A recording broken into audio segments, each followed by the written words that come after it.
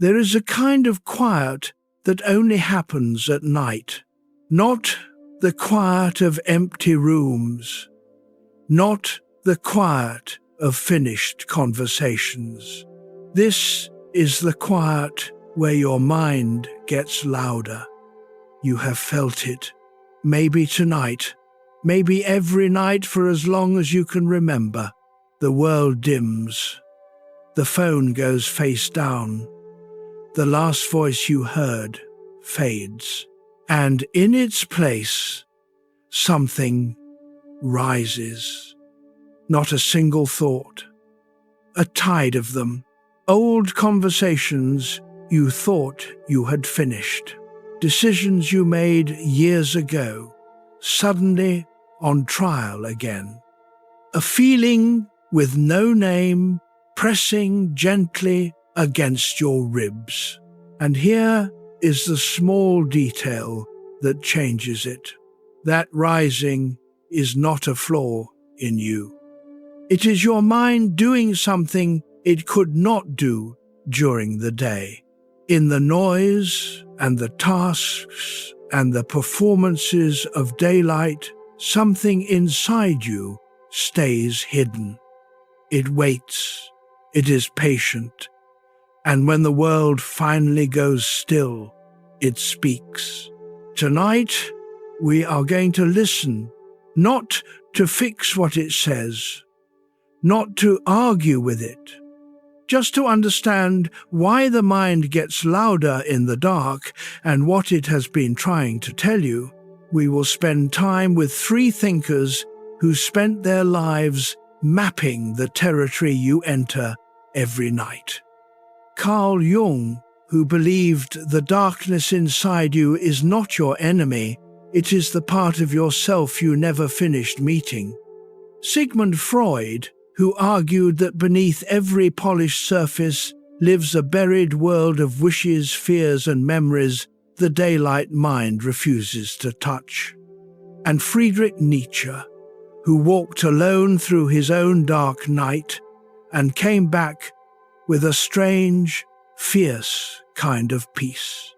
3 different maps, 3 different centuries, one shared destination, the hidden rooms of the mind where anxiety, guilt, and restlessness keep the lights on long after the body asks for rest. You do not need to follow every word tonight. Some of this will reach you clearly, some will wash over you like water. And both are fine. There is something your mind has been carrying that it does not know how to set down. We will get to that, but not yet. For now, let your body settle. Let the weight of the day press into whatever holds you, and let us begin where all honest journeys begin, in the dark. You know this territory better than you think. You have been visiting it since childhood. Every night, without fail, you return here, to the place where the certainties of daylight dissolve and something older, something more honest, takes their place. When you were young, the dark was simpler. It held monsters under the bed, sounds in the hallway, the vast anxiety of being small in a large world. And someone would come, a parent, a voice, a light switched on, and the dark would retreat.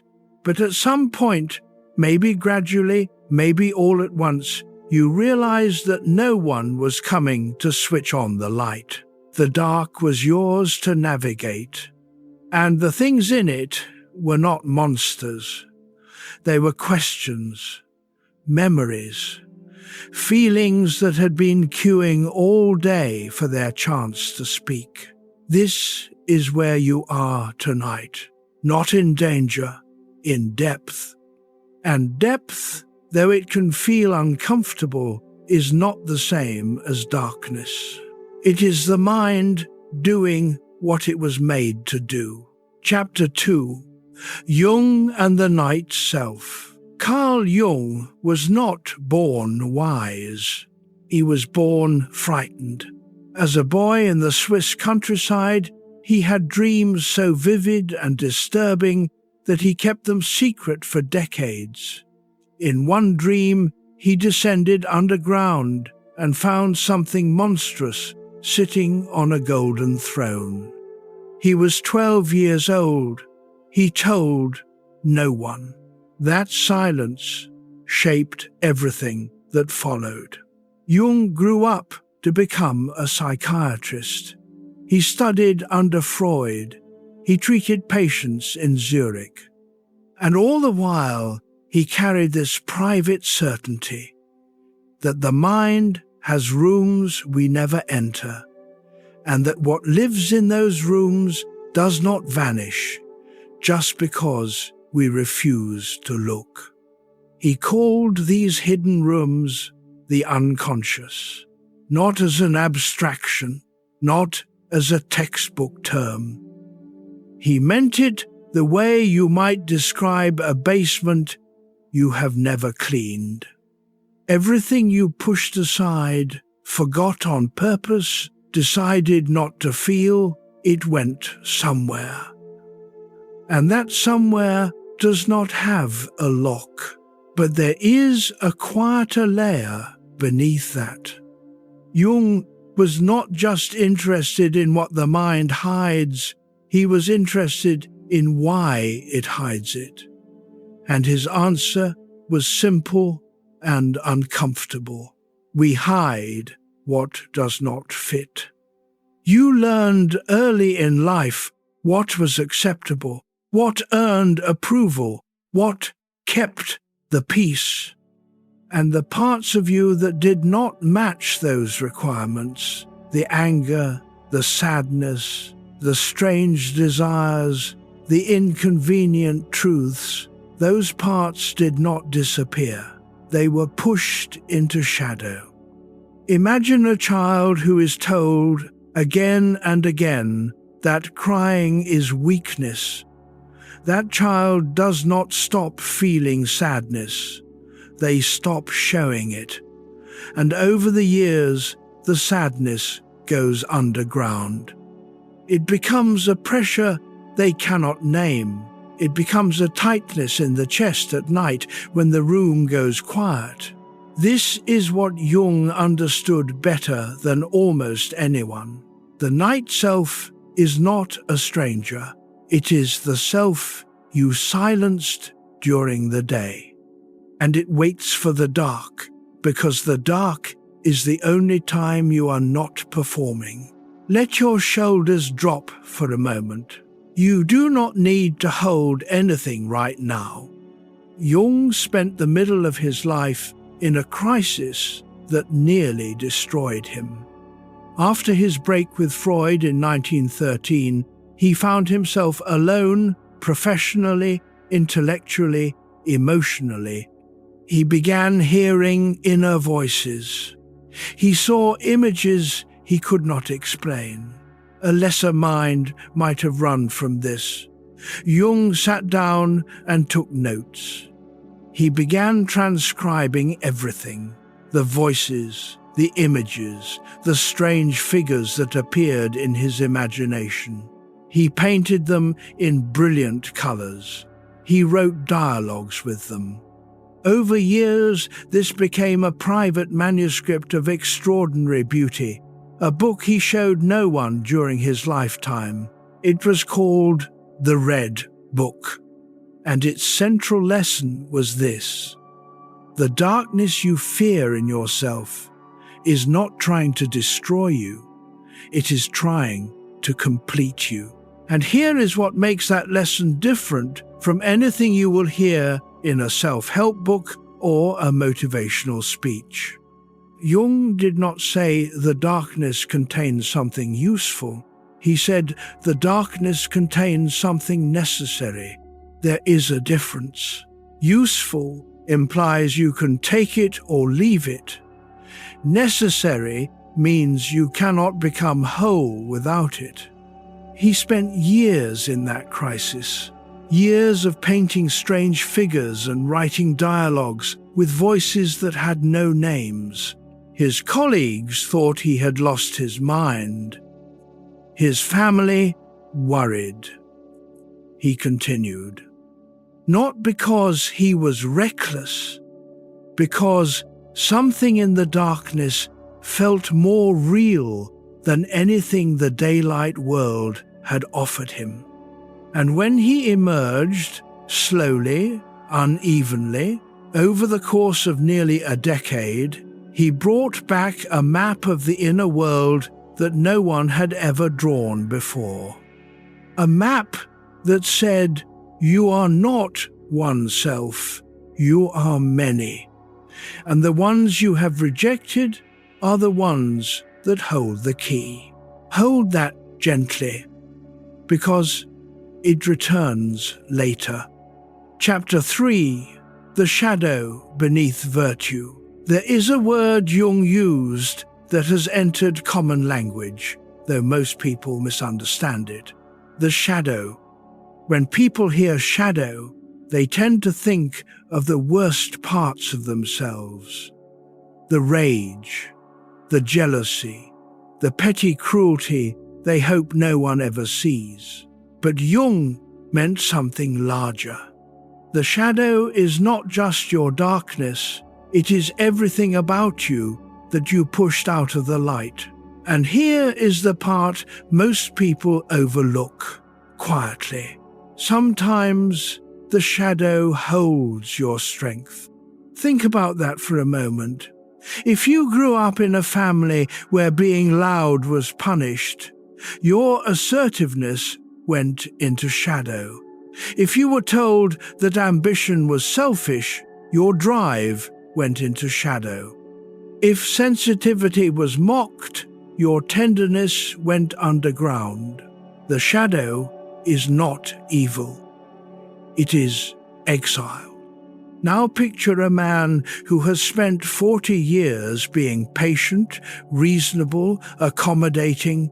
Everyone admires him. He is the dependable one, the steady one, the one who never makes a scene. And at night, he cannot sleep, not because something is wrong with his body, because something is alive beneath the surface that was never given room to breathe. A frustration so old it has no words. A desire so buried it shows up only as restlessness. His shadow is not his anger. His shadow is the vitality he was never allowed to show. Jung wrote that the shadow becomes dangerous not when we acknowledge it, but when we refuse to. What we will not face in ourselves, we begin to see in others. The qualities we condemn most loudly in the people around us are often the qualities we have not made peace with in ourselves. This is not a comfortable idea, but it explains something you may have noticed. Why certain people irritate you beyond reason. Why a stranger's behavior can ruin your mood for hours. Why a small remark can trigger a reaction that feels disproportionate even to you. Your nervous system does not need you to win the argument. It needs you to feel safe. And safety, for the shadow, means being seen, not displayed, not acted out, just acknowledged, quietly, in the privacy of your own awareness. There is a story Jung told about a clergyman who came to see him. This man was virtuous in every visible way, devoted to his congregation, gentle with his family, tireless in his service. But he could not sleep. He was plagued by dark thoughts he could not explain. Jung listened. And then he asked a question the clergyman had never been asked. What would you be if you did not have to be good? The room went silent. The clergyman did not answer that night.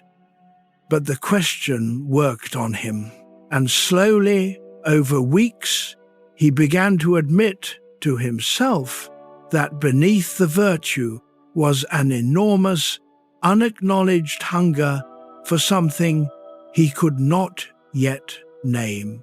The shadow does not need to be feared. It needs to be met. And meeting it, for most of us, begins in the dark. There is a particular moment in midlife when the shadow makes itself known. It does not announce itself. It does not arrive with a crisis or a collapse. It arrives as a question, usually at night, usually when everything on the surface is fine. The question sounds different for everyone, but it always carries the same weight. Is this all there is? Not as despair, as curiosity, as the first flicker of awareness that the life you built, the career, the family, the routines, the carefully assembled identity may not be the whole story. Jung wrote extensively about this midlife turning point. He called it the afternoon of life, and he believed it required a completely different set of skills than the morning. The morning of life is about building. You build a career, you build relationships, you build a reputation, you build a persona that can navigate the world. And all of this building is necessary. But somewhere around 40 or 50, the building starts to feel less satisfying. Not because you failed, because you succeeded, and the success revealed something you did not expect. The building was not the point. The point was always the person doing the building, the person beneath the achievement, the person you might have become if you had not been so busy becoming what the world expected. This is the shadow's moment, the moment when the unlived life begins to press against the walls of the lived one. And it presses hardest at night, when the achievements cannot defend you, when the roles are suspended, when you are just a person lying in the dark, wondering, let the breath come naturally. There is nothing to fix here. The shadow at midlife does not ask you to abandon your life. It asks you to enlarge it, to make room for the parts of yourself that got left behind in the rush to become successful, respectable, reliable. The creativity you shelved, the spontaneity you controlled, the tenderness you armored, the questions you stopped asking because the answers were not convenient. These parts are not dead, they are dormant. And the night, with its silence and its stillness, is the climate in which they begin to wake. Chapter 4, Dreams as Secret Therapy. Let your breath find its own pace for a moment. There is no hurry here. Jung believed dreams were the mind's most honest language. Not predictions, not symbols to be decoded like a puzzle. Something simpler and stranger. Dreams were the psyche's way of trying to heal itself.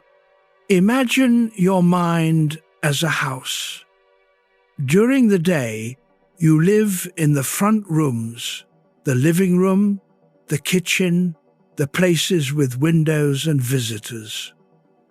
These rooms are tidy, controlled, presentable, But at night, when consciousness fades, a door opens to the back rooms. The rooms where everything you avoided, forgot, or outgrew has been quietly accumulating. Dreams, for Jung, were the sound of those back rooms rearranging themselves. He noticed something in his patients that changed the way he understood therapy. The dreams that seemed most disturbing, the ones that woke people in fear, were often the most important. They carried the message the waking mind refused to hear. A woman dreams of drowning, not because she is in physical danger, but because some part of her emotional life has been submerged so long it is gasping for air. A man dreams of a locked door, not because he is imprisoned, but because a decision he has postponed is pressing against the walls of his awareness. And here is the shift.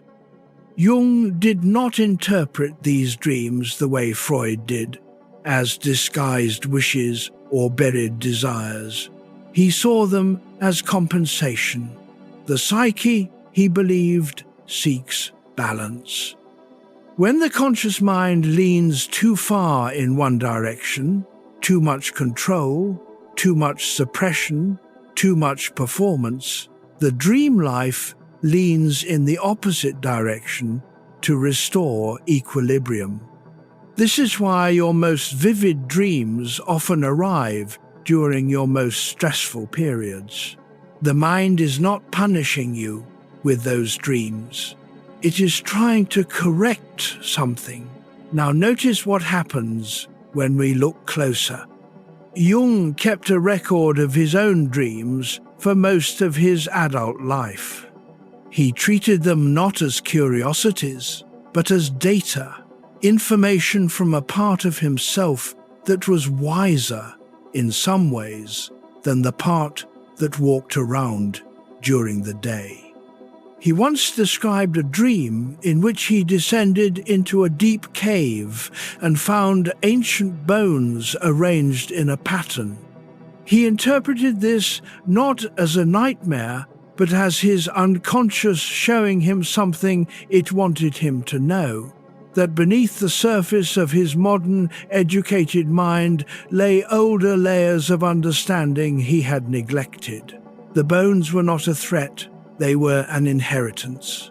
There is a man who had the same dream every night for 3 weeks. In the dream, he stood in a house he had never seen, and water was rising from the basement, slowly, steadily. He could hear it, but could not see it. He was not drowning, but the water was coming. When he finally spoke about the dream, not to a therapist, just to a friend over a late dinner, the friend asked a simple question: "What have you been ignoring?" The man went quiet for a long time, and then he said something he had never said aloud. He was afraid of retiring, not of the logistics, of the silence, of sitting with himself for the first time in 40 years without a title to define him. The water was not a threat. It was the feeling that had been rising slowly for years.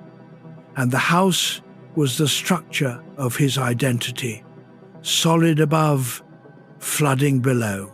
Once he said it, the dream stopped. Not because the problem was solved, because the message had been received. This is how dreams work, not as prophecies, as postcards from the parts of you that cannot speak any other way. And perhaps that is the most useful way to think about the thoughts that arrive at night. They are not intruders. They are messages from the oldest part of you, the part that was here before the roles and the responsibilities and the carefully managed persona. The part that remembers what you actually feel. Chapter 5, Archetypes in Dark Water.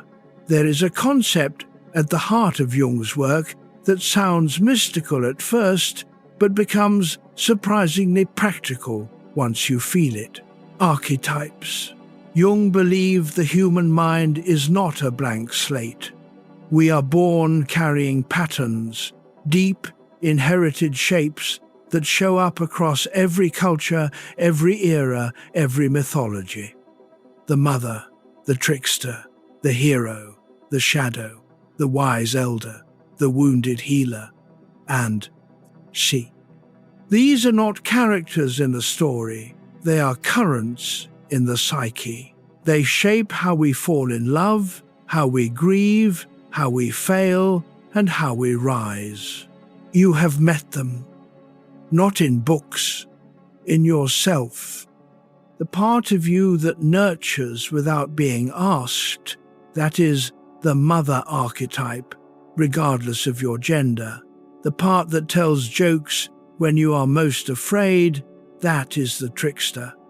The part that longs for a wise hand on your shoulder, someone who has been where you are and survived it, that is the elder you have been seeking without knowing. Let the next breath be slightly slower. Jung called the place where these patterns live the collective unconscious. Not your personal memories, something older. A reservoir of human experience so deep it connects you to every person who has ever struggled in the dark. This is why myths move you, even when they describe people who never existed. This is why certain dreams feel ancient. This is why you can read a story from a civilization that vanished 1,000 years ago and feel in your chest that it is somehow about you. There is a reason this feels familiar. Now consider this. If the archetypes live in you, then the drama you feel at night, the restlessness, the nameless longing, the feeling that something important is unfinished, may not be personal at all. It may be archetypal. A pattern older than your own history, playing itself out in the theatre of your mind. Jung's most famous archetype was the shadow, the hidden self we discussed. But the archetype that mattered most to his later work was the self with a capital S. Not the ego, not the personality, but the total psyche, conscious and unconscious together, integrated and whole. He called the journey toward this wholeness individuation, and it always, always begins in the dark. Not because the dark is punishment, because the dark is where the lost pieces are waiting. The pieces of yourself you abandoned to fit in, the dreams you buried to be practical, the feelings you numbed to survive. They are not gone, they are in the deep water, holding their breath. Consider the archetype of the wanderer. In every mythology, there is a figure who leaves home, not because they are driven out, because something calls them. An ache, a curiosity, a feeling that the life they know, however comfortable, is not the whole story. The wanderer does not always know what they are looking for. They just know that staying put is no longer possible. You may have felt this. Not as a desire to travel, as a feeling that your inner landscape has unmapped territory, that there are rooms in you that you have never entered, that the person you present to the world is a fraction of the person you actually are. This is the wanderer archetype at work, and it stirs most powerfully at night, when the familiar world recedes and the unknown edges closer. Jung would say, do not resist the stirring. It is the psyche's way of telling you that growth is not finished, that there is more of you to discover, that the journey inward is as real as any journey outward, and the dark is not an obstacle on that journey. It is the road, and once you notice them, you cannot unsee them. Chapter 6: Anxiety and the Unconscious. Have you ever lain awake and felt afraid, but could not name what you were afraid of? Not a specific worry, not a concrete threat, just a hum of dread, shapeless and low, like a sound you cannot locate. Jung had a name for this. He called it the voice of the unconscious pressing against the walls of awareness. He believed most anxiety is not about the thing you think it is about, the overdue task, the unfinished conversation, the uncertain future. These are the costumes anxiety wears. But beneath them is something simpler. The conscious mind has drifted too far from the truth. Something shifts here. When you spend your days performing, being competent, being pleasant, being productive, you create a gap between who you present and who you actually are. For a while, the gap is manageable. You barely notice it. But the unconscious notices, and it signals the gap the only way it can, through anxiety. This is not a flaw in your nervous system. It is information.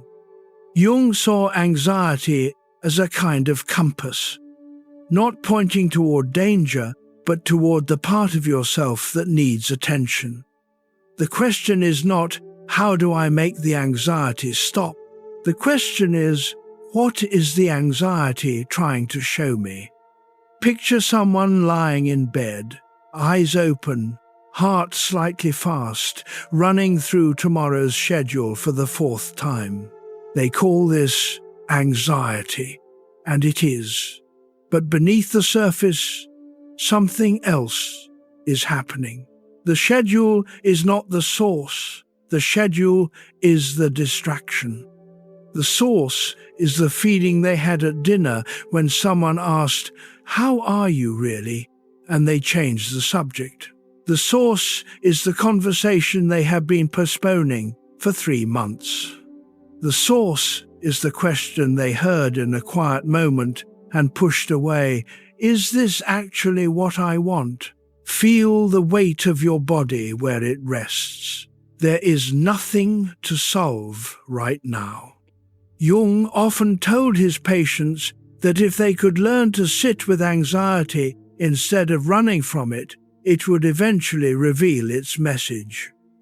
Not immediately, not comfortably, but with patience, the shapeless dread would begin to take form. And once it had a form, it could be met. Not defeated, met. The way you might meet an old friend who arrives unannounced, carrying news you were not ready to hear. You did not choose the visit, but the news is real. And hearing it, however uncomfortable, is better than the alternative, which is another night of nameless pressure, another morning of exhaustion, another year of something important going unsaid. What you call overthinking is often unfinished feeling searching for a shape. And tonight, the shape is beginning to emerge. There is a man who described his anxiety to his wife as the hum. Not a panic attack, not a specific worry, just a hum. A vibration beneath the surface of an ordinary life. Present at breakfast, quiet during work, louder at dinner, deafening By midnight, he went to doctors. Nothing was wrong with his body. He tried medication. It dulled the hum but did not silence it. He tried exercise, diet changes, meditation apps. The hum persisted. And then, one night, he stopped trying to fix it. He simply asked it a question. What do you want? The answer did not come in words. It came as a memory. A flash of his father's face, disappointed, at a recital when he was 9. Not angry, just disappointed. The specific curve of the mouth, the specific weight of the silence, and the hum, he realized, was not about the present. It was about an approval he had been seeking for 43 years from a man who could not give it. The hum did not stop that night, but it changed. It went from being noise to being signal, from being a malfunction to being a message. And messages, once received, begin to lose their urgency. Chapter 7, Persona, Mask, Exhaustion. The word person comes from the Latin persona. It means mask, not metaphorically, literally. In ancient Roman theatre, actors wore masks called personae. Each mask represented a fixed character: the fool, the hero, the grieving mother. The audience did not see the actor's face. They saw the mask, and the story depended on this arrangement. Jung borrowed the term because he saw the same arrangement in everyday life. You wear a mask. Not because you are dishonest, because the world demands it. Your workplace requires a certain version of you.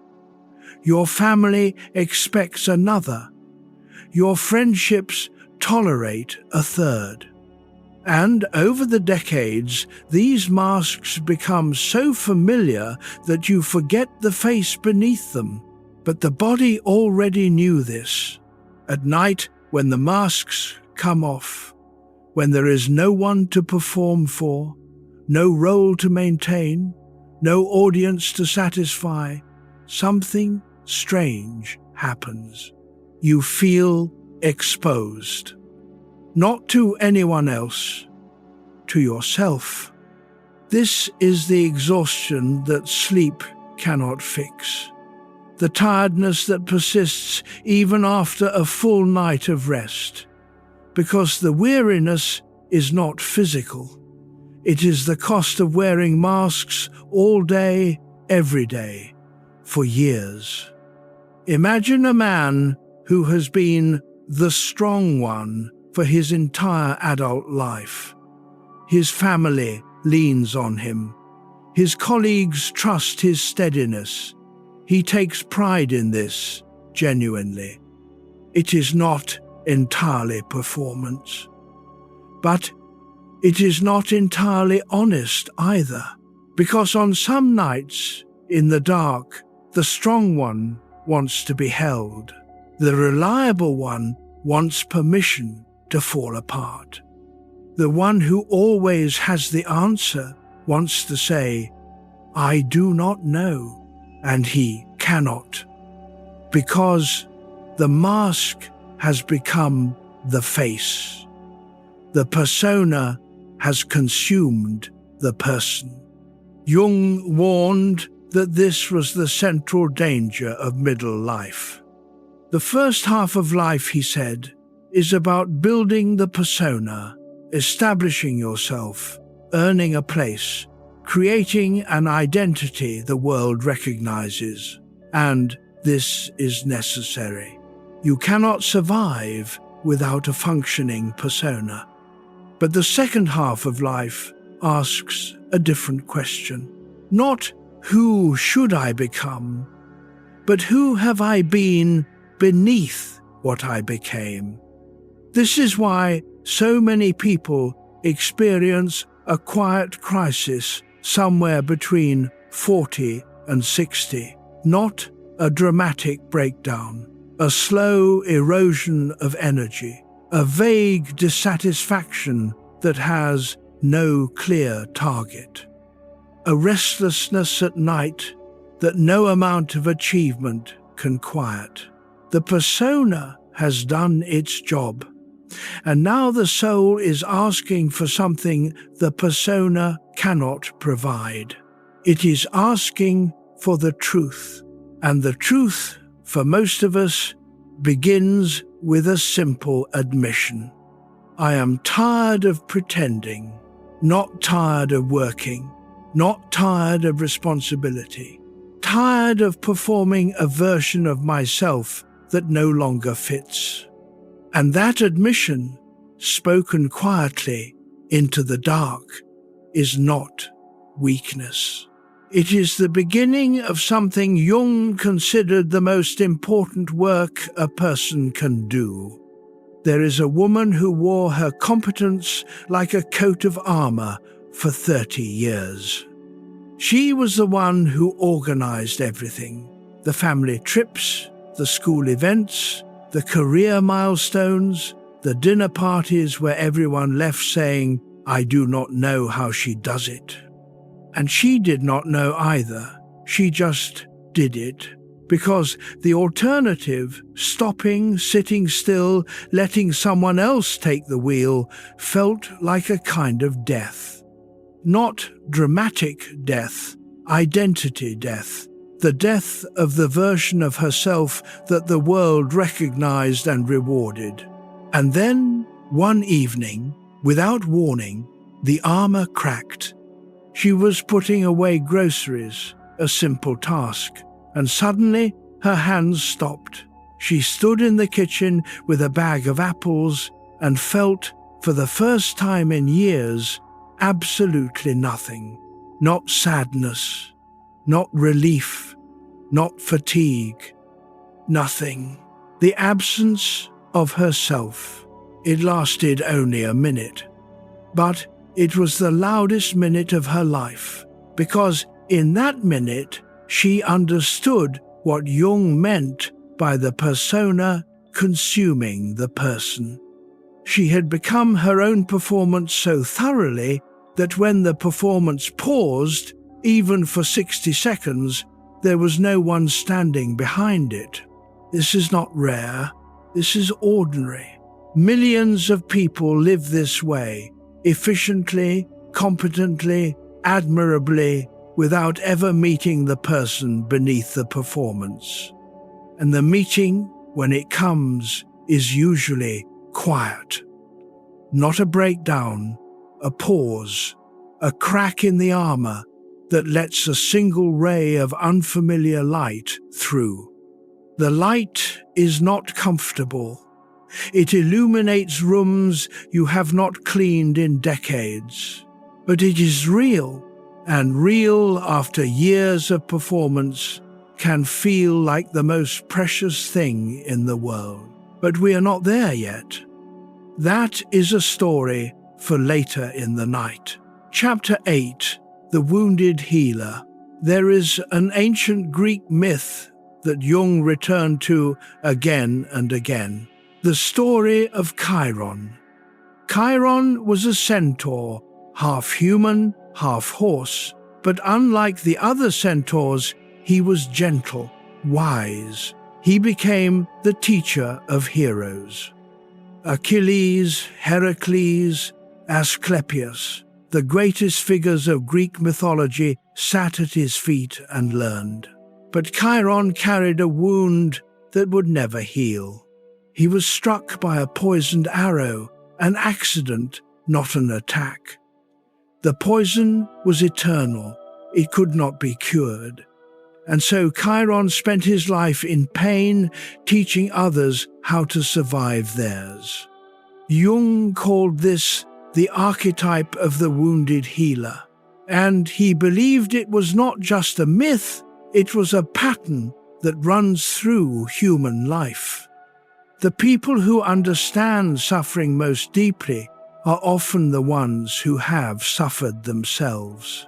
The therapist who helps others through grief may carry their own unresolved loss.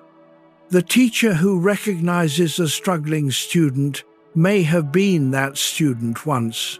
The friend who knows exactly what to say in your darkest moment may know because they have lived in that same dark. This is where the pattern reveals itself. Your wounds are not just damage, they are education. Not the kind of education that comes from books, the kind that comes from surviving, from enduring something that reorganized your understanding of what matters. And here is the uncomfortable truth Jung saw clearly. The healing does not come from eliminating the wound, it comes from carrying it honestly. Chiron never recovered, but he became the greatest healer in mythology. Jung himself was a wounded healer. His crisis after leaving Freud left marks that never fully faded. He heard voices for years. He questioned his own sanity. And from that suffering, he built a psychology of wholeness that has helped millions of people understand their own inner darkness. Just breathe. The story will be here when you return. Now think about your own wounds for a moment. Not the dramatic ones, the quiet ones. The disappointment that taught you to expect less. The rejection that made you cautious with your heart. The failure that convinced you certain doors were closed. These experiences did not just hurt you, they shaped you. They gave you a sensitivity that people who have not been wounded simply do not have. You notice when someone is pretending to be fine. You sense the weight behind a cheerful voice. You understand that the strongest people are often the ones who have learned to rest between the breaking. This is not a consolation prize. It is a form of wisdom. And Jung would say it is exactly this wisdom that the second half of life is designed to use. Not to fix others, not to perform healing, to carry your wound with honesty and let that honesty become a kind of quiet medicine for the people who are lucky enough to sit beside you. There is a modern version of the wounded healer that Jung could not have imagined. It is the friend who texts you at midnight because they know you understand, not the friend who has all the answers, the friend who has all the right questions, the friend who does not try to fix you because they know from their own experience that being fixed is not what a broken person needs. What a broken person needs is company. Not cheerful company, not optimistic company, just honest company. Someone who can sit in the dark with you and not reach for the light switch. You may be that friend for someone. You may not even know it. The kindness you show, the patience, the listening, the quiet "I know" may come from the exact wound you wish you did not carry. And that is not irony. It is the wounded healer at work. Your pain became your education. Your struggle became your credential. And the people who trust you most may trust you precisely because they sense that you have been where they are. This is not a reason to seek suffering. It is a reason to stop being ashamed of the suffering you have already endured. It qualified you for something no degree can provide. the ability to sit with another person's darkness without flinching. Chapter 9. Projection and Hidden Hatred. There is something your mind does automatically, without your permission, that explains more of your night thoughts than almost any other mechanism. Jung called it projection. Here is how it works. You have a quality in yourself that you cannot accept. Maybe it is selfishness. Maybe it is neediness. Maybe it is a hunger for attention you were taught to be ashamed of. Whatever it is, you pushed it into shadow, out of sight. But it does not stay out of sight. It shows up in other people. Suddenly, your colleague's ambition irritates you beyond all proportion. Your neighbor's loud confidence makes your jaw tighten. A stranger's behavior on the street fills you with a contempt that surprises even you. And this is why it shows up at night. Because at night, when the distractions are gone, the projections come home. The irritation you aimed at others during the day turns inward. The contempt redirects. And you are left lying in the dark, angry at yourself for reasons you cannot quite articulate. Jung described projection as the psyche's way of showing you what you are not willing to see directly. It is like a mirror placed at an angle. You think you are looking at someone else, but the image is yours. Let your jaw soften for a moment. Now here is where it gets practical. The next time you feel a strong negative reaction to someone, not mild annoyance, but the kind of reaction that heats your face and tightens your chest, pause. Ask yourself, is this entirely about them, or is there something in their behavior that I recognize dimly in myself? This is not an accusation. It is an invitation. Because the moment you recognize a projection, it loses its power. The anger does not vanish, but it shifts. It becomes information. It becomes a clue about what you have been hiding from yourself. A man spends years resenting his brother's recklessness. He never takes anything seriously. He never considers consequences. He just does whatever he wants. And then one night, at 3 a.m, a question arrives that he has been avoiding for a decade. What if I am not angry at his freedom? What if I am grieving mine? The hatred was never really about the brother. It was about the life the man denied himself, the risks he never took, the spontaneity he traded for security and never forgave himself for losing. This is projection, and recognizing it is one of the bravest things a person can do at night. Not because it solves everything, but because it turns the lens inward gently and lets you see what the day was too busy to show you. There is a woman who spent years resenting her sister's easy charm. Every family gathering, the sister drew the room's attention like a magnet, effortless, radiant, loved. And every family gathering, the woman sat quieter, smiled tighter, drove home with a knot in her stomach that took 2 days to untangle. She told herself it was about fairness. The sister got more attention. The sister had it easier.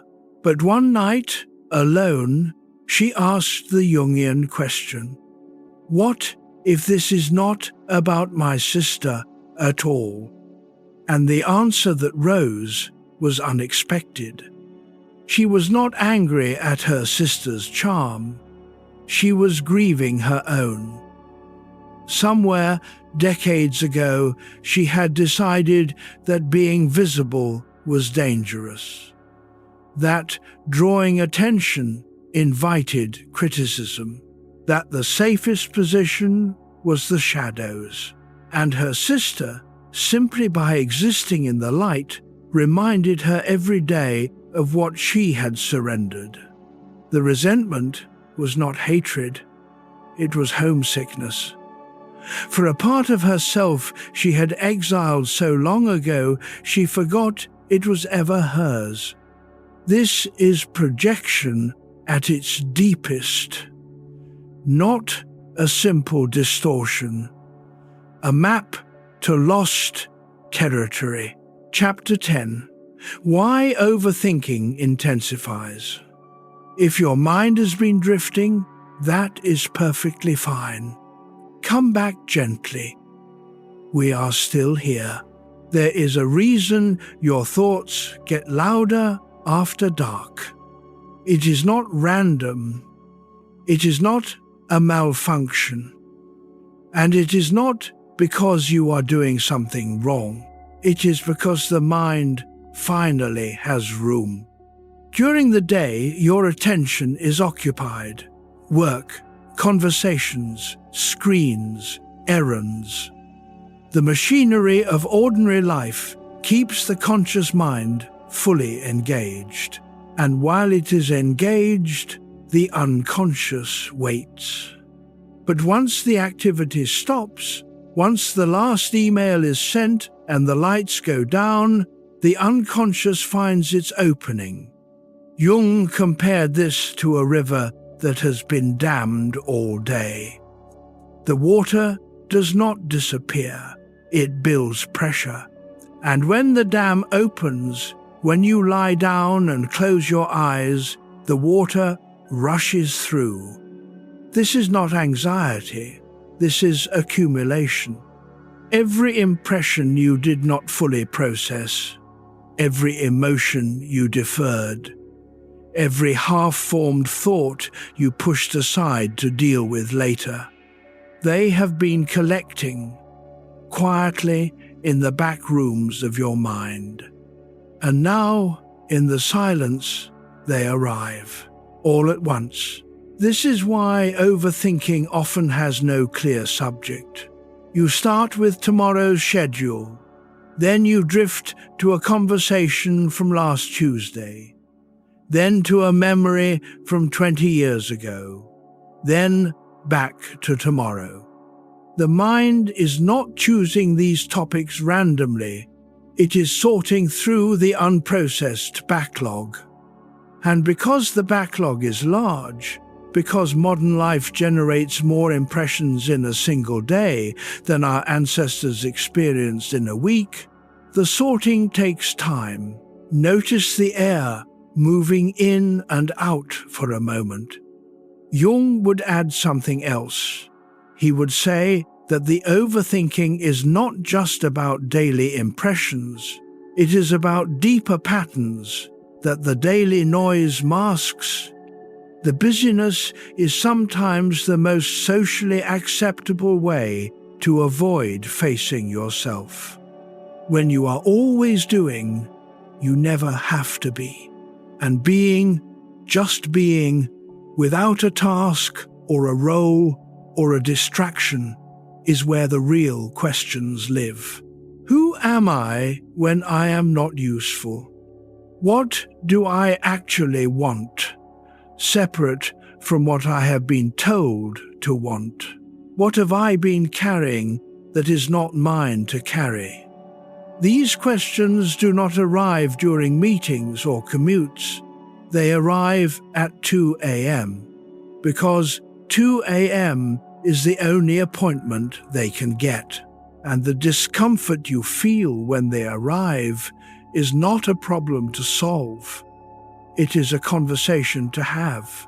slowly, patiently, in the only time your schedule allows for honesty. There is a particular pattern that intensifies with age. When you are young, the overthinking tends to be about the future. Will I succeed? Will I be loved? Will I become the person I imagine? But somewhere around 40 or 50, the direction shifts. The overthinking turns backward. Did I choose correctly? Did I waste those years? Did I become the person I was supposed to be? Or did I take a wrong turn so long ago that the original path is invisible now? This backward-facing rumination is not nostalgia. It is the mind trying to reconcile two versions of itself, the one that imagined a life and the one that lived one. And the gap between them, however small, generates heat. Jung would say this gap is natural.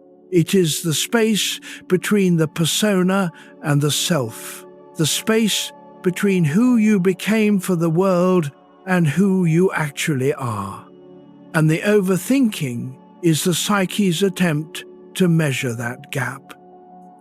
Not to punish you, to inform you, to say, here is where you drifted, here is where you might return. Not to the past, to yourself. Chapter 11, Individuation through Darkness. We are approaching something now that Jung considered the central task of human life. He called it individuation. The word sounds clinical, but the experience it describes is anything but. Individuation is the process of becoming who you actually are. Not who your parents needed you to be, not who your career shaped you into, not who your relationships trained you to perform, but the person beneath all of that, the one who has been waiting quietly for decades. And here is the truth that most people never reach. Individuation does not happen in the light.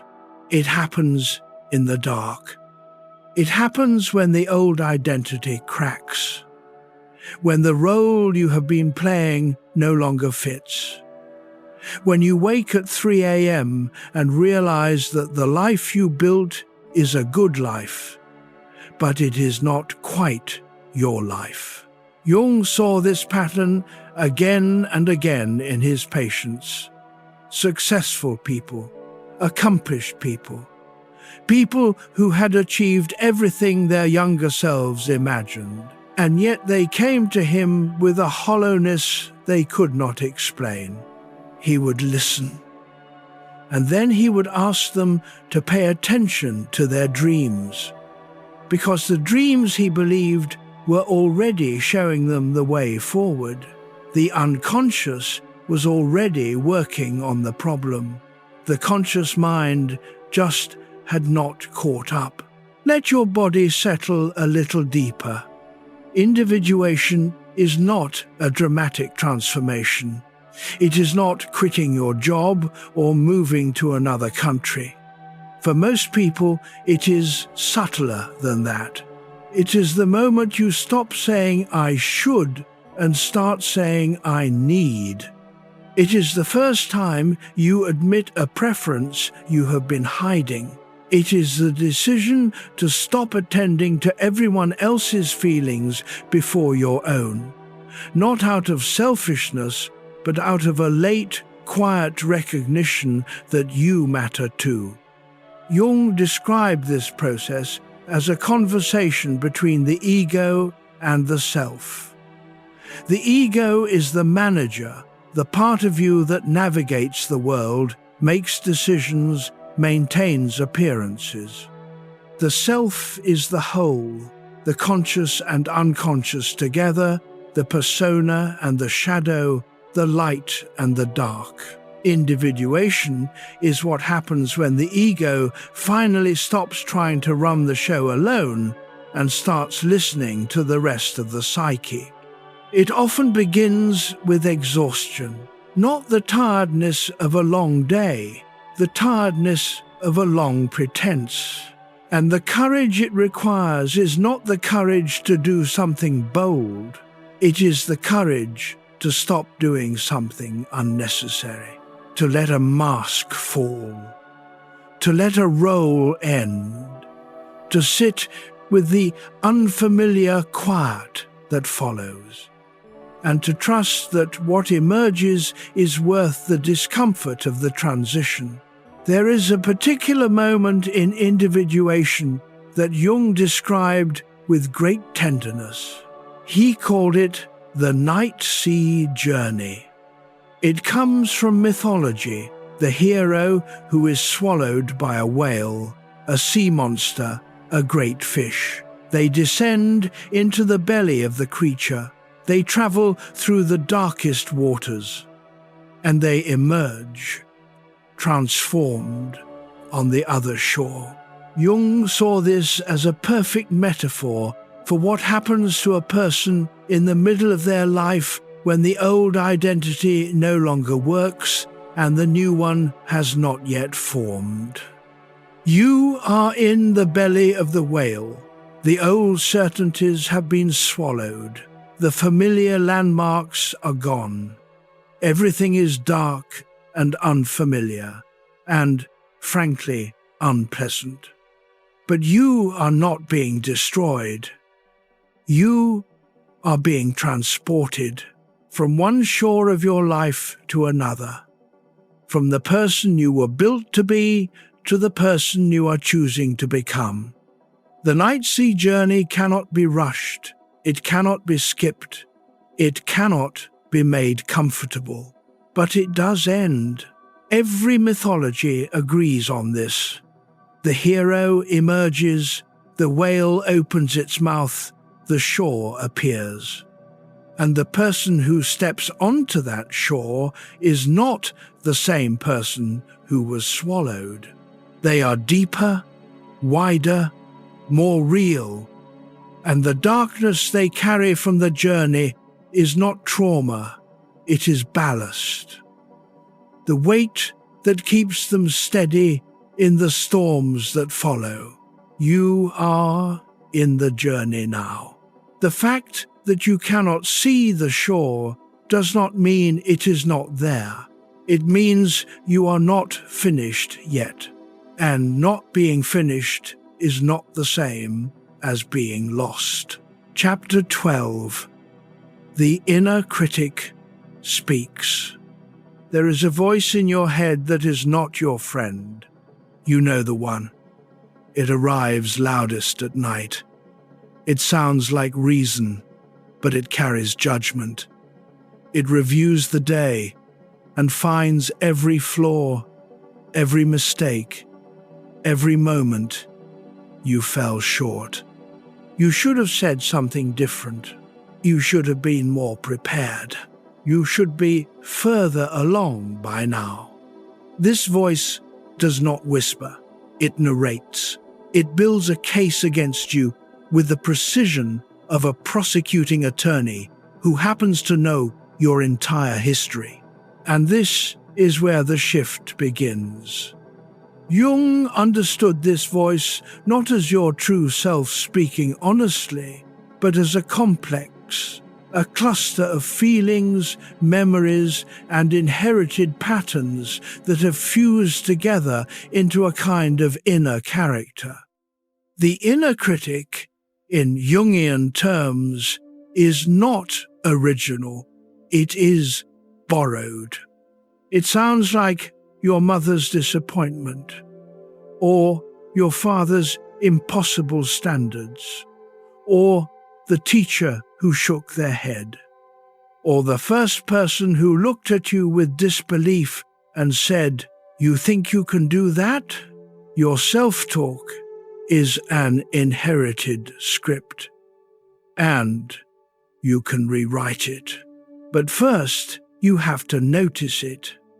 Picture this. You are lying in the dark. The critic begins its nightly performance. You wasted today. You did not accomplish enough. You are falling behind. Everyone else has it figured out. Now, instead of arguing with the voice, instead of defending yourself against it, just see it. Where did it come from? Whose voice is it, really? A man in his 50s once described this moment to his therapist. He had been listening to the critic for 30 years. It told him he was not smart enough, not disciplined enough, not worthy of the life he had. And one night, he realized the voice was his father's. Not word for word, the vocabulary had changed, the references were updated, but the tone, the cadence of disappointment, the specific flavor of never quite enough that was inherited. He had not chosen this voice, he had absorbed it. And recognizing this, really recognizing it, not as an idea, but as a felt truth, changed something. Not instantly, not completely, but the critic lost a small piece of its authority. Because once you see that the voice is not yours, you are no longer obligated to obey it. Just for a moment, let your shoulders release. Let the next breath be slightly slower. Jung would say the inner critic serves a purpose, initially.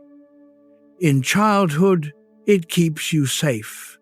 It tells you to follow the rules, meet expectations, avoid punishment.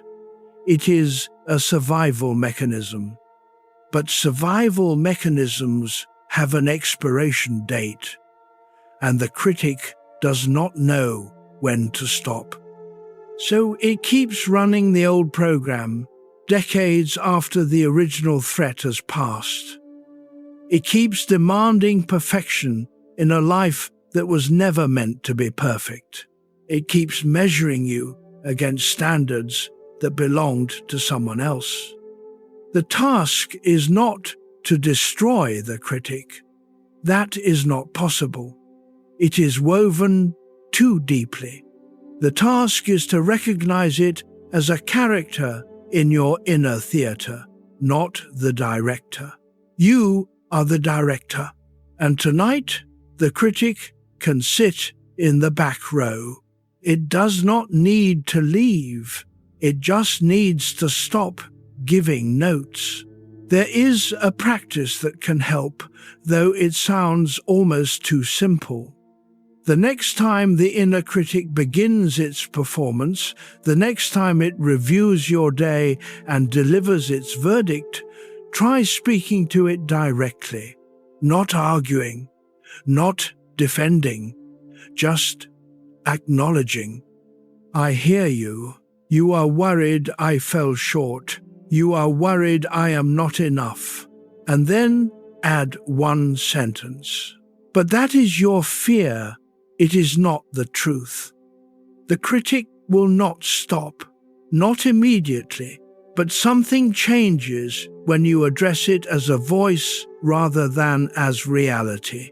You create a separation, a tiny gap between the judgment and the self that is being judged. And in that gap, for just a moment, you are free. Not free from the voice, free to choose whether to listen. That is a different kind of freedom than most people ever discover. And it is available to you right now. Chapter 13, Symbols Beneath Insomnia.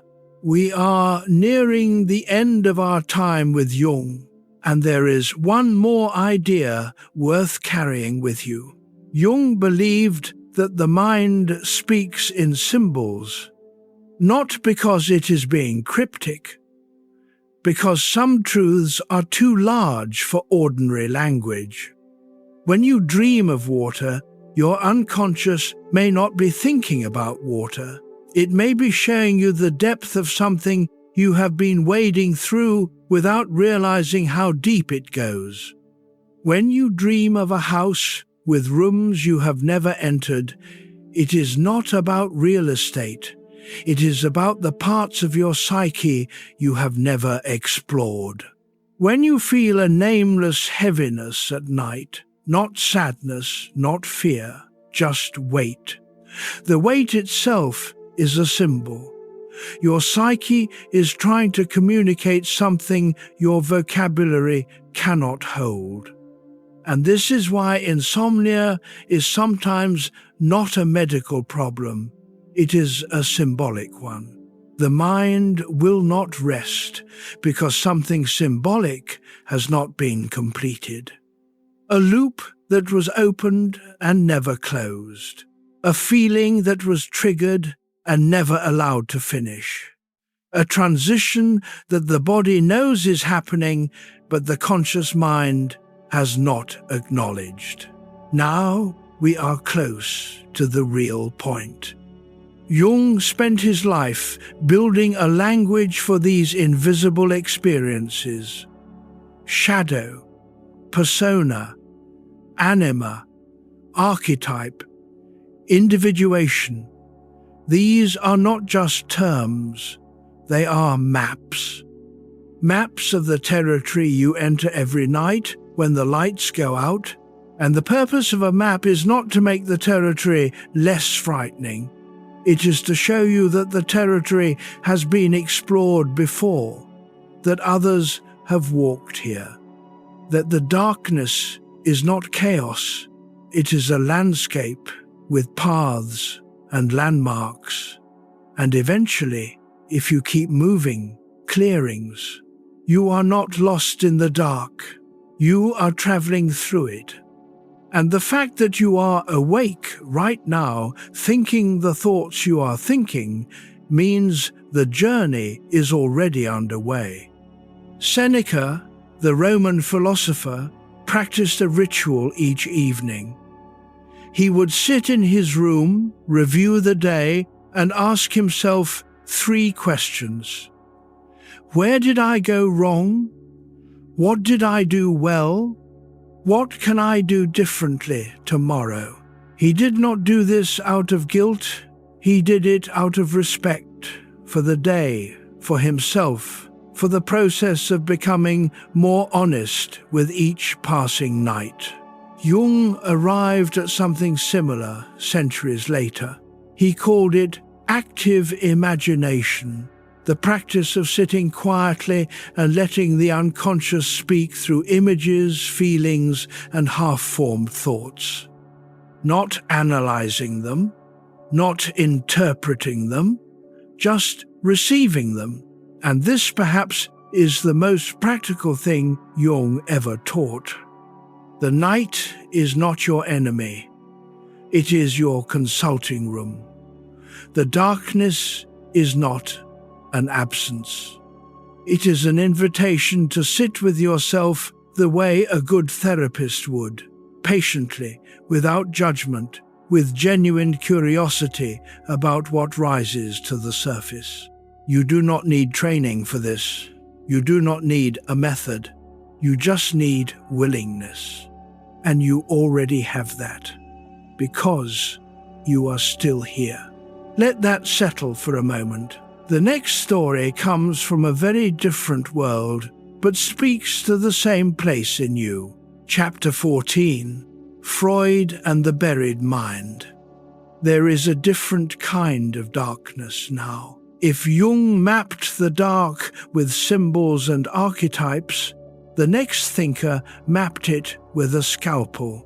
Sigmund Freud was not gentle with the human mind.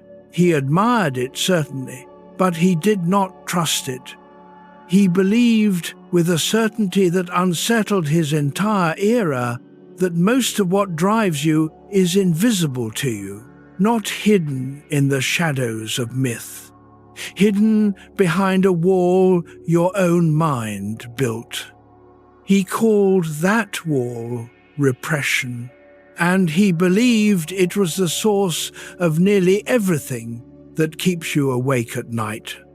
Freud was born in 1856 inches, Moravia, the eldest son of a struggling wool merchant. He was brilliant and ambitious, and from an early age he was drawn to the inner workings of the mind, not the surface, but the machinery underneath. He trained as a neurologist. He studied the brain. But what he found in his consulting room changed the direction of his life. Patient after patient came to him with symptoms that made no medical sense. Paralyzed arms with no nerve damage, blindness with no injury, chronic pain with no physical cause. And here is the small detail that changes it.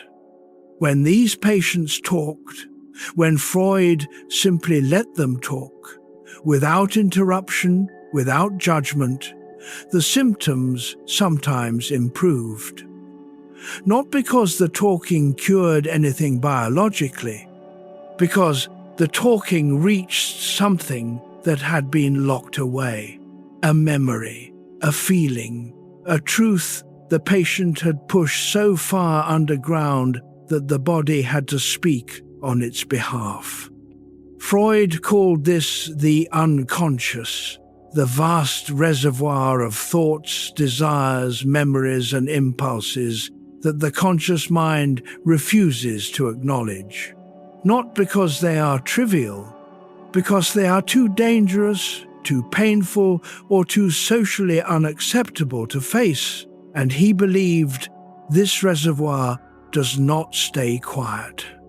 It leaks into dreams, into slips of the tongue, into the strange, irrational behaviors that puzzle us about ourselves, and especially into the hours between midnight and dawn when the guard that repression built finally grows tired.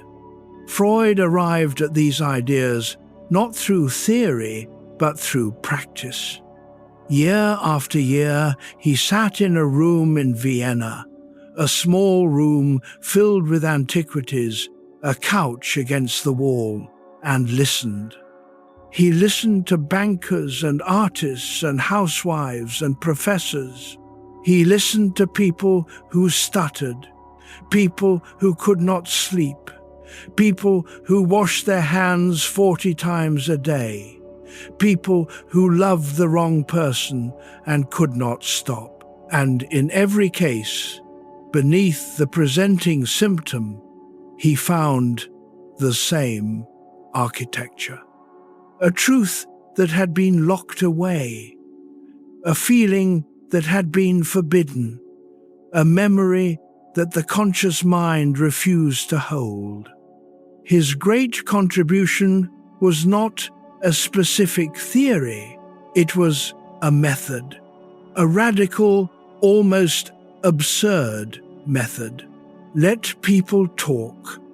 Let them say whatever comes to mind, without editing, without judgment, without direction. And eventually, inevitably, the buried material will surface. Not because the therapist forced it, because the psyche wants to heal.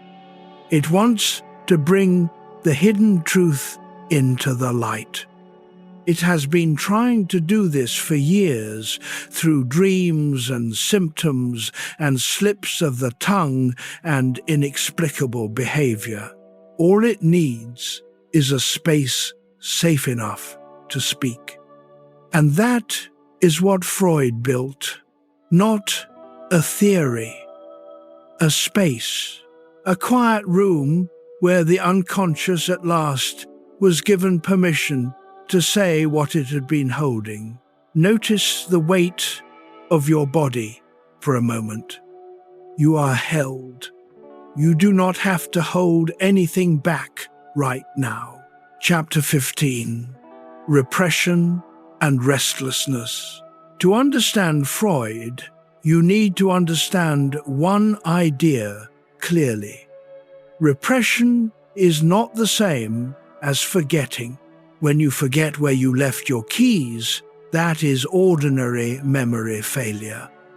When you repress something, you are not losing it, you are locking it away. And the lock, Freud argued, requires constant energy. Think about it this way. Imagine you have a door in your mind.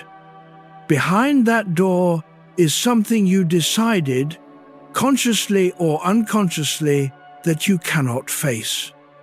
A memory that is too painful. A desire that is too shameful. A truth about yourself that contradicts the story you have been telling. You did not just close that door. You are leaning against it. All day, all night, with a force you do not even realize you are exerting.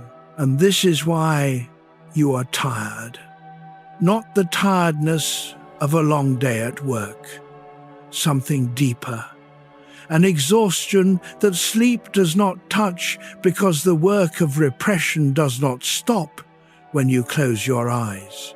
Now there is a quieter layer beneath that. Freud noticed that his most exhausted patients were not the ones who lived the hardest lives. They were the ones who were most committed to maintaining an image of themselves that did not match their inner reality. The devoted husband who secretly resented his marriage. The successful professional who quietly believed she was a fraud. The dutiful son who had never acknowledged his anger at his father. These were not dramatic cases. They were ordinary lives, built on foundations that included one or two truths that had been cemented over, and the cement was cracking at night. Here is a way to think about it. Imagine you are holding a beach ball underwater. One hand on top, pressing down. It takes effort. Your arm gets tired. But you keep pressing because the alternative, letting the ball surface, feels worse than the strain of holding it down.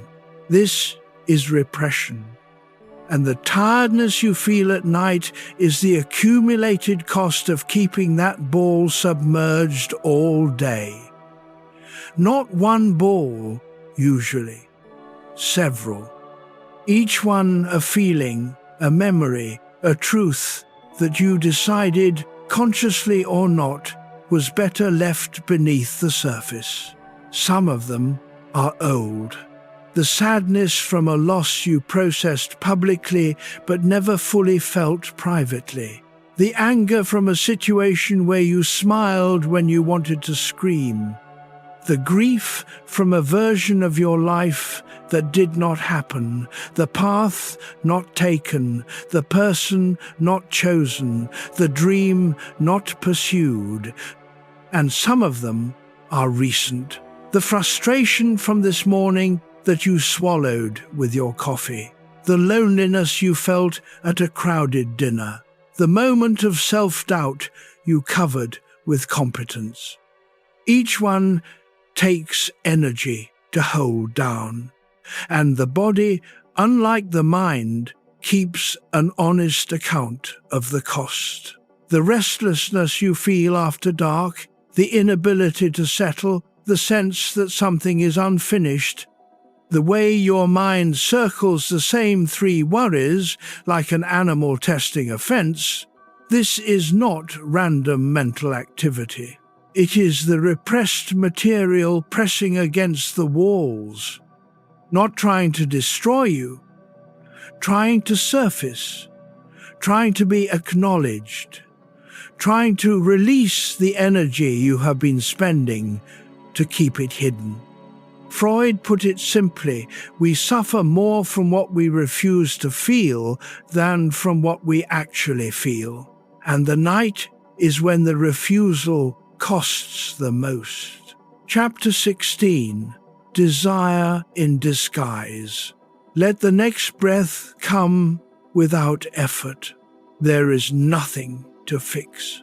Freud believed that beneath every human action there is a desire. Not always a grand desire, not always a noble one. Sometimes just a simple want that was forbidden so early in life that you no longer recognize it as yours. The desire for approval that became people-pleasing. The desire for rest that became guilt about laziness. The desire for closeness that became fear of rejection. Each of these started as something honest. A child who wanted love. A teenager who wanted acceptance. An adult who wanted peace. And somewhere along the way, the honest want was judged by a parent, a teacher, a culture, a religion. And the mind learned to disguise it. Not to eliminate it, to dress it in more acceptable clothing. This is what Freud meant when he talked about the unconscious distorting desire. A woman who cannot stop cleaning her house may not love cleanliness. She may be trying to create order in a life that feels chaotically out of control. A man who works 80 hours a week may not love productivity. He may be running from a stillness that, if he ever sat in it, would force him to feel something he has avoided for decades. And someone who lies awake at night, scrolling through scenarios that have not happened yet, may not be anxious about the future.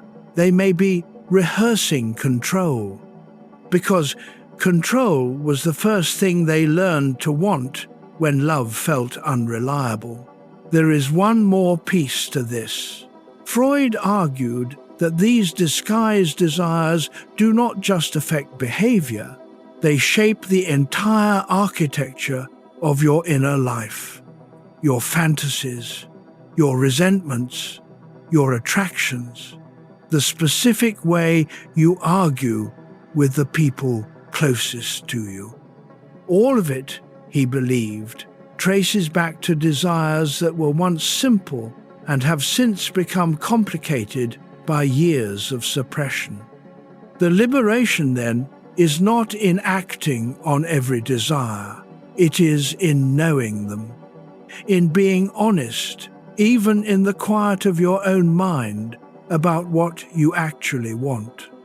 Not what you should want, not what a good person wants, not what your family would approve of, what you want, because the energy you spend hiding that from yourself is the same energy that could be carrying you towards sleep. There is a woman who realized at 51 that she had never once said the sentence, "I want." Not, "I want this for my children."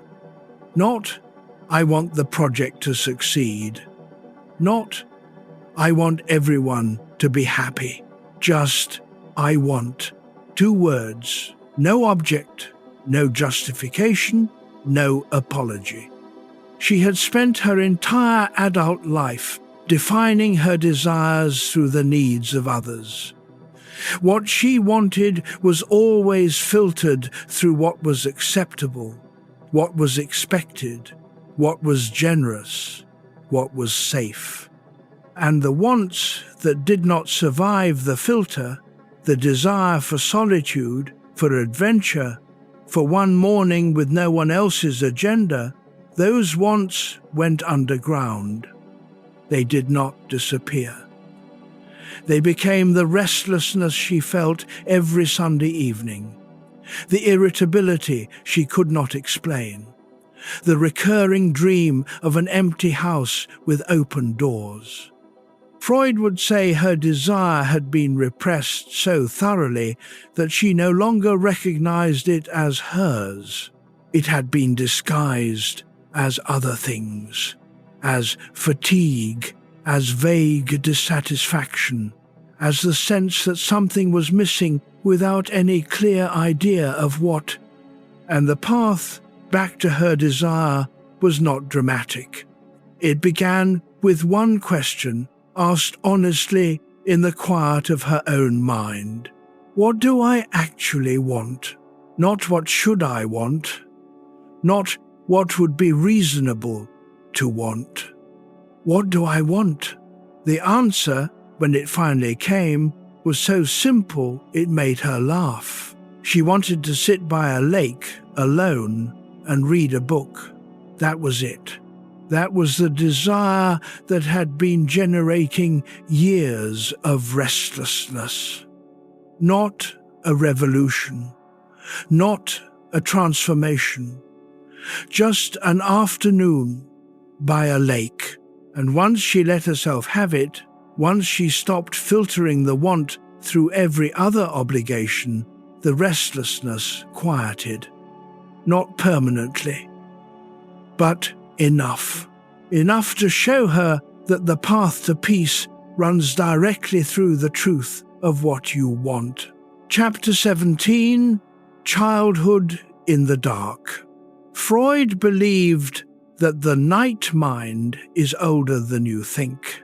Not just your adult worries playing on repeat, something earlier, a pattern that was set before you had the language to understand it. He argued that the foundations of your emotional life were laid in the first 5 to 7 years. The way your caregivers responded to your needs, with warmth or coldness, consistency or chaos, created a template. And that template, whether you know it or not, is still running. This is not blame, it is mechanics. Picture a child of 3 or 4. They are entirely dependent. Their survival depends on love. Not food alone, love. The sense that someone sees them, wants them, finds them worthy of care. Now imagine that child reaches for comfort and finds, sometimes, an empty chair. Not always, not cruelly, just inconsistently. The child does not conclude, my parent is imperfect. The child concludes, I am not enough. And that conclusion, formed before the brain can even articulate it, drops into the unconscious like a stone into deep water. It sinks, it settles, and it stays. But the body already knew this. Decades later, that same child, now a grown adult, perhaps a parent themselves, lies awake at night with a feeling they cannot name, a sense of insufficiency, a hum of unworthiness that no achievement has been able to quiet. They have succeeded. They have been loved. They have built a life any observer would call complete. And still, at 2 a.m., the old program runs. You are not enough. You are not enough. You are not enough. Freud would say this is the childhood wound speaking, not the present reality, the past, echoing through a nervous system that learned its most important lessons before it could think. And the reason these echoes intensify at night is simple. During the day, there are enough distractions to keep the old program in the background. At night, the distractions dissolve. And the earliest voice, the one that was set in those first years, becomes, for a few dark hours, the loudest. You do not need to go back to childhood to heal this. But you do need to recognize that the voice speaking tonight may not belong to the present. It may belong to a very small person who needed something they did not receive, and who deserves at last a gentler answer. There is a practice, gentle and almost invisible, that can help with this. Tonight, as you lie here, imagine your childhood self not as a memory, as a visitor. A small version of you standing at the edge of the room, uncertain, watchful, hoping to be welcomed but prepared to be sent away. What do they need? Not advice, not a lecture about how things will get better, just acknowledgement. I see you. I know what you went through, and I am sorry no one said this sooner. You did nothing wrong. These words are not magic. They will not rewrite the past, but they create a small, warm space in the present, a space where the child inside can, for one moment, stop bracing. And when the child stops bracing, the adult stops tensing. And when the adult stops tensing, the body begins to soften towards sleep. This is not therapy. It is tenderness, directed inward for the youngest, most vulnerable part of yourself. And it costs nothing except a moment of honest attention. Chapter 18, Dreams as Wish and Warning. Freud's most famous book is about dreams. The Interpretation of Dreams, published in 1899, just on the edge of a new century. It sold poorly at first, but it changed the world. Freud's central claim was this: every dream is a wish fulfillment, not a literal wish, a disguised one. The dream takes a desire the waking mind has censored and wraps it in symbols, stories, and images that allow the desire to be expressed without the dreamer fully recognizing it. A woman dreams of flying. Freud might ask, what freedom has she been denied? A man dreams of losing his teeth. Freud might wonder, what power has he felt slipping away? A person dreams of being chased. Freud might consider, what truth are they running from? Let your breath settle for a moment. Now, Freud was not always right. His interpretations could be narrow, even rigid. Later thinkers, including Jung, expanded and challenged his dream theory. But the core insight remains powerful. Dreams are not nonsense. They are the mind's attempt to process what the day would not allow. And this changes how you might think about the dreams that disturb your sleep. The nightmare about the exam you never studied for, you left school decades ago. But the dream is not about the exam. It is about the feeling of being unprepared, of being tested and found wanting. That feeling is still alive in you, playing out in a different theater. The dream about the house with hidden rooms, your actual house has no such rooms, but your psyche does. And the dream is inviting you to open a door you have been walking past. The dream about the person you lost, they are not returning, but your heart has not finished its conversation with them, and the dream is the only place left where that conversation can happen. Freud saw dreams as the royal road to the unconscious, and while we may not follow every turn he mapped, the road itself is real. You walk it every night. And what you find there is not fantasy. It is the emotional truth your waking life has been editing. There is something else about dreams that Freud noticed, which anyone who has lost someone will recognize. The dream about the dead is almost never about death. A woman dreams of her mother who passed 3 years ago. In the dream, the mother is sitting at the kitchen table peeling an apple. She does not speak. She just peels the apple slowly, the way she always did. The woman wakes with tears she did not know were coming. The dream is not a message from beyond. Freud would be clear about that. But it is a message from within. The psyche is doing something the waking mind cannot, creating a space where the conversation continues, where the unfinished emotional business of loss can play out in images and feelings that words cannot hold. The apple is not just an apple.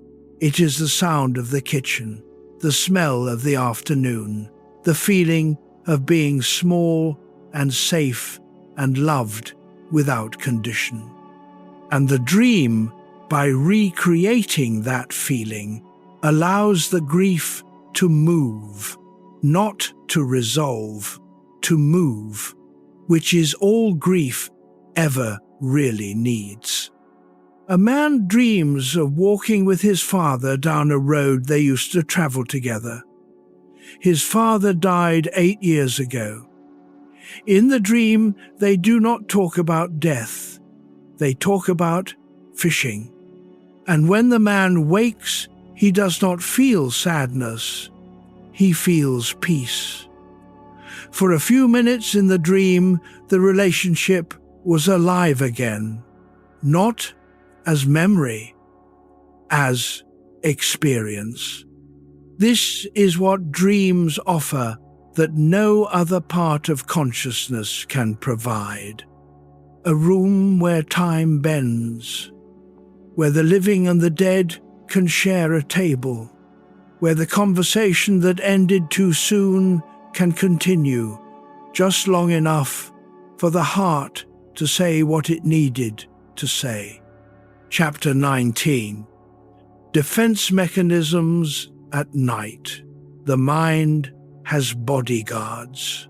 Freud described them as defense mechanisms, automatic strategies the psyche uses to protect the conscious self from thoughts and feelings that would be too disruptive to face directly. You have met these bodyguards. You use them every day. Denial, the refusal to accept a reality that is staring you in the face. Not stupidity, protection. Rationalization, the construction of a reasonable-sounding explanation for a behavior whose real motivation is hidden. I am not avoiding the conversation. I just have not found the right time. Projection, placing your own unacceptable feelings onto someone else. I am not angry. They are being unreasonable.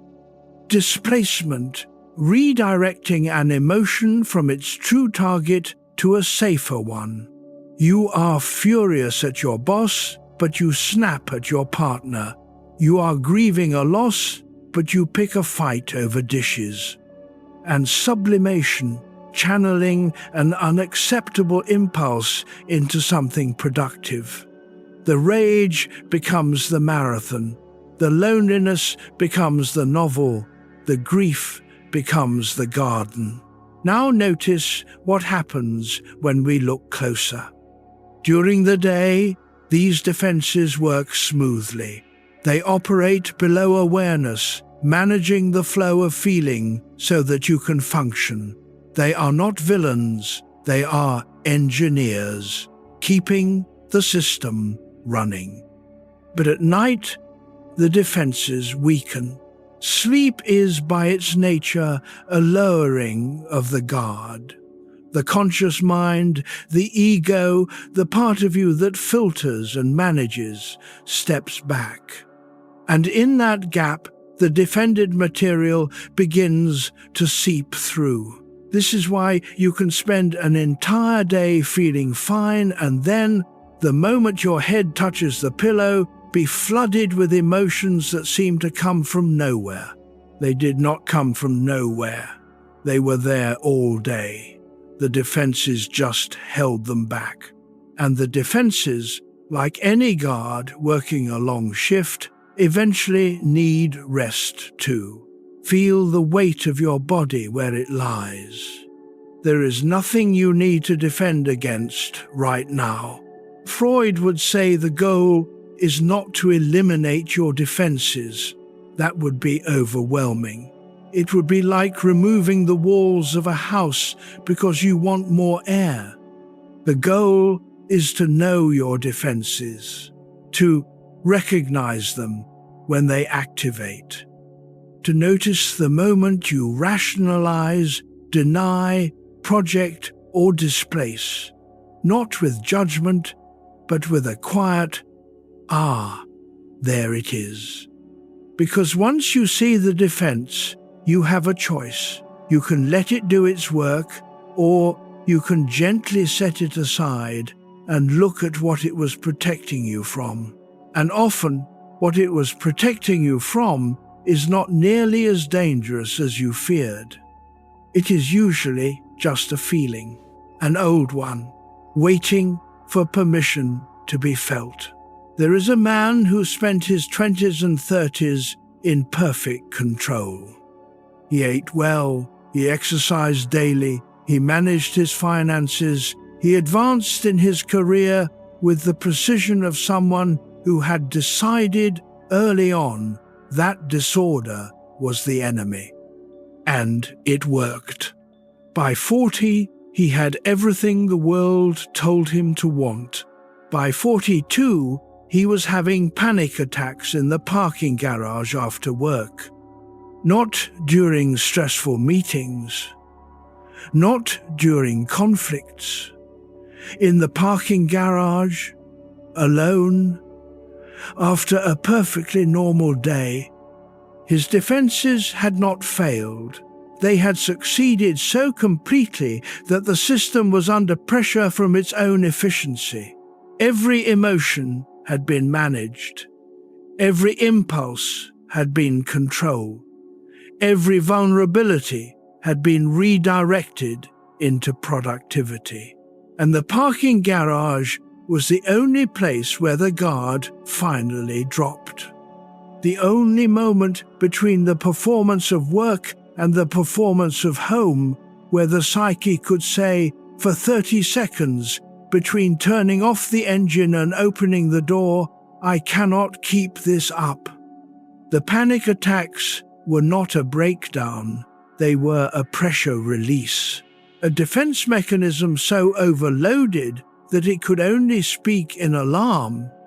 Once he understood this, once a therapist helped him see the panic not as malfunction, but as information, the attacks did not stop immediately. But they lost their terror, because he knew what they were saying. Something in here needs to breathe, and slowly, carefully, he began to let it. Chapter 20. Anxiety and Forbidden Thought. Freud believed anxiety has a secret. On the surface, anxiety looks like fear. Your chest tightens, your breathing shortens, your mind races through scenarios, searching for the threat. But Freud noticed something his patients rarely admitted on their own.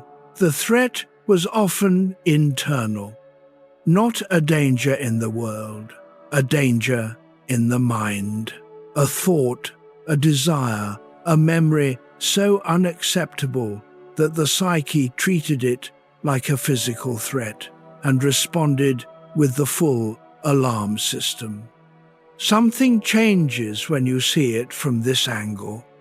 Consider a person who experiences a wave of anxiety every evening at dusk. There is no external trigger.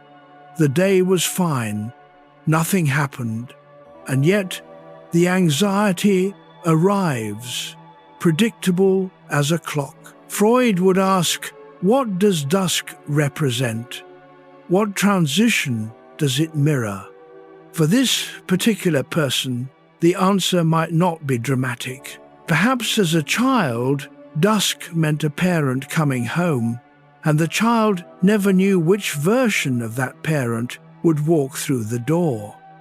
The kind one or the angry one, the sober one or the other. The anxiety is not about tonight, it is about 5,000 nights ago. And the forbidden thought, the one the defenses are working so hard to keep hidden, might be something like, I was afraid of someone I was supposed to love. That thought, for a child, is impossible. It contradicts everything they need to believe about safety and belonging. So the thought goes underground, and it surfaces years later as a nameless anxiety that arrives every evening without explanation. Let the air move through you without effort. Freud was not always gentle in his interpretations. He could be clinical to the point of coldness, but his insight here is worth holding. Much of what you call anxiety may actually be the psyche's alarm system, responding not to what is happening now, but to what once happened and was never fully processed. The forbidden thought is not always dramatic. Sometimes it is simply an honest feeling that contradicts the image you have built of yourself. I do not actually want this life. I stayed too long. I am angry at someone I am supposed to forgive. I need more than I am getting. These thoughts are not dangerous, they are human. But if they were forbidden early, by family, by culture, by the internal rules you absorbed before you could question them, then they carry a charge. And that charge, at night, becomes the electric hum you cannot turn off. The antidote, Freud suggested, is not to act on every forbidden thought. It is to let it be thought, consciously, without shame, without the alarm.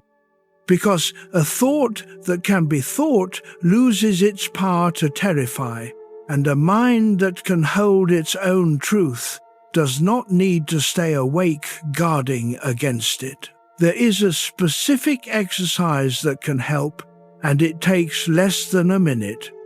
The next time a thought arrives at night that feels charged, that carries a weight of shame or anxiety disproportionate to its content, try this.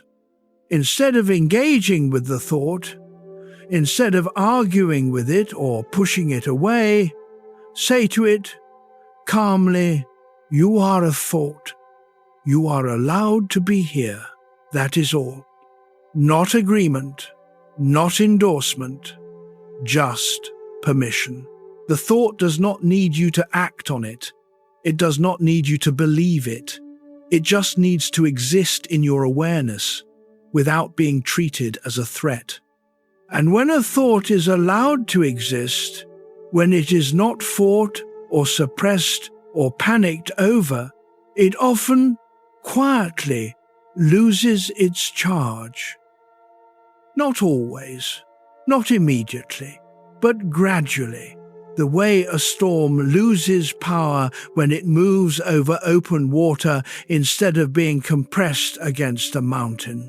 The open water is your awareness, and the thought, once given room, becomes just a thought, not a verdict, not a prophecy, not a life sentence, just a thought. And thoughts, as Freud understood, are not dangerous. Only forbidden thoughts are dangerous, because the forbidding is what gives them their power. Chapter 21, Trauma Repeats Itself. Freud noticed a pattern in his patients that troubled him deeply. They kept recreating the very situations that had hurt them. A woman who was neglected in childhood chose partners who were emotionally unavailable. A man who was criticized relentlessly sought jobs where he would be evaluated harshly. A person who experienced betrayal kept trusting people who would betray them again. This was not stupidity. It was not bad luck. Freud called it the repetition compulsion, and it works like this. The mind holds unresolved experiences in a kind of suspended animation. They are not processed, they are not integrated. They are simply frozen in place, waiting for resolution. And the psyche, in its strange wisdom, keeps recreating the original situation, not to suffer again, but to try one more time to get it right. The child who could not please the critical parent becomes the adult who works tirelessly for the critical boss. Not because they enjoy the dynamic, because somewhere deep below consciousness they believe that if they can finally earn the approval, the old wound will heal. It never works. Not because the person is broken, because the present situation is not actually the original situation. The boss is not the parent. The partner is not the caregiver. And the resolution the psyche is searching for cannot be found in a reenactment. It can only be found in awareness. Hold that thought gently. If your mind has been drifting, that is perfectly fine. You do not need to follow every word. The parts that matter will find you. Now here is where this becomes relevant to the night. Trauma repeats itself most vividly in the quiet hours. The dream that returns. The scenario your mind replays. The argument you rehearse for the 100th time. These are not random loops. They are the repetition, compulsion at work. The mind is trying to finish something it could not finish the first time. And the question is not, how do I stop the loop? The question is, what is the loop trying to complete? Sometimes the answer is grief. The loop is trying to grieve something that was never properly mourned. Sometimes it is anger. The loop is trying to express a rage that was never safe to feel. Sometimes it is simply acknowledgement. The loop is asking you to say quietly to yourself, that happened, it was real, and it hurt. That sentence, those simple words, can sometimes do what years of repetition could not. Not erase the wound, but complete the loop, so the record can, at last, stop skipping. There is a woman who noticed the pattern in herself at age 48. Every relationship she had entered followed the same arc. Intense beginning, gradual withdrawal by the other person, desperate attempts to recapture the early warmth, eventual abandonment.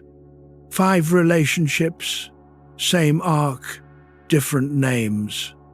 She did not see the pattern until a friend gently pointed it out. And even then, her first reaction was denial. They were all different people, different circumstances, but the arc was identical. When she finally allowed herself to really look, at the earliest version of this arc, she found it in a place she had not expected, not a romantic relationship. Her relationship with her father, the intense warmth of early childhood, the gradual withdrawal as he became consumed by work, her desperate attempts to earn his attention, the eventual emotional abandonment that was never acknowledged by anyone in the family. She had been replaying this arc her entire adult life, not choosing it, compelled by it. And the moment she saw it, the moment the pattern became visible, something loosened. Not the pain, the automaticity, the blind mechanical quality of the repetition. She could not change the past, but she could, for the first time, see it clearly enough to stop reenacting it. That is the gift Freud offered, not a cure, a mirror. Chapter 22, Guilt Beneath Pleasure. There is a particular form of suffering that Freud understood with unusual precision, the guilt that arrives after something good. You know this feeling. A beautiful day, a warm conversation, a moment of genuine ease. And then, without warning, a shadow crosses the light. You do not deserve this. This will not last. Something is about to go wrong. Freud believed this guilt has roots that stretch deeper than most people imagine. He traced it to the superego, his term for the internalized voice of moral authority. Not your conscience exactly, something harsher. A judge that was installed in childhood, constructed from every rule, every expectation, every punishment, every disappointed sigh. The superego does not care about your happiness. It cares about your compliance. And when you experience pleasure, genuine, unearned, spontaneous pleasure, the superego activates. Because pleasure, to this part of the psyche, is suspicious. It signals a lapse in vigilance, a failure of discipline, a moment when you stopped performing and simply existed. And so it punishes you with guilt, with worry, with the sudden, intrusive thought that you do not deserve the peace you are feeling. Let your shoulders soften. You do not owe anyone your unease. This is why some people cannot rest after a good day. Not because they are anxious by nature, but because somewhere inside them a very old program is running. A program that says rest must be earned. That enjoyment must be justified. That happiness without suffering is theft. Freud saw this in patient after patient. The ones who suffered most were not always the ones with the hardest lives. They were the ones with the most rigid internal judges. And the judge, he noticed, was always loudest at night.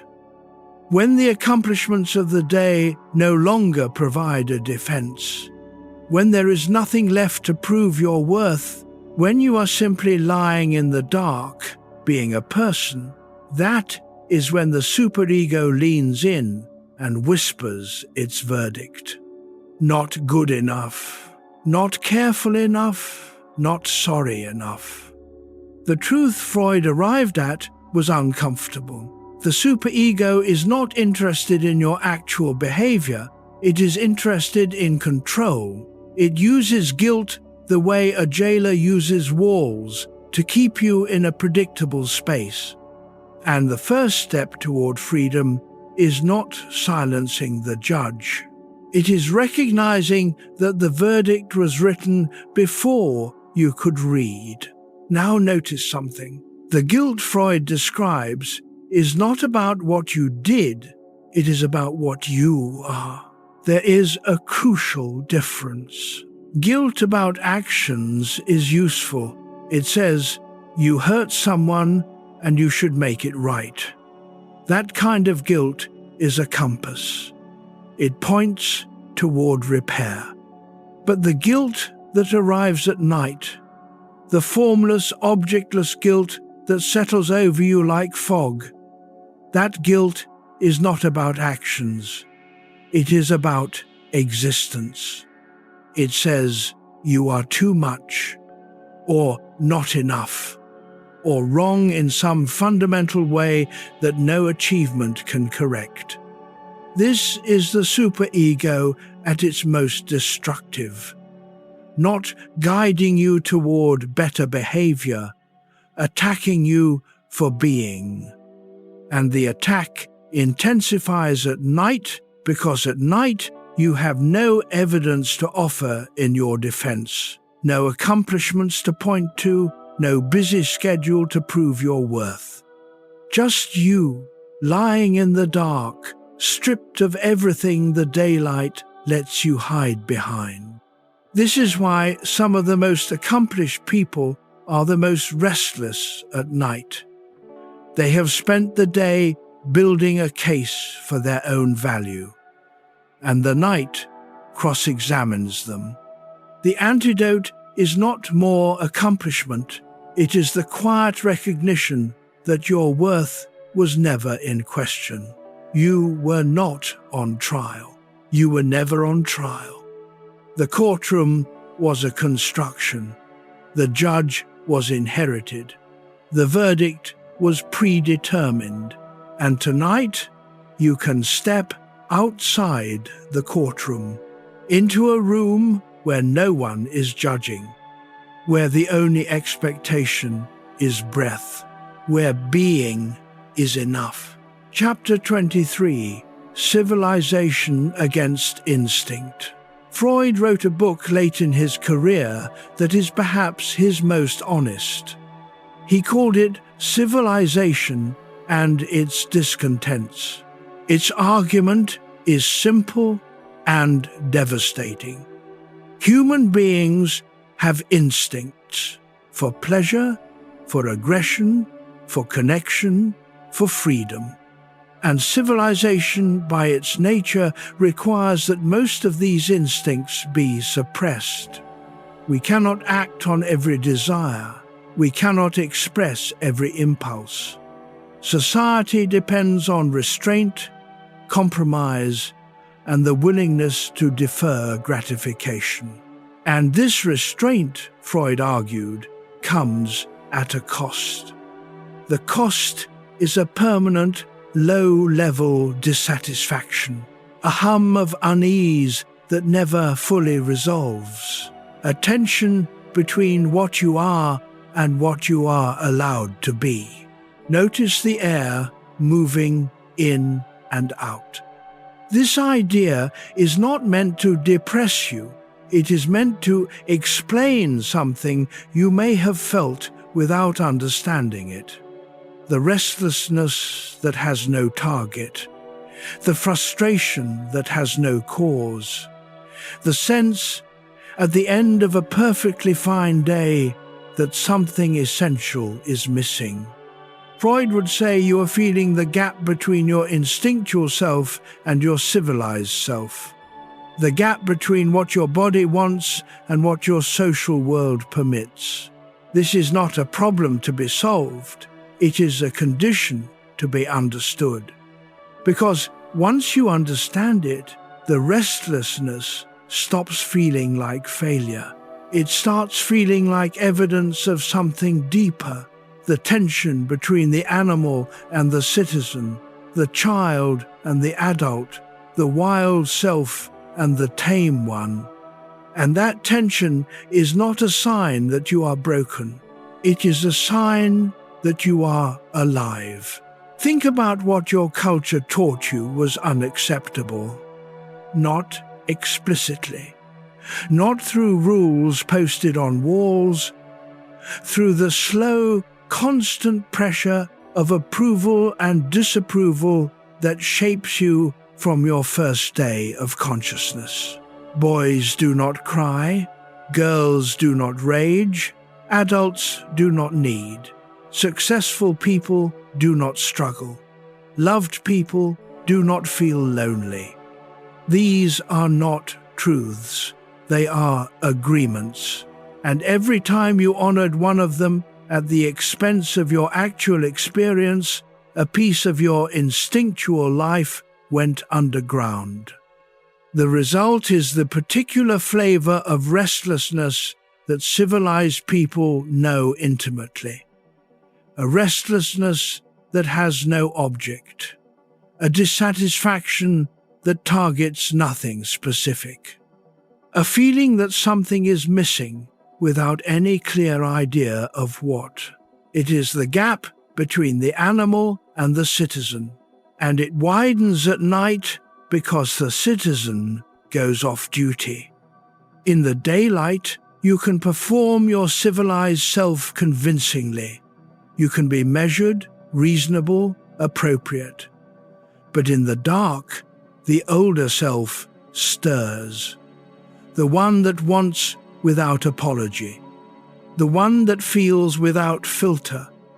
The one that exists before the agreements were signed. This is not regression, it is authenticity.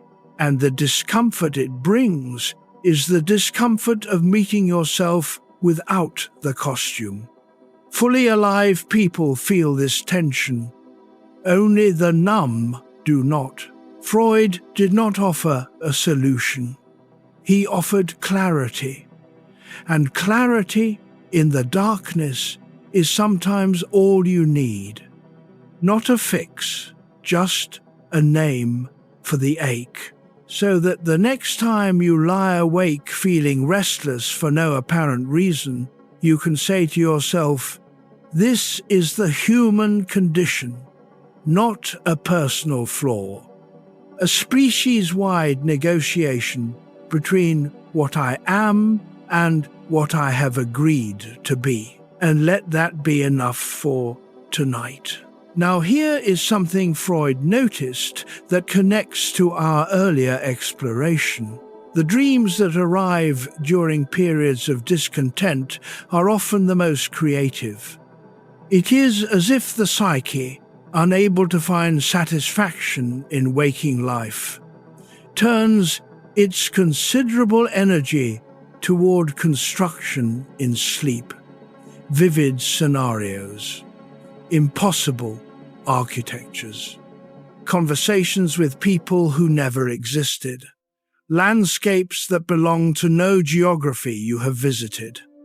This is not malfunction, this is the imagination, freed from the constraints of civilization, doing what it was designed to do, creating alternatives. And the restlessness you feel may not be a sign that something is wrong. It may be a sign that something is trying to be born. An idea, a desire, a version of yourself that does not yet have permission to exist.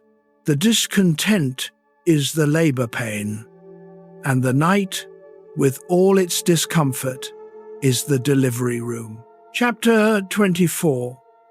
The Return of the Repressed. There is a phrase Freud used that carries the weight of his entire life's work.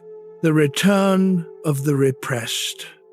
It means this: what you push down always comes back. Not as the original memory or feeling, that would be too obvious. It comes back, transformed, disguised, wearing new clothes but carrying the same weight. The anger you swallowed at 25 returns at 50 as chronic fatigue. The grief you never processed at 40 returns at 60 as unexplained irritability. The truth you buried in your 20s resurfaces in your 50s as a nameless restlessness that no amount of accomplishment can quiet. This is the pattern Freud spent decades documenting. The repressed does not rest. It reorganizes, and it chooses the quietest moments to make its return. The end of the day, the middle of the night, the pause between tasks, the silence after a party. The first morning of a vacation, when the noise of your routine suddenly drops and the thing you have been avoiding rises to fill the space. Let the stillness hold you for a moment. Freud believed the return of the repressed was not cruelty. It was the psyche's attempt at self-correction, like a body that pushes a splinter toward the surface. The process is uncomfortable. It draws attention, but the alternative, leaving the splinter embedded, is worse. The thought that keeps returning at night, the memory that surfaces in your dreams, the emotion that ambushes you in an ordinary moment. These are not attacks, they are returns. And the question they ask is always the same. Are you ready now? Ready to feel what you deferred? Ready to know what you denied? Ready to name what you buried? You may not be, and that is your right. Freud himself acknowledged that the defenses exist for a reason. Not everything needs to be unearthed at once. But the return will keep happening. The repressed material does not give up. It does not tire. It simply waits for the next quiet moment and tries again. And perhaps tonight you can meet it differently. Not with resistance, not with panic, just with the calm recognition that something old is asking for your attention, and that giving it attention is not the same as being overwhelmed by it. Consider a man lying in bed. He is 57 years old. He has a good job, a decent marriage, children who are healthy. There is no crisis, no emergency, no reason for the feeling in his chest. And yet, something presses, not sharply, not with the urgency of a heart attack or a panic attack, just steadily, like a hand placed gently but firmly on his sternum. If you asked him what is wrong, he would say nothing. If you pressed, he might say stress. If you pressed further, he might fall silent, because the truth is, he does not know. He has been carrying this unnamed pressure for 3 years. It arrived around the time his last child left for university. It intensified when his mother passed. It became a nightly visitor after his closest friend was diagnosed with something serious. None of these events, individually, would explain the weight. Together they created a kind of seismic shift, a slow rearrangement of the ground he stands on. The old certainties, the busyness, the responsibility, the identity built on being needed have thinned. And what remains is a question he has never been equipped to ask. What am I, now that I am no longer who I was? This is the anxiety of transition, not the anxiety of danger, the anxiety of becoming. and it speaks most fluently at night. Because the night does not ask you to be productive. It does not ask you to be useful. It simply asks you to be. And being, for someone who has spent decades doing, can feel like falling. But it is not falling, it is landing. Landing in a part of yourself you have not visited in years. Sometimes the bravest thing is simply saying, "I see you," and letting the night do the rest. There is a specific way the return of the repressed manifests in the body. The tight jaw you notice as you lie in bed. The shallow breathing that begins the moment silence arrives. The restless legs that will not settle. The shoulders that hold themselves an inch above where they naturally belong. These are not random physical symptoms. Freud saw them as the body's language for feelings the mind will not speak. The jaw holds the words you did not say. The breath holds the fear you did not acknowledge. The legs hold the desire to move, to leave, to run, to change something you have decided must stay the same. A modern researcher named Bessel van der Kolk would later describe this in clinical detail. He showed that traumatic experience is not just stored in memory. It lives in the body, in tight shoulders, in shallow breath, in the startle you cannot explain. The body keeps the score. What the mind represses, the muscles remember. And at night, when the conscious mind begins to release its grip, the body starts speaking in its own language. Not loudly, not dramatically, just insistently.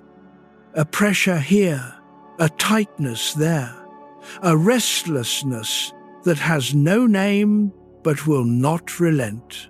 And the response that helps is not force or frustration. It is attention. Simply noticing where the tension lives. Simply breathing into the place that holds. Simply saying to the body, "I hear you." That is sometimes enough to let the grip loosen. Not because you solve the repression, because you acknowledged its presence.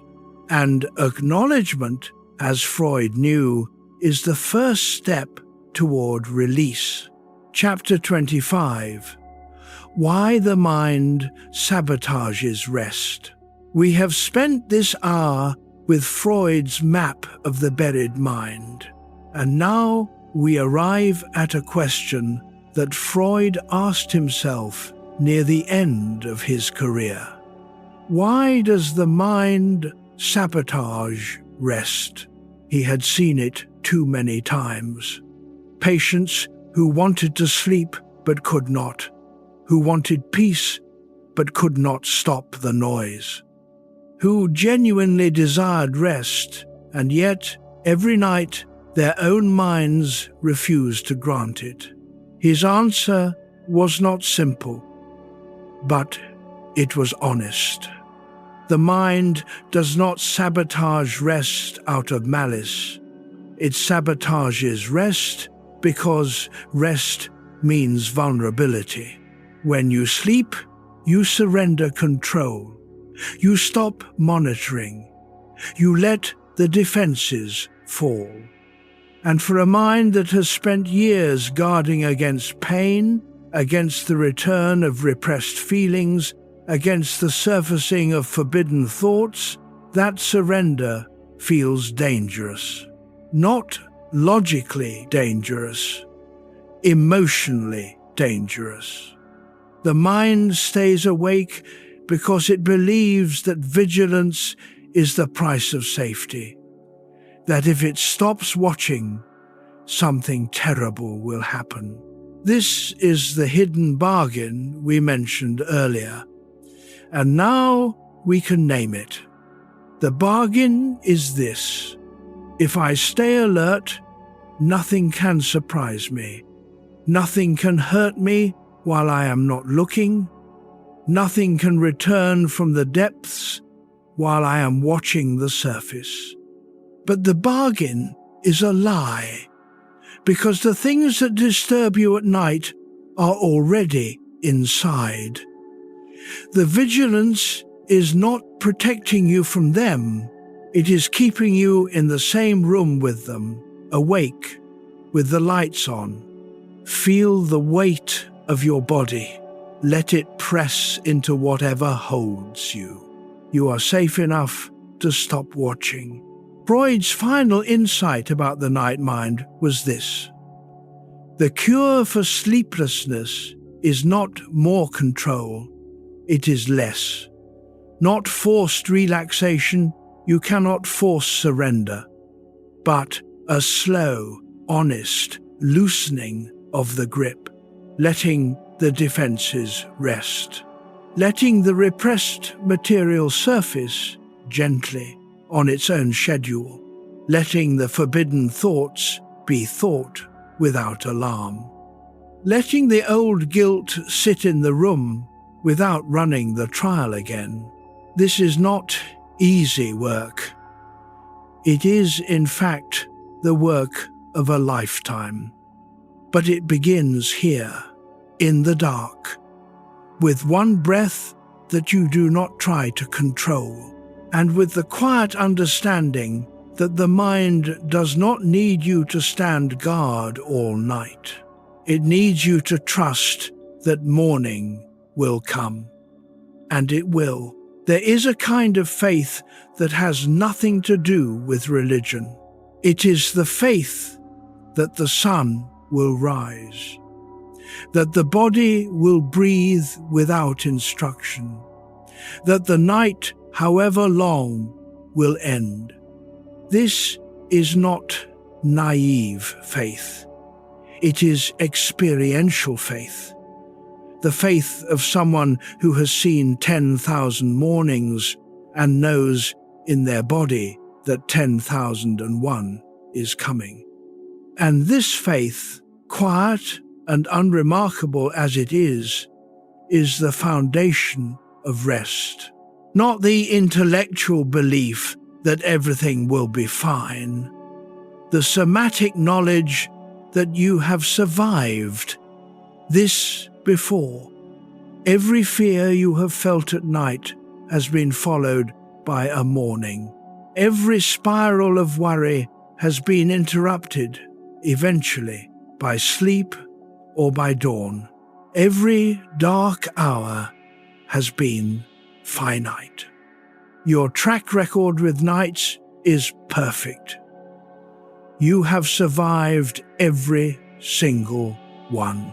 Let that knowledge settle into your bones, not as a thought, as a feeling, the feeling of someone who has walked this road before and knows, not hopes, knows that the road leads home.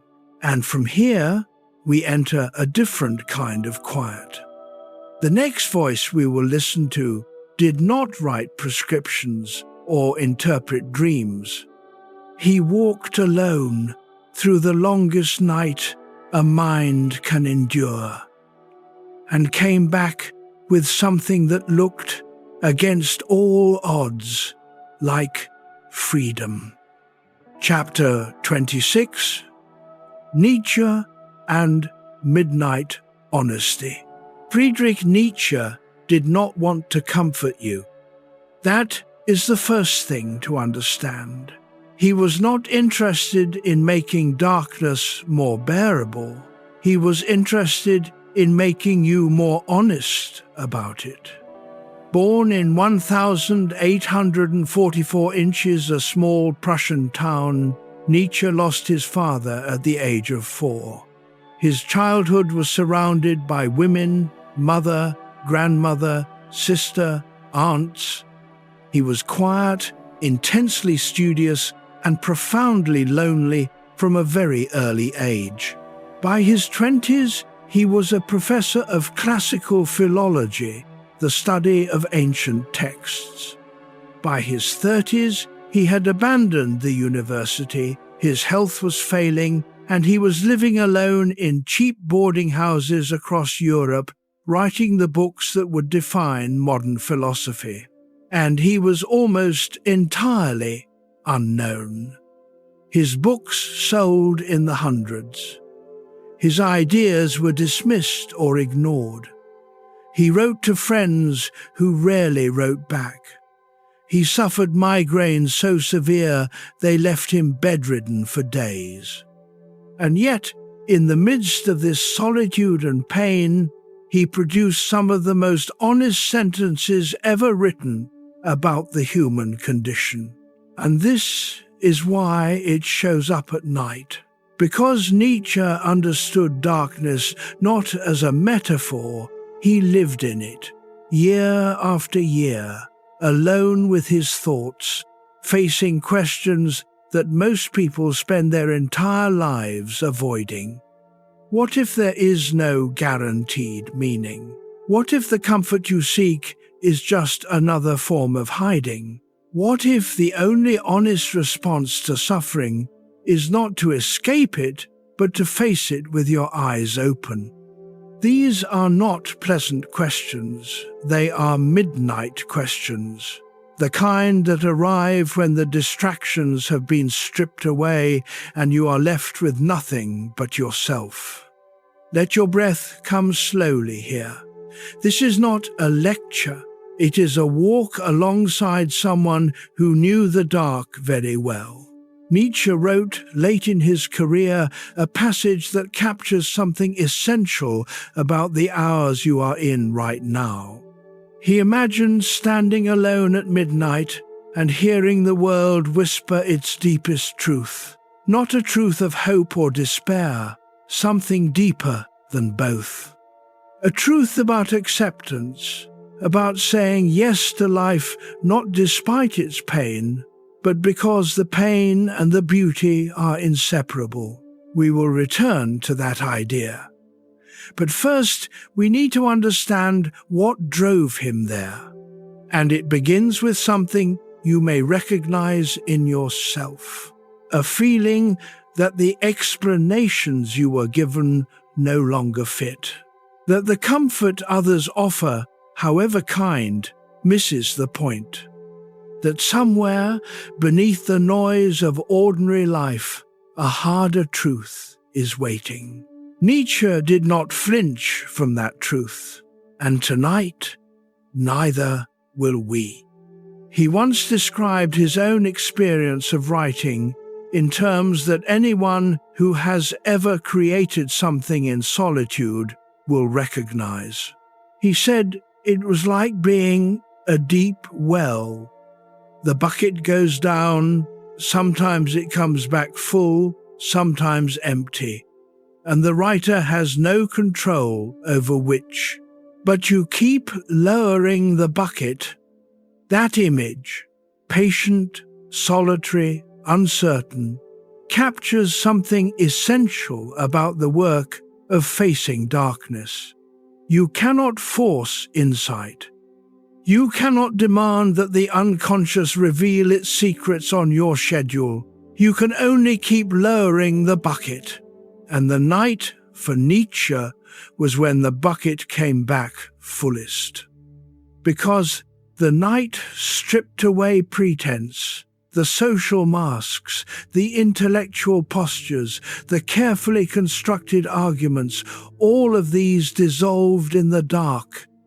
And what remained was the raw encounter between a mind and its own depths. He wrote most of his major works during solitary walks and sleepless nights. His philosophy was not built in libraries. It was built in the gap between midnight and dawn, when the only companion was his own relentless honesty. There is something particular about Nietzsche's loneliness that deserves attention. He was not merely alone, he was ahead. His ideas were so far beyond the horizon of his contemporaries that communication itself became a kind of exile. He could not explain what he saw because the language to describe it did not yet exist.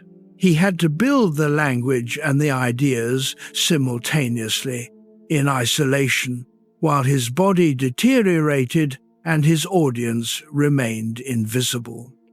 And yet he kept writing, not because he was confident, because he could not stop.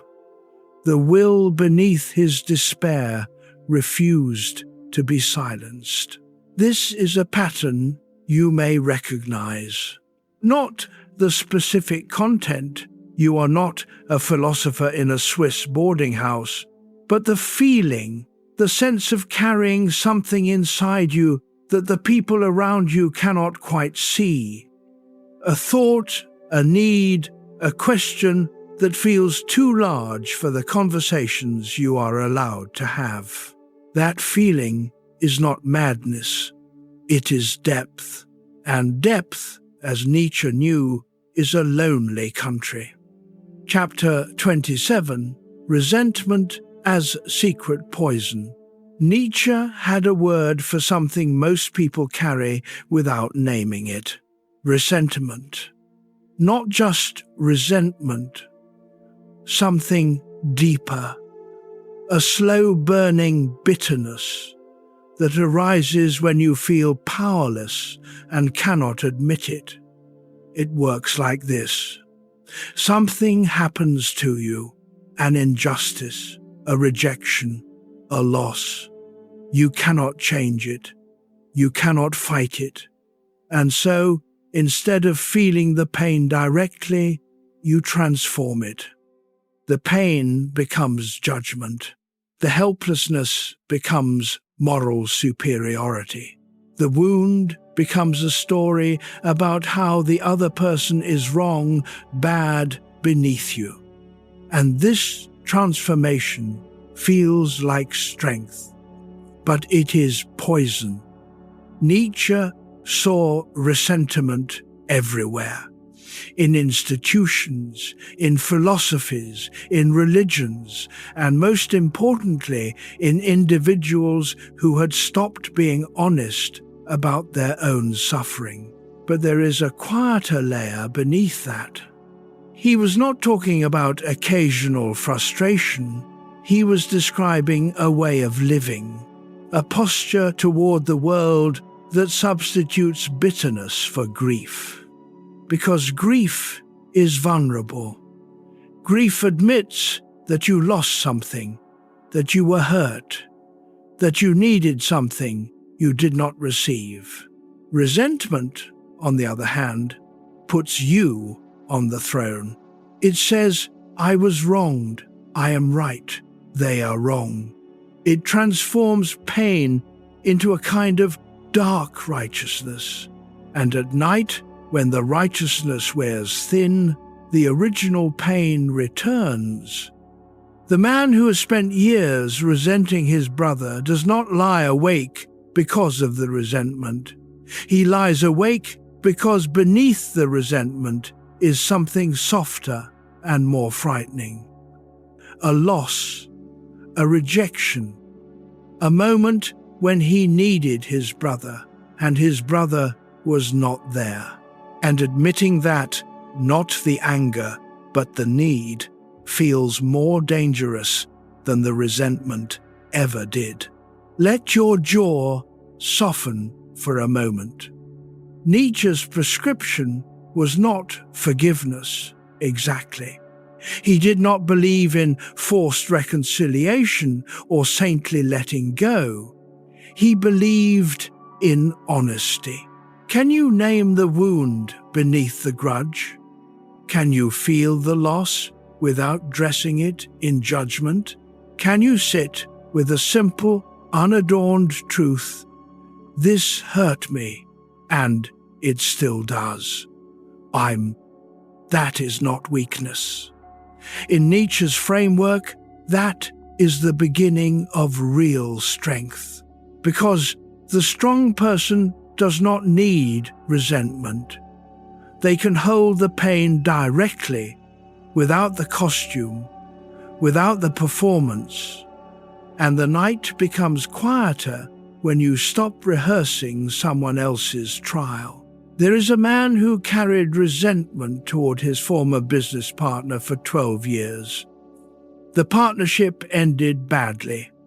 Money was lost, trust was broken, and every night for 12 years the man replayed the dissolution. He sharpened his arguments. He refined his outrage. He built a case so airtight that any jury would convict. But there was no jury. There was only him in the dark, prosecuting a case that would never go to trial. And the cost was not the resentment itself. The cost was everything the resentment displaced. The 12 years of nighttime energy spent rehearsing an old betrayal could have been spent on anything else. On rest, on reflection, on the kind of quiet self-examination that leads to growth. Resentment is not just a feeling, it is a tenancy agreement. You give the person who hurt you permanent residence in your mind. They do not pay rent, they do not leave, and they take up the space that could have been used for something that actually serves your life. Nietzsche would say the path forward is not forgiveness in the sentimental sense, it is eviction, not from anger, from repetition. The anger may remain, it may even be justified. But the nightly performance, the rehearsal, the prosecution, the imagined verdict, that can stop. And when it does, you will be surprised by how much room there is in the dark. Room for questions you have not asked. Room for feelings you have not felt. Room for the person you are becoming rather than the person who was wronged. Chapter 28. Suffering and self-overcoming. Nietzsche did not believe suffering was meaningless, but he also did not believe it was sent by a benevolent force to teach you lessons. He believed something harder. Suffering is raw material. What you make of it is up to you. He wrote that the person who cannot find meaning in their suffering will be destroyed by it. But the person who can, the person who takes the pain and uses it to become more honest, more alive, more fully themselves, that person transforms. He called this self-overcoming, not self-improvement, not becoming a better version of yourself according to someone else's standards. Self-overcoming is the act of surpassing the limits you inherited, the beliefs, the habits, the fears, and arriving at something you could not have imagined from the other side. And once you notice it, you cannot unsee it. Think about the most significant changes in your own life. Not the changes you planned, the ones that were forced upon you. The loss that made you see what you had been taking for granted. The failure that freed you from a path that was never yours. The illness that reorganized your priorities overnight. These were not gifts, they were ruptures. But from the ruptures, something new emerged. Nietzsche lived this. His health collapsed in his 30s. He lost his career. He lost his friends. He lost the woman he loved. And from within that wreckage, he wrote books that still shake the foundations of Western thought. Not despite the suffering, through it. Notice the weight of your body. Let the stillness hold you. Now here is the part that matters for tonight. Nietzsche was not asking you to celebrate your pain. He was asking you to stop wasting it. The sleepless nights, the racing thoughts, the memories that will not let you rest. These are not meaningless noise. They are material, raw, uncomfortable, often unwanted material, but material nonetheless. The question is not, why am I suffering? The question is, what is this suffering trying to make of me? And that question, unlike the anxious spirals it replaces, has the potential to lead somewhere. Not to a resolution necessarily, but to a direction. And a direction in the dark is worth more than a destination. There is a story that illustrates this with painful clarity. A man loses his business at 53, not through negligence, through circumstances beyond his control. 20 years of work, gone. His first month is shock. His second month is anger. His third month is the darkest. A period where he lies awake every night, reviewing every decision, looking for the moment he should have seen it coming. But by the 6th month, something unexpected happens. He starts drawing. Not because he is talented, because his hands need to do something, and his mind has run out of calculations. The drawings are terrible at first. Then they become honest. Then, slowly, they become good. By the end of the year, he is selling small watercolors at a local market. He will never make the money he made before. He will never recover the status. But he has discovered something he did not know existed in himself. A capacity for beauty that the business years had buried. Nietzsche would not call this a silver lining. He would call it self-overcoming. The person who lost the business and the person who found the art are not the same person.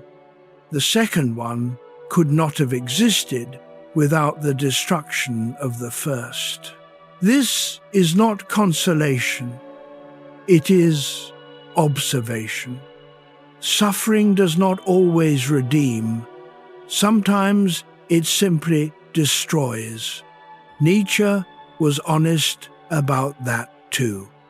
But when a person can take their suffering and use it as material, not to justify the pain, but to build something from the wreckage, that, he believed, was the highest expression of the human will.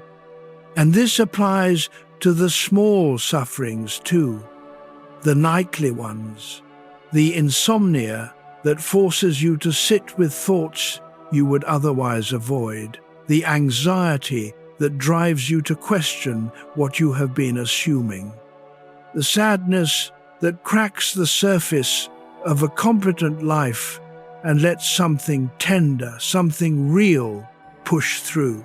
These are not obstacles to your growth. They are the conditions for it. Chapter 29. When morality hides weakness. Nietzsche was the most dangerous thinker of the 19th century. Not because he advocated violence, he did not. Not because he promoted cruelty, he despised it. He was dangerous because he asked a question no one else dared to ask. What if your morality is not a strength, but a disguise. He looked at the values people clung to most tightly: humility, self-sacrifice, obedience, meekness, and asked, are these actually virtues, or are they strategies? A person who lacks the power to assert themselves calls their passivity patience. A person who fears conflict calls their avoidance peacefulness. A person who has been trained to suppress their desires calls their suppression discipline.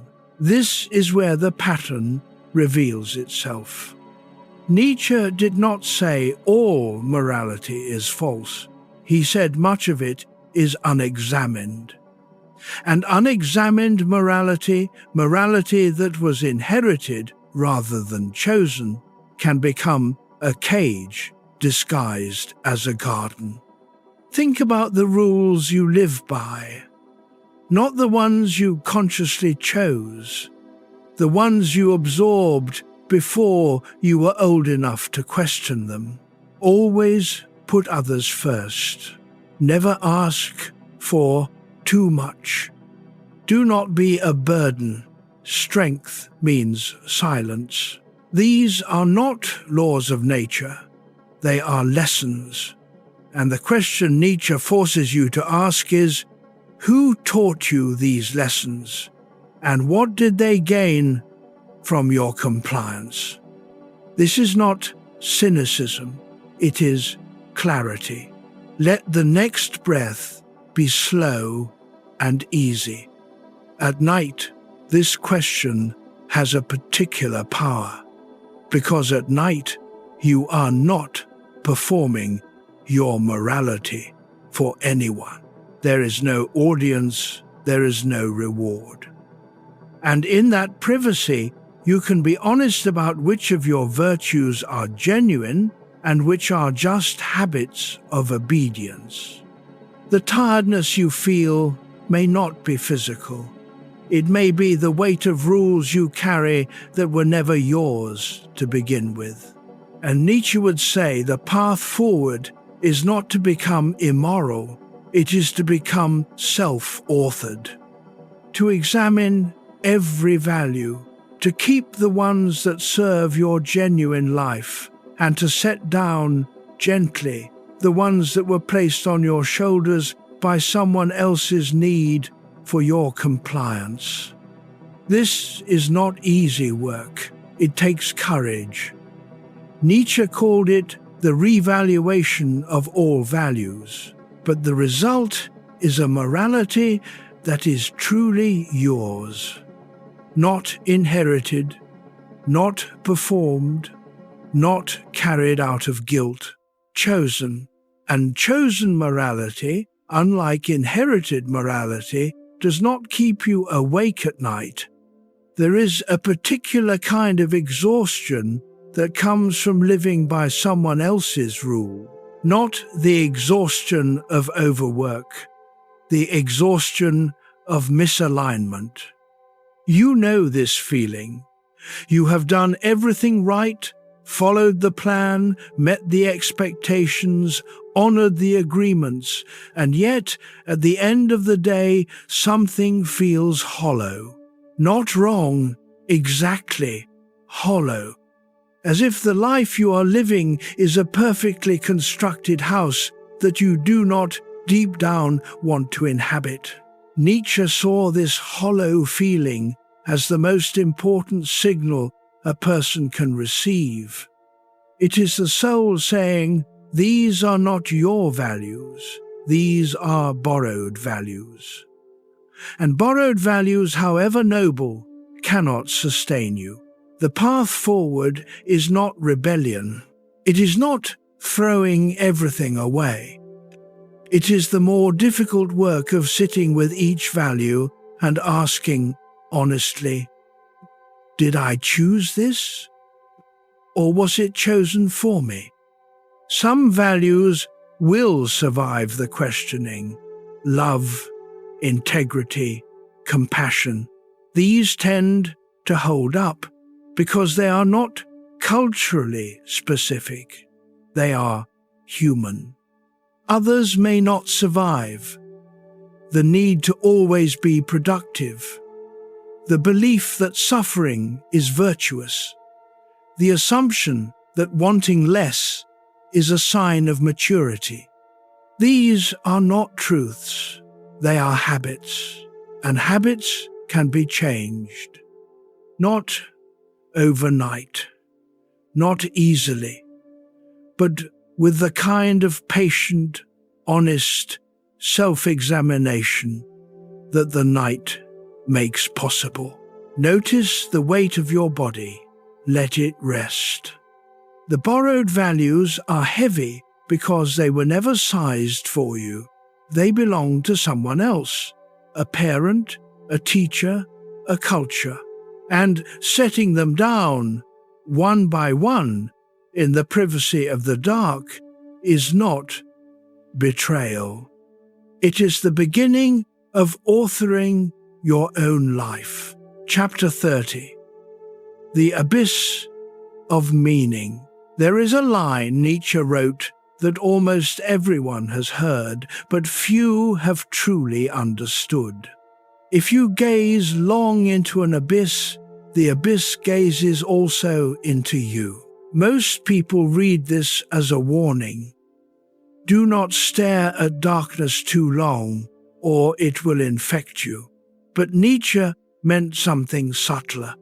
When you look at the parts of life that have no easy meaning, the suffering that serves no obvious purpose, the randomness of loss, the unanswerable questions that surface at 3 a.m., you are not just observing, you are being observed.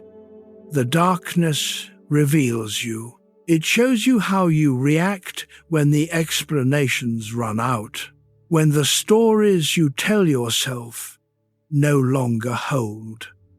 When you sit with a question that has no answer and your entire body says, "Give me something to hold on to."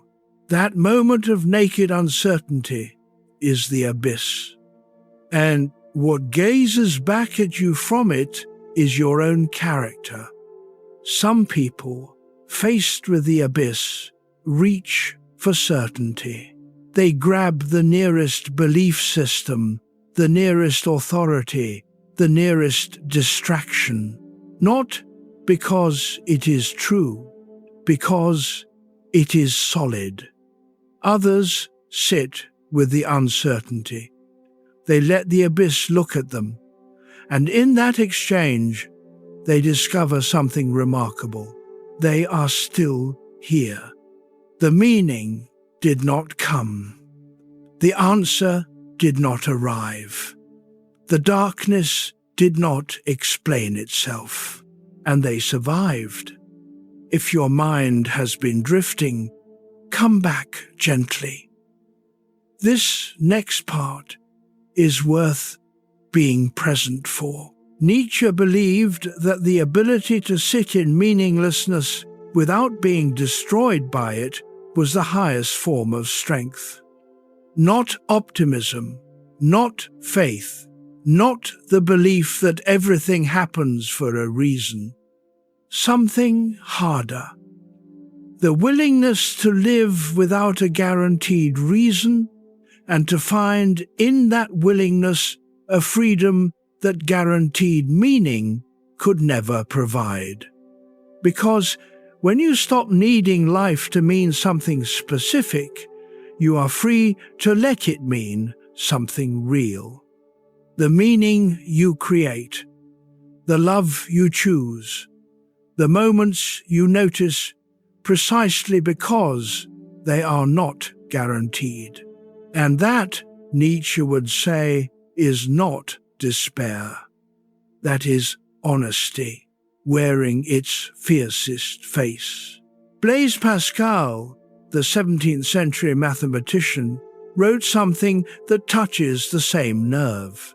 He said that all of humanity's problems stem from our inability to sit quietly alone in a room. He was writing about entertainment, distraction, the endless motion people use to avoid the silence where the abyss waits. Pascal was a deeply religious man, and his solution was faith. Nietzsche respected the diagnosis, but rejected the prescription. He did not want to fill the abyss with God. He wanted to stand in it without filling it at all. This is the hardest thing any person can do.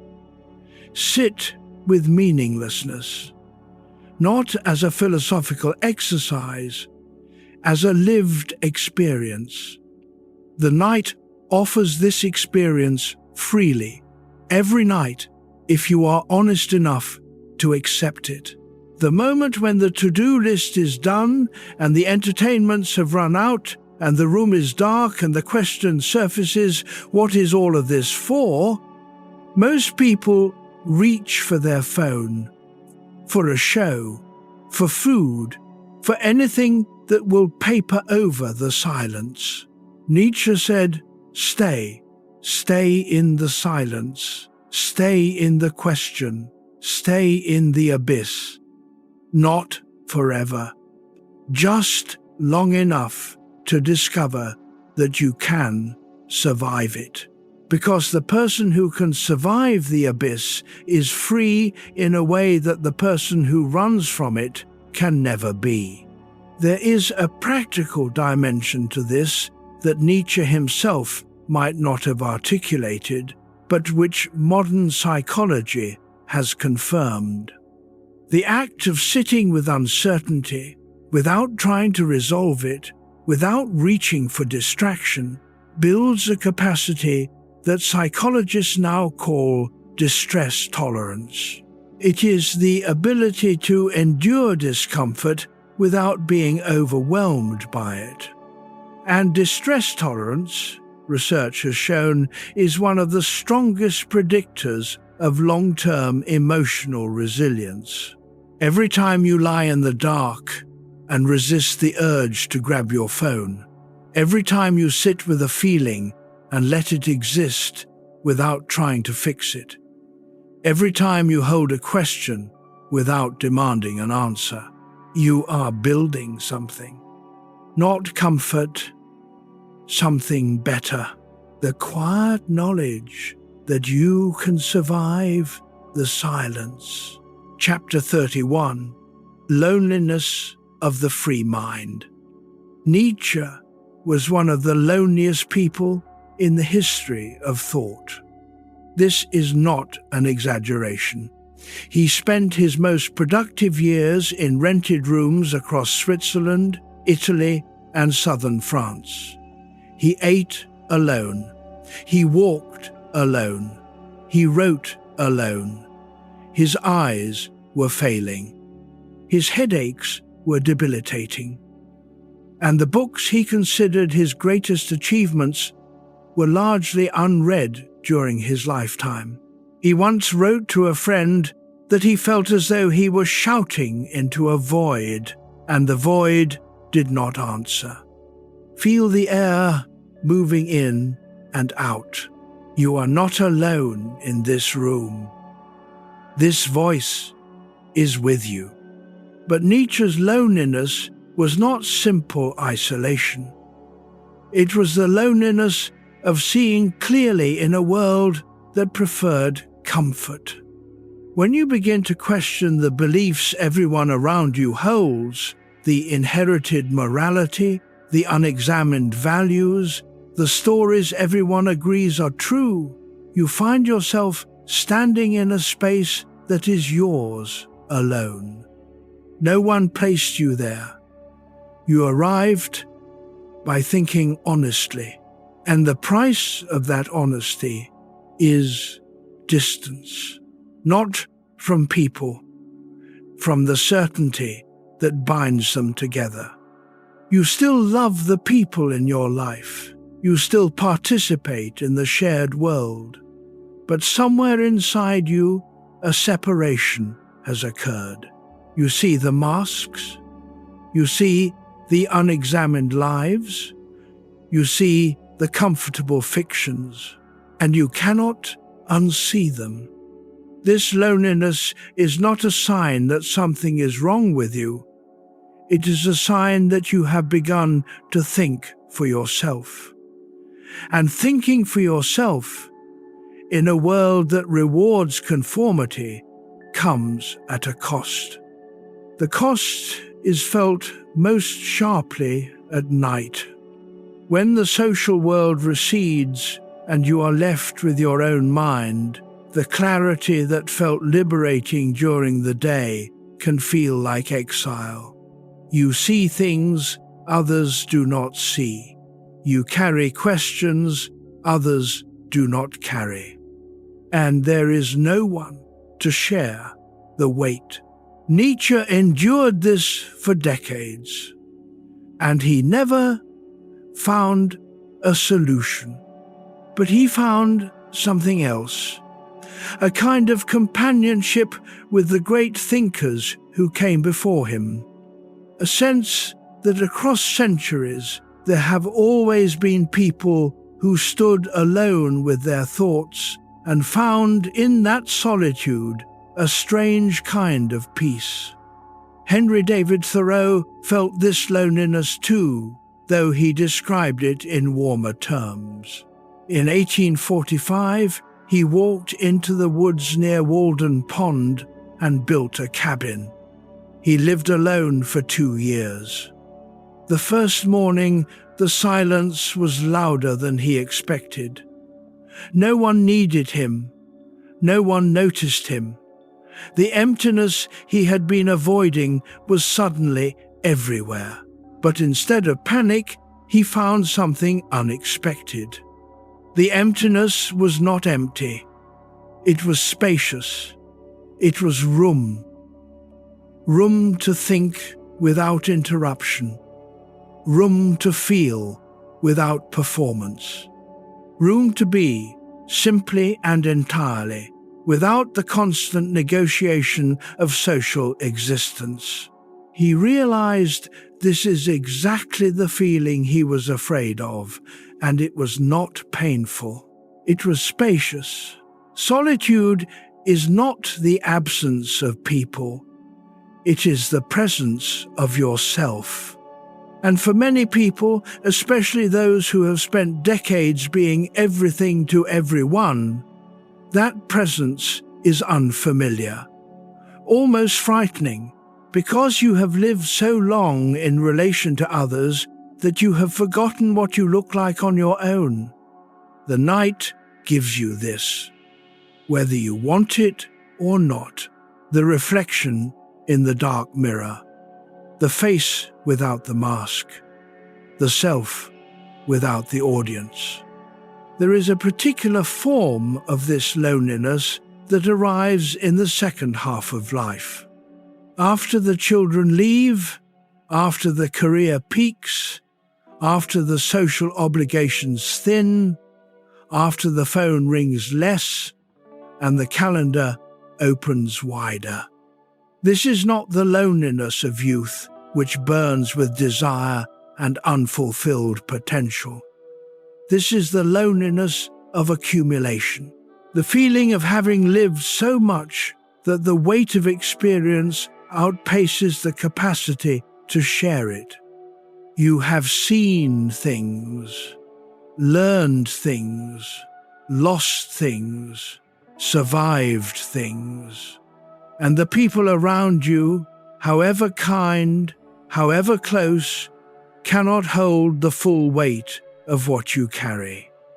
Not because they do not love you, because the carrying is yours. Nietzsche knew this loneliness. It was his daily companion. And he found within it not happiness, but something he valued more.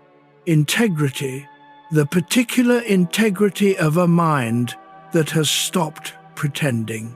You are in that lineage tonight, not because you are a philosopher, because you are awake, because you are thinking, because you are willing to sit in the dark with a question that has no easy answer. And that willingness, Nietzsche believed, is worth more than 1,000 comfortable certainties. Chapter 32, Becoming Who You Are. There is a phrase Nietzsche used that serves as the quiet center of his entire philosophy. Become who you are. It sounds simple, almost like a self-help slogan. But Nietzsche meant something far deeper. Most people, he observed, do not become who they are. They become who they are expected to be. They adopt the values they inherit. They follow the paths that are available. They shape themselves to fit the world rather than shaping a life that fits themselves. And they do not realize this has happened until something cracks. A divorce, a health scare, a retirement that feels like a death. A quiet evening when the question surfaces, is this actually my life? Or is this the life that happened while I was meeting everyone else's expectations? And here is the truth that most people never reach. The person you were meant to become is not waiting at the end of a journey. They are waiting beneath the layers of who you were told to be. Beneath the obedient child, beneath the reliable employee, beneath the good partner, the steady friend, the responsible citizen. Beneath all of it is someone you may barely recognize, someone with desires you have not honored, opinions you have not voiced, a way of being in the world that you abandoned so early it feels like it belongs to someone else. Let your body settle deeper. There is no urgency here. Nietzsche believed that becoming who you are requires a particular kind of courage.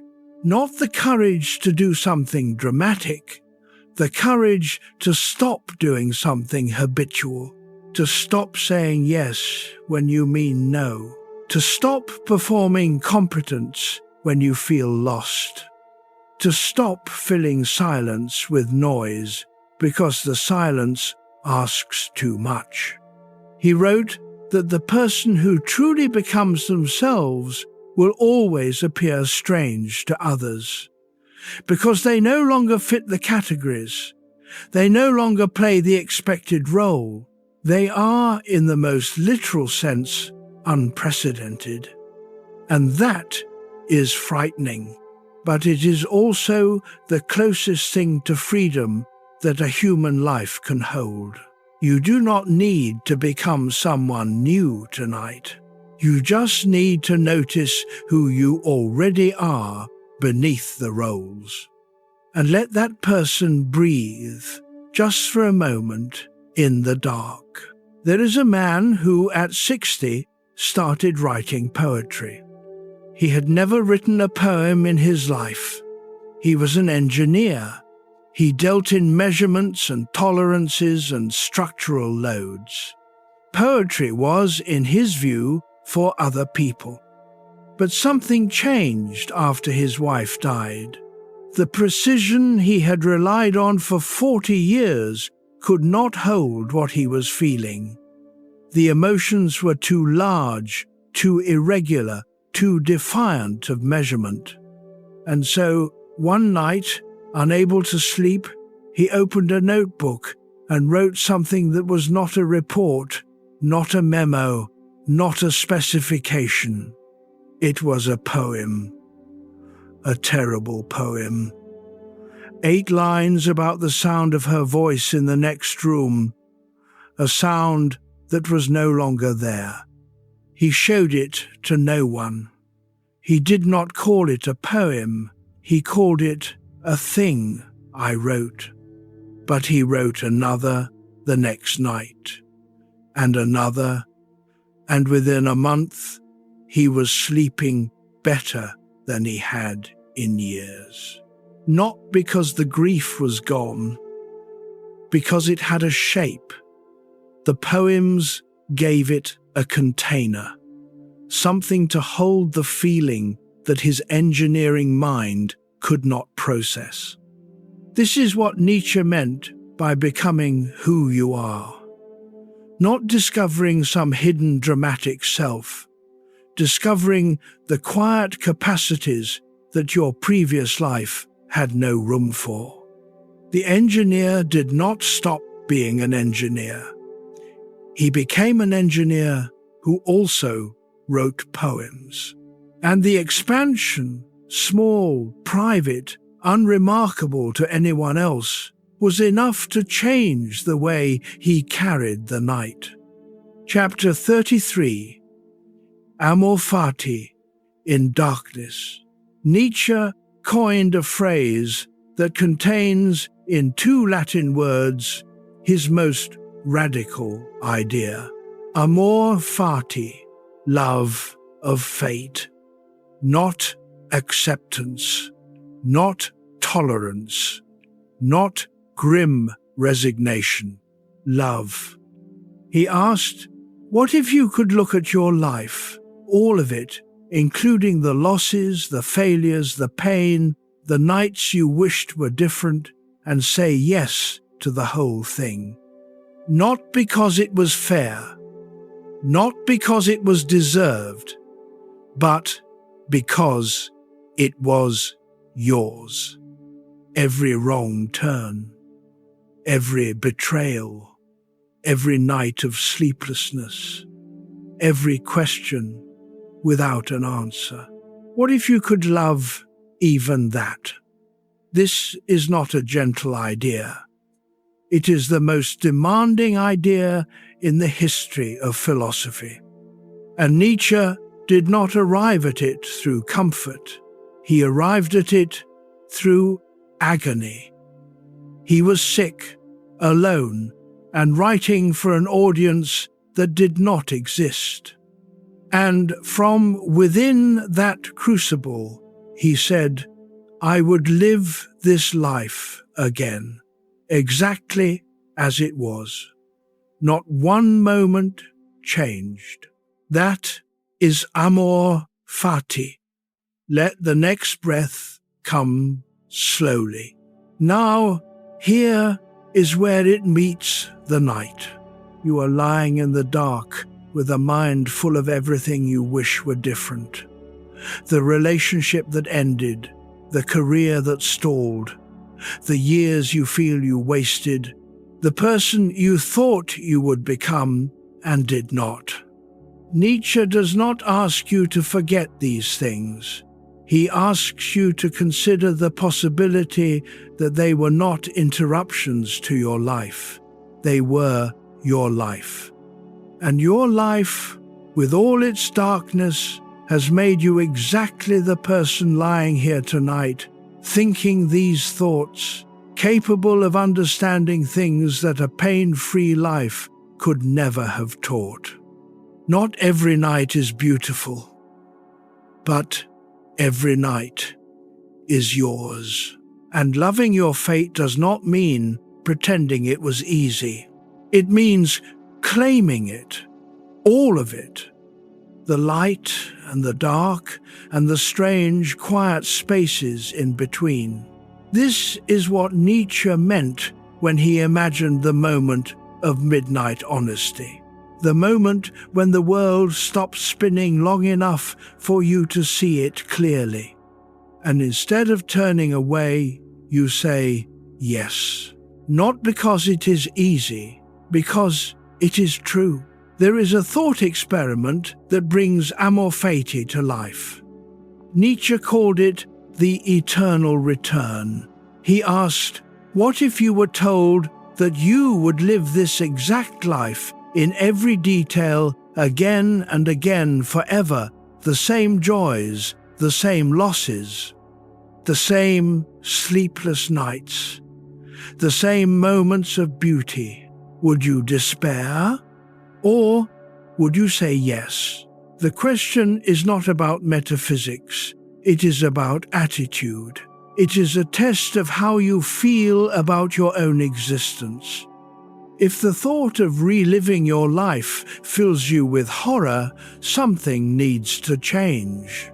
Not the facts of your life, necessarily. Your relationship to those facts. If the thought fills you with acceptance, even reluctant acceptance, then you are closer to Amor Fati than you think.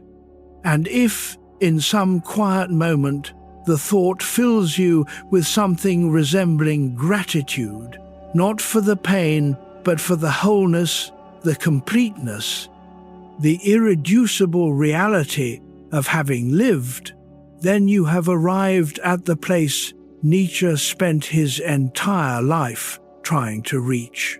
You do not need to arrive tonight. The question is not a test, it is a compass, pointing toward a relationship with your own life that replaces resentment with recognition.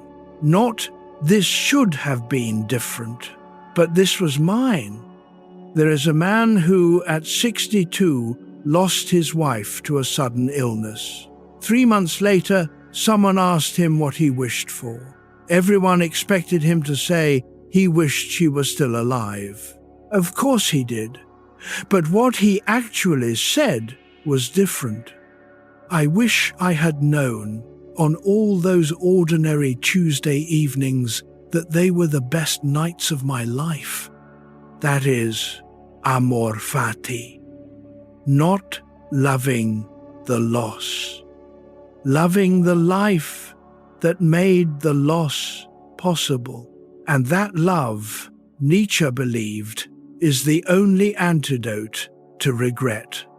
Chapter 34, The Will Beneath Despair. Nietzsche believed that beneath the surface of human life runs a force more fundamental than reason, more powerful than morality, more persistent than any philosophy. He called it the will to power.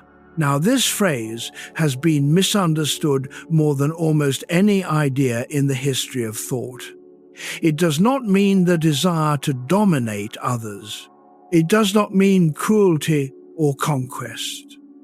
It means something closer to this, the drive to become more fully yourself, to grow, to overcome, to express what is alive in you with increasing authenticity and force. You have felt this will, not as ambition necessarily, as vitality. The urge to create something that did not exist before. The need to solve a problem that has been nagging at you. The quiet insistence at 2 a.m. that your life is not yet finished. Even in despair, the will persists. Something shifts here. This is what separates Nietzsche from the thinkers who came before him. Freud saw the unconscious as a repository of buried desires. Jung saw it as a theatre of archetypes and symbols.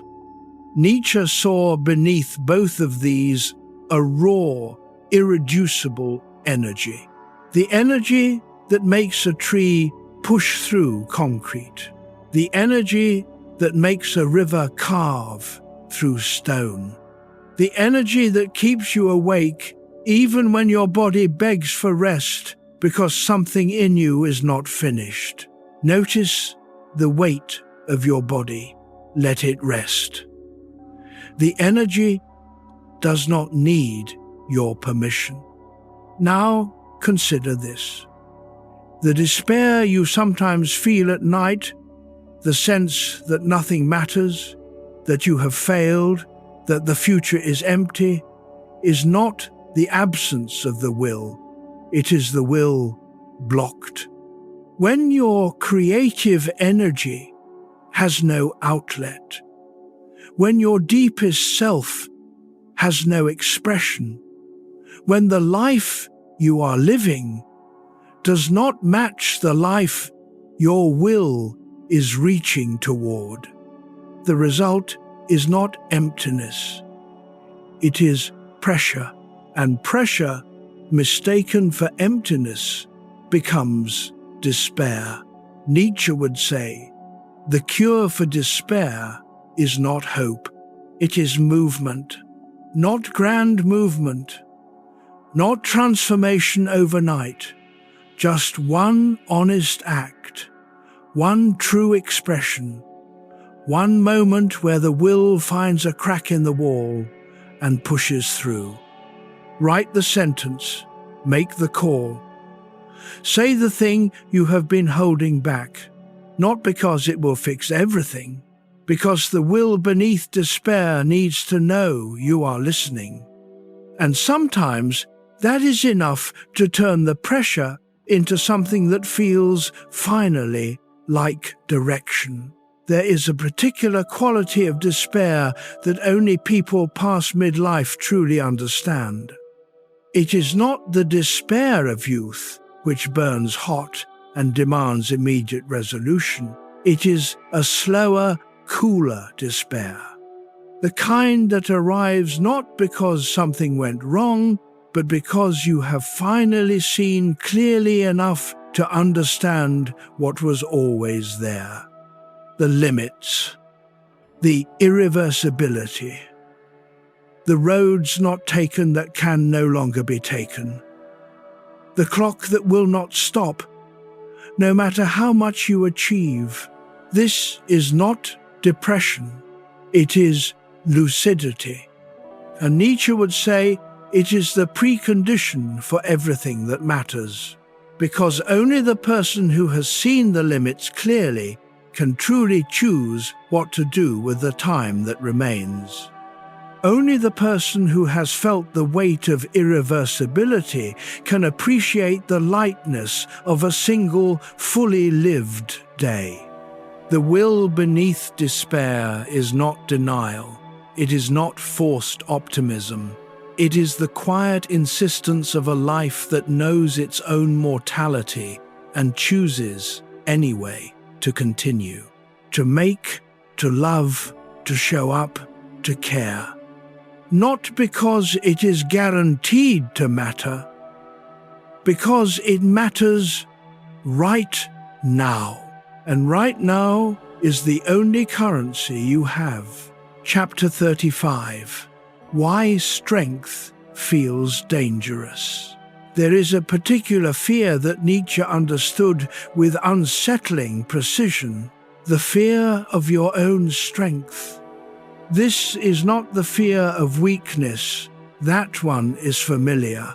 Everyone knows the anxiety of falling short, of not being enough, of being exposed as inadequate. But Nietzsche saw a deeper fear, the fear of what would happen if you actually stepped into your full power. If you spoke the truth you have been holding back. If you left the situation you have outgrown. If you stopped dimming yourself to make others comfortable. What then? And here is the part most people overlook. The answer terrifies people not because they fear failure, but because they fear success. They fear becoming visible. They fear standing alone with their choices, no longer able to blame their smallness on circumstance. A person who stays in a job they hate can always say, "I had no choice." A person who leaves and builds something new loses that excuse. They are now responsible for their own life, fully, openly, with no one else to blame. Nietzsche called this the danger of freedom. Let your shoulders settle. You may have felt this at night. Not the fear of tomorrow's meeting or next week's deadline. Something larger. A fear that lives below the specific worries, more fundamental, harder to name. It is the fear of what you would become if you stopped holding back. And the reason it arrives at night is because the night strips away the excuses, the distractions, the reasons you give yourself for staying small. In the dark, there is just you and the question, what am I afraid of becoming? Nietzsche did not offer reassurance. He offered a challenge. He said, in effect, the person you are afraid of becoming is closer to who you actually are than the person you have been performing. And the discomfort of becoming that person is not a warning. It is the feeling of a door opening, not into danger, into the life you have been circling for years without stepping through.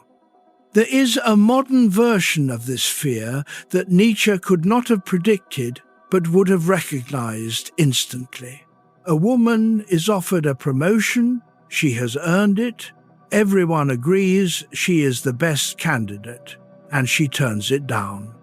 Not because she does not want it, because some part of her does not believe she is allowed to have it. She tells herself it is about work-life balance, about not wanting more stress, about being content where she is. But at night, in the dark, the truth surfaces. She is afraid of being powerful, afraid that if she steps into the role, she will be seen too clearly, that her imperfections will be magnified, that the higher she rises, the further she has to fall. And beneath even that fear, something deeper.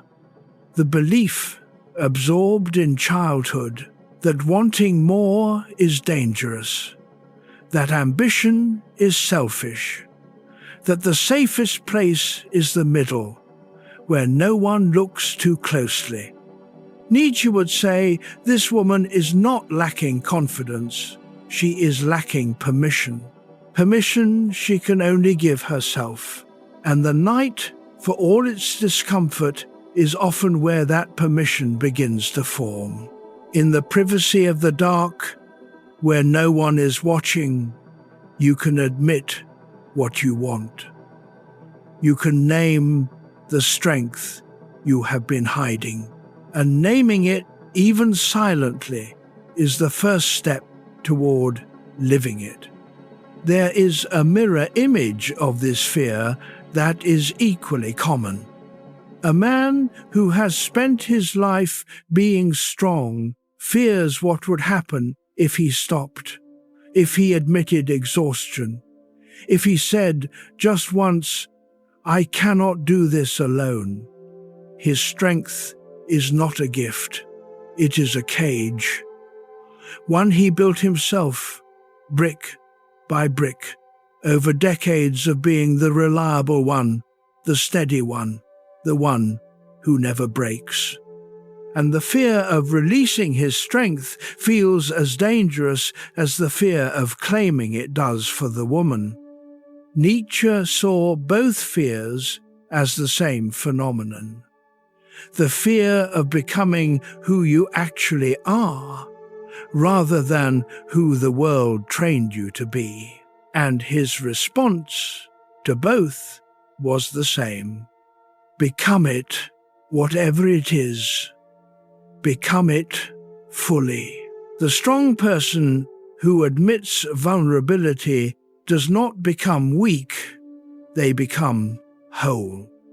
The cautious person who claims ambition does not become reckless, they become honest. And wholeness and honesty in Nietzsche's philosophy are the only things worth pursuing. Chapter 36, Beyond Good and Evil. Nietzsche's most famous book carries a title that is often misread, Beyond Good and Evil. People assume it means beyond morality, as if Nietzsche was advocating for a world without ethics. He was not. He was advocating for something much harder, a world where morality is not inherited but created, where good and evil are not handed down from above but discovered from within, where each person takes responsibility not just for their actions, but for the framework by which they judge their actions. This is the hardest thing Nietzsche ever asked of anyone, and it is what you do, whether you know it or not, at night. Because at night, the frameworks dissolve. The rules that feel solid during the day, the career ladder, the social expectations, the definitions of success you absorb from your culture, these lose their weight in the dark, and you are left with a simpler question. By what measure am I living? Not by what measure should I live? Not by what measure do others expect me to live? By what measure am I actually living? Feel the air moving gently in and out. Nietzsche believed that most people never ask this question. They live according to inherited values, perform inherited morality, pursue inherited goals, and call it a life. And it is a life, but it is not theirs. Going beyond good and evil does not mean becoming amoral. It means becoming the author of your own values, choosing consciously what you believe is worth pursuing, not because a book told you, not because your parents told you, not because everyone around you agrees, because you decide it. And a decision made in the dark, alone, with no audience and no applause, that is the most authentic decision a person can make. Nietzsche saw the night as the crucible of honesty, not the place where darkness corrupts, the place where pretense burns away.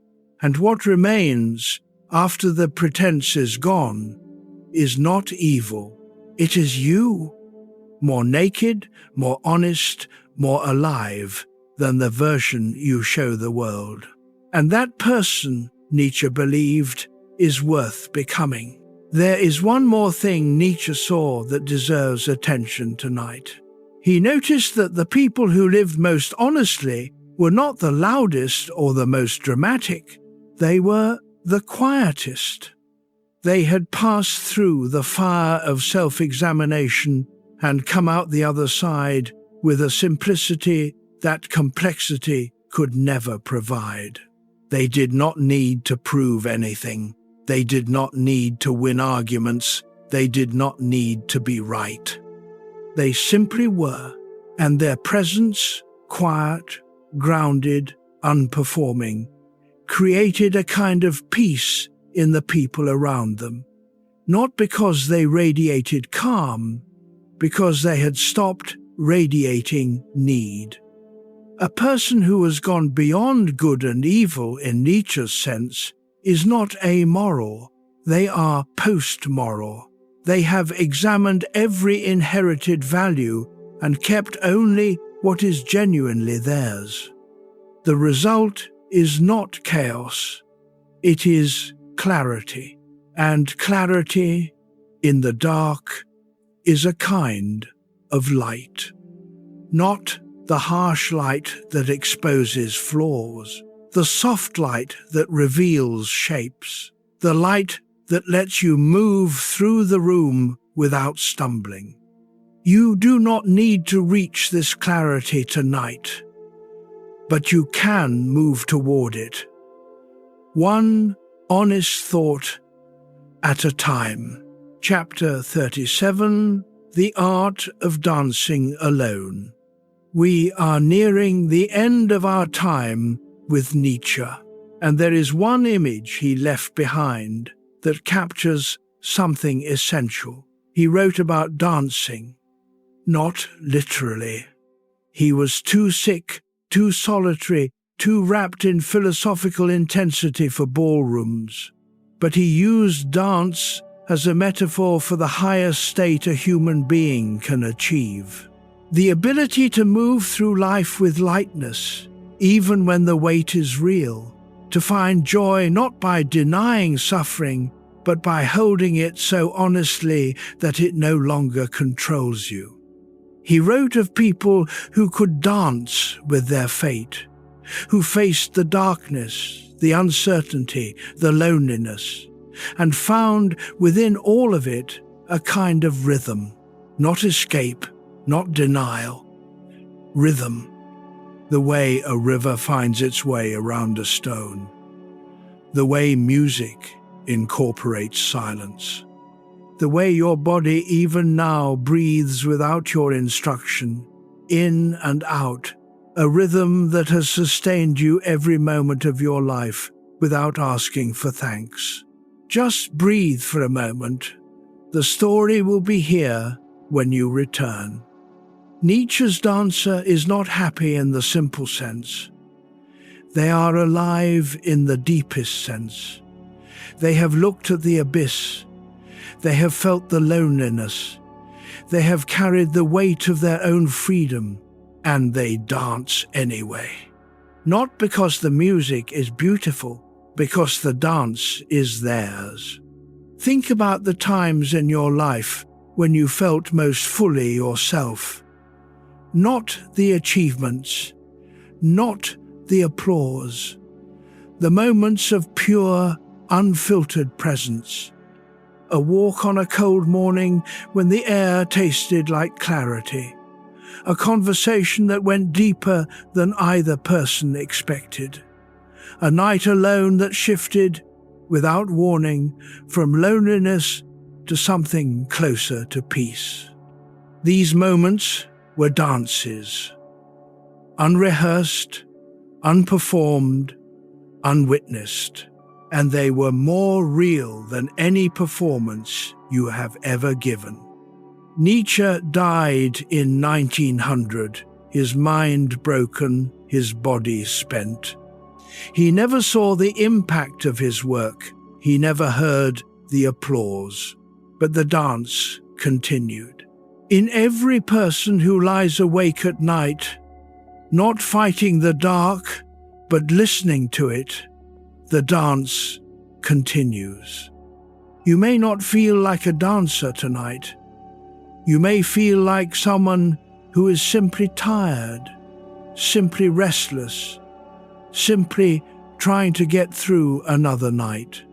But the act of lying here, thinking these thoughts, engaging with these questions, that is the dance. The dance of consciousness wrestling with its own depths.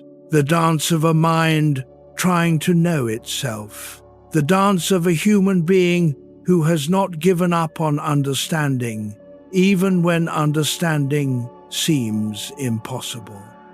Nietzsche would recognize you tonight, not as a student of his philosophy, as a fellow traveler, someone who has stood at the edge of the abyss and chosen not to jump or to run, but to stay, to listen, to feel, to think.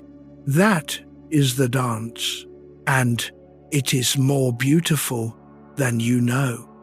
In every person who reads his words and recognizes in the silence between the sentences something they have always known but never been brave enough to say. And now, 3 maps of darkness lie before us. Jung's symbols, Freud's buried truths, Nietzsche's fierce honesty. 3 different languages for the same territory, the territory you enter every night. And now we bring them together.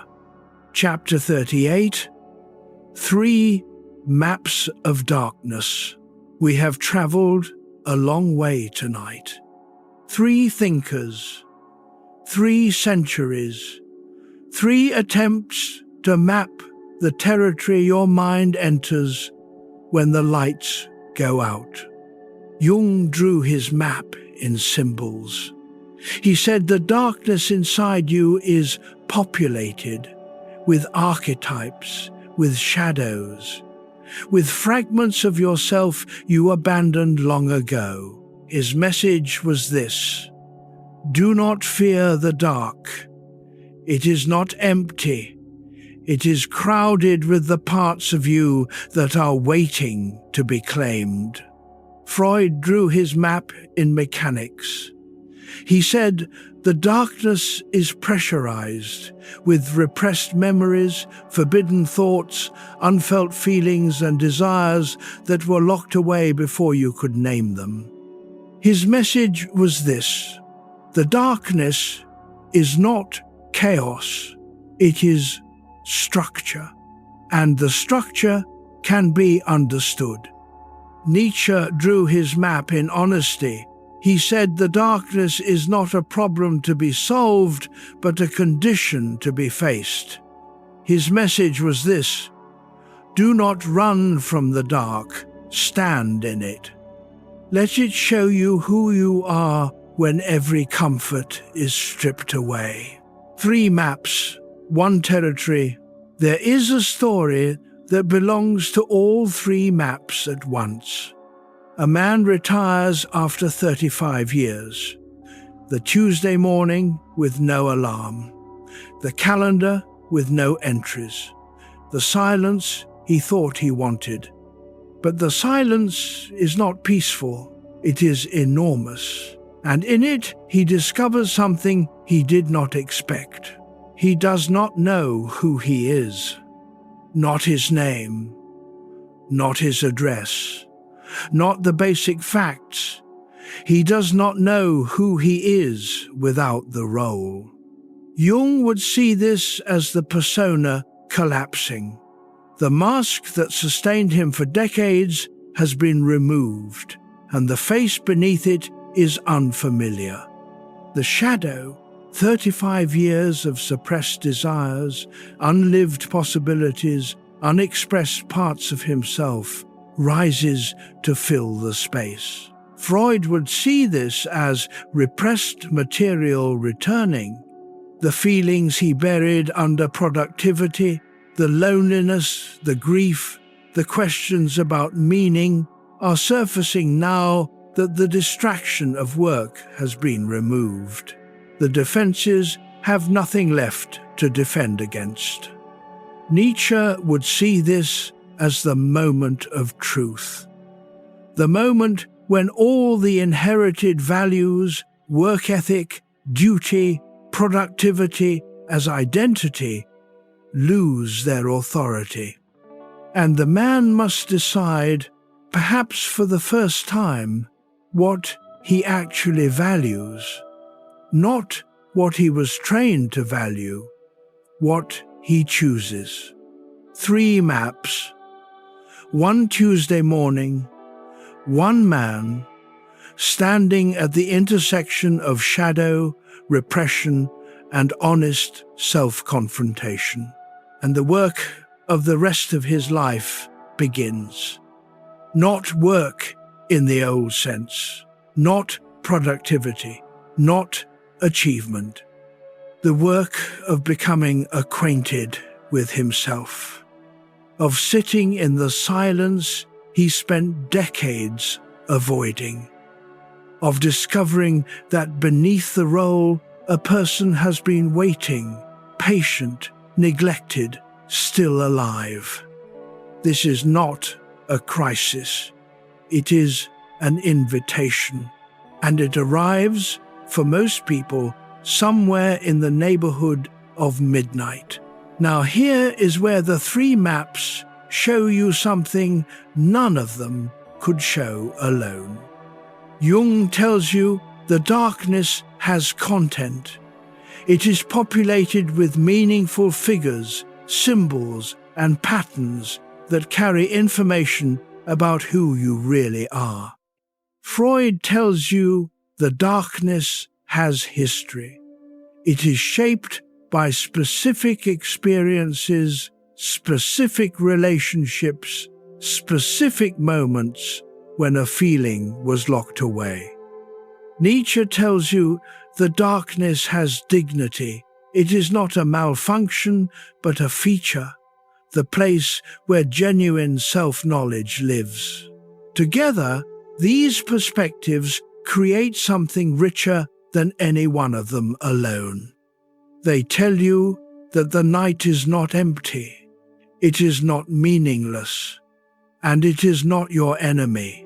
It is the laboratory of the soul, the place where the raw materials of your life, the memories, the patterns, the questions, the unfinished business are being processed, sorted, and slowly, patiently transformed into something approaching wisdom. You do not need to manage this process. You do not need to direct it. You do not even need to understand it fully.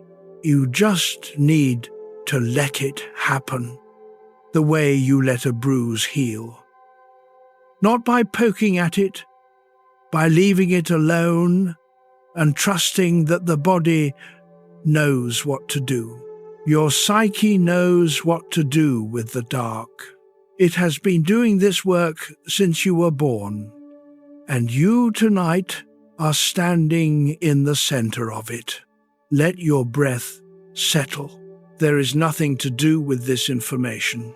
Just hold it gently, the way you would hold a stone worn smooth by water.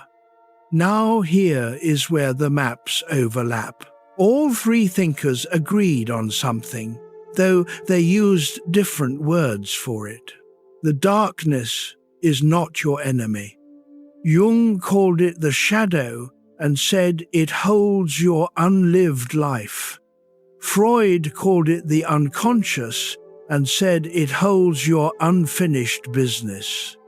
Nietzsche called it the abyss and said it holds the truth you are not yet strong enough to face. But all three said the same thing in the end. What lives in the dark is not trying to destroy you, it is trying to reach you. And the reaching happens at night, because the night is the only time you stop running. You do not need to understand all three maps tonight. You do not need to choose one over the others. They are not competing, they are complementary. Like three windows in the same room, each showing a different view of the same landscape, the landscape of your own depth. Chapter 39, The Shadow Meets Desire. Let us bring Jung and Freud together for a moment. They were colleagues once, then adversaries, then strangers. Their professional relationship lasted less than a decade, but its aftershocks shaped the entire 20th century. Their disagreement, at its core, was about what lives in the unconscious. Freud said it was desire, specifically sexual and aggressive instincts that had been repressed by civilization. The unconscious for Freud was a pressure cooker, sealed, dangerous, and always threatening to blow. Jung said it was deeper than desire. The unconscious held not just personal memories and forbidden wishes, but collective patterns, archetypes that belonged to the entire human species. The unconscious for Jung was not just a basement, it was an ocean. And this is why it shows up at night. Because at night, both layers are active. The Freudian layer surfaces as anxiety, guilt, and the return of specific memories and feelings you pushed away during the day. The Jungian layer surfaces as dreams, symbols, and the strange sense that your restlessness is connected to something larger than your personal life. You might feel both tonight. A specific worry about tomorrow, that is Freud's territory. A nameless longing for something you cannot identify. That is Jung's. And the beautiful thing is that you do not need to choose between them. Your mind is large enough to hold both. Just for a moment, let your shoulders drop. Notice the air moving in and out. You are here. That is enough. The shadow meets desire at the point where your personal history touches something universal. The rejection you felt in childhood, that is personal. But the archetype of the abandoned child, the pattern that repeats across every culture and every century, that is collective. Both are real. Both live in you. And both speak most clearly in the dark. Freud would say, listen to the specific. What memory returns, what feeling surfaces, what thought keeps circling. That is your unfinished business. Jung would say, listen to the pattern. What role are you playing? What archetype are you living? What story is being told through you that is older than your own biography? And both approaches lead to the same invitation. Know yourself, not perfectly, not completely, just honestly, and let the honesty be enough. There is a specific moment where Jung's shadow and Freud's repression merge into something neither thinker fully described alone. It happens like this. You are lying in the dark. A feeling arrives. Perhaps anger, perhaps sadness, perhaps a longing so old it has no name. The Jungian lens says, this feeling is your shadow. It is a part of you that was exiled. It is not dangerous. It is information about who you really are beneath the mask. The Freudian lens says, this feeling is repressed material. It was pushed underground because it was once forbidden or too painful to hold. It is returning because the defenses are thin. It is not attacking you. It is trying to surface. Both lenses together create a fuller picture. The feeling is both personal and archetypal. It belongs to your specific history and to the broader human experience of having a mind that contains more than it can comfortably hold. And the response, suggested by both thinkers, is the same. Do not flee, do not fight. Let it be here. The feeling will not destroy you. It will inform you. And informed, you are no longer at its mercy. You are its partner. Chapter 40, Instinct, Symbol, and Will. If Freud gave us the instinct, and Jung gave us the symbol, then Nietzsche gave us the will. Three forces that operate in you every night, whether you recognize them or not. The instinct is what your body wants: rest, safety, connection, relief from pain. It is the oldest layer, pre-verbal, pre-rational, as ancient as the nervous system itself. When you lie awake and your body feels restless for no reason, the instinct is speaking. The symbol is what your psyche imagines. The dream of the locked door, the image of the empty room, the feeling that your restlessness is connected to something you cannot quite articulate. The symbol speaks in metaphor because the truth it carries is too large for plain language. The will is what drives you forward even when the instinct is tired and the symbols are unclear. It is the part of you that is not finished. The quiet insistence that there is more to do, more to become, more to understand, even at 3 a.m. And tonight, all three are present.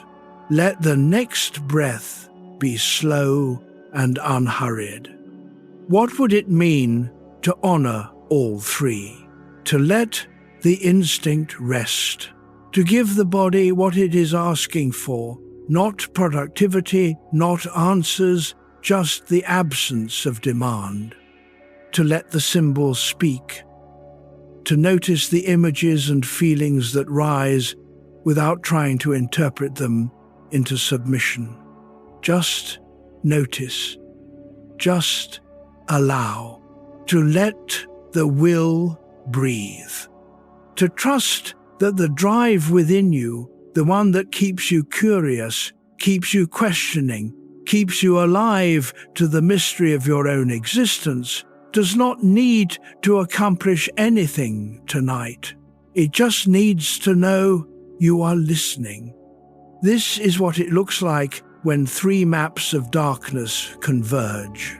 Not confusion, not contradiction, a richer understanding of the territory. An understanding that says you are complex, you are layered, you are made of instinct and symbol and will, of shadow and desire and honesty.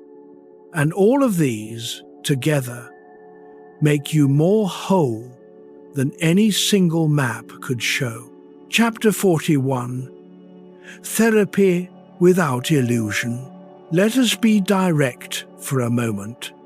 None of these three thinkers promised you peace. Jung offered self-knowledge, the chance to meet the parts of yourself you had abandoned and to bring them back into the fold. But he was honest. Individuation is not comfortable. It is, in his words, the most difficult thing a person can do. Freud offered understanding, the chance to trace your suffering to its roots and, in doing so, loosen its hold. But he never promised the suffering would disappear. He said the goal of psychoanalysis was to transform neurotic misery into ordinary unhappiness. Nietzsche offered honesty, the chance to face life without comforting illusions, and to find in that raw confrontation a kind of freedom. But the freedom he described is not easy. It is the freedom of the person who no longer needs the world to make sense. And this is where the shift begins. Perhaps the most useful thing these three thinkers share is their refusal to offer false comfort. They do not say everything will be fine. They do not say you just need to think positive. They do not pretend that the darkness is a temporary inconvenience on the way to permanent light. They say something harder and more respectful. The darkness is part of you. It is not going away. And the question is not how to eliminate it, but how to live with it, honestly, courageously, and with as much self-compassion as you can manage. Feel the weight of your body. Let it press into whatever holds you. This is therapy without illusion. Not the therapy of quick fixes and 5-step programs. The therapy of sitting with what is real and letting it be real. And what is real tonight is this. You are a person lying in the dark with a mind that will not always cooperate. You carry shadows and repressions and a will that sometimes feels like a burden, and you are still here. Still listening, still thinking, still alive to the possibility that understanding, even without resolution, is a form of healing. It is not because understanding changes the facts, but because understanding changes your relationship to the fact. And a different relationship is sometimes all you need. Consider what it means to understand something without resolving it. In most of your waking life, understanding is a means to an end. You understand a problem so you can fix it. You understand a person so you can navigate the relationship. You understand yourself so you can improve. But the kind of understanding these three thinkers offer is different. It is understanding as an end in itself. To understand your shadow is not to eliminate it. It is to live with it more honestly. To understand your repressions is not to cure them. It is to stop being blindsided by them. To understand your own darkness is not to turn on the lights. It is to learn to see in the dark. This is a radical idea in a culture that demands solutions. We want steps, programs, action plans, 7 ways to overcome your anxiety, 5 strategies for better sleep, 3 habits of emotionally intelligent people. And some of those strategies are genuinely helpful. But they operate on the surface. What Jung, Freud, and Nietzsche offer operates at the foundation, not how to fix what is wrong with you, but what is actually happening inside you, and why, and what it means. And that understanding, quiet, undramatic, without a before and after photo, is the kind that changes you from the inside. Not quickly, not obviously, but permanently, because once you truly understand why you lie awake at night, the lying awake becomes less frightening. It becomes, paradoxically, more restful. Not because the thoughts stop, but because the thoughts are no longer strangers. They are parts of you, arriving on schedule, doing their work. And you can let them work without fighting them. There is one more thing all three thinkers would agree on, though each would phrase it differently. You are not meant to be comfortable all the time.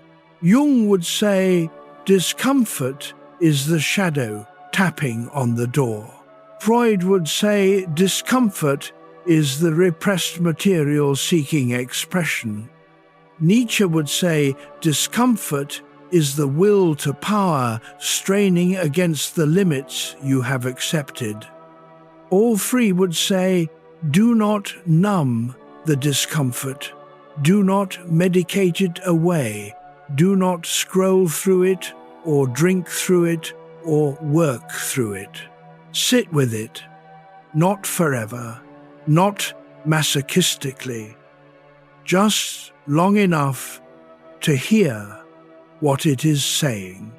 Because discomfort, in the framework of these three thinkers, is not a malfunction. It is a signal. And the signal, if you listen to it, almost always points toward growth. The growth may not be welcome. It may require changes you are not ready to make. It may ask questions you would rather not answer. But the alternative, decades of numbed comfort, of suppressed signals, of a life that looks right from the outside and feels hollow from the inside, is worse. The discomfort is the proof that something in you is still alive. And alive, even when it hurts, is better than numb. There is a final synthesis worth holding. Jung spent his life building bridges between the conscious and the unconscious. He believed that the whole person, the integrated person, was someone who could hold the light and the dark in the same embrace. Freud spent his life helping people unearth what had been buried. He believed that the honest person, the person who could face their own desires without flinching, was the healthiest person. Nietzsche spent his life challenging inherited certainties. He believed that the free person, the person who authored their own values, was the strongest person. Wholeness, honesty, freedom, 3 words, 3 lifetimes of work. And all 3 converge in this moment. In the dark, in the silence, in the small, ordinary miracle of a mind that is willing to look at itself clearly. You are whole. Even the parts you dislike are parts of you. You are honest, or at least tonight you are practicing honesty. You are free to choose how you carry what you carry.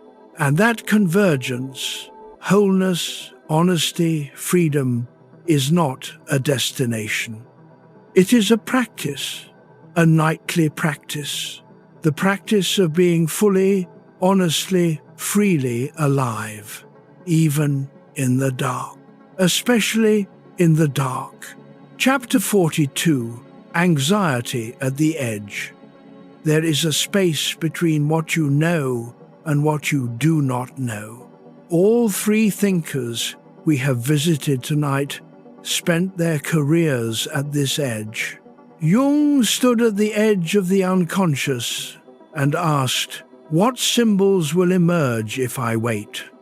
Freud stood at the edge of repression and asked, "What truths will surface if I listen?" Nietzsche stood at the edge of meaninglessness and asked, "What strength will I find if I do not look away?" And you tonight stand at your own edge. The edge between wakefulness and sleep, between the day's certainties and the night's mysteries, between the person you were this morning and the person you are becoming in the silence. Let your jaw soften. Let the air move without effort. Anxiety lives at this edge, not because the edge is dangerous, but because the edge is uncertain, and the human mind, more than almost anything, fears uncertainty. We want to know, will the job work out? Will the relationship last? Will the body hold?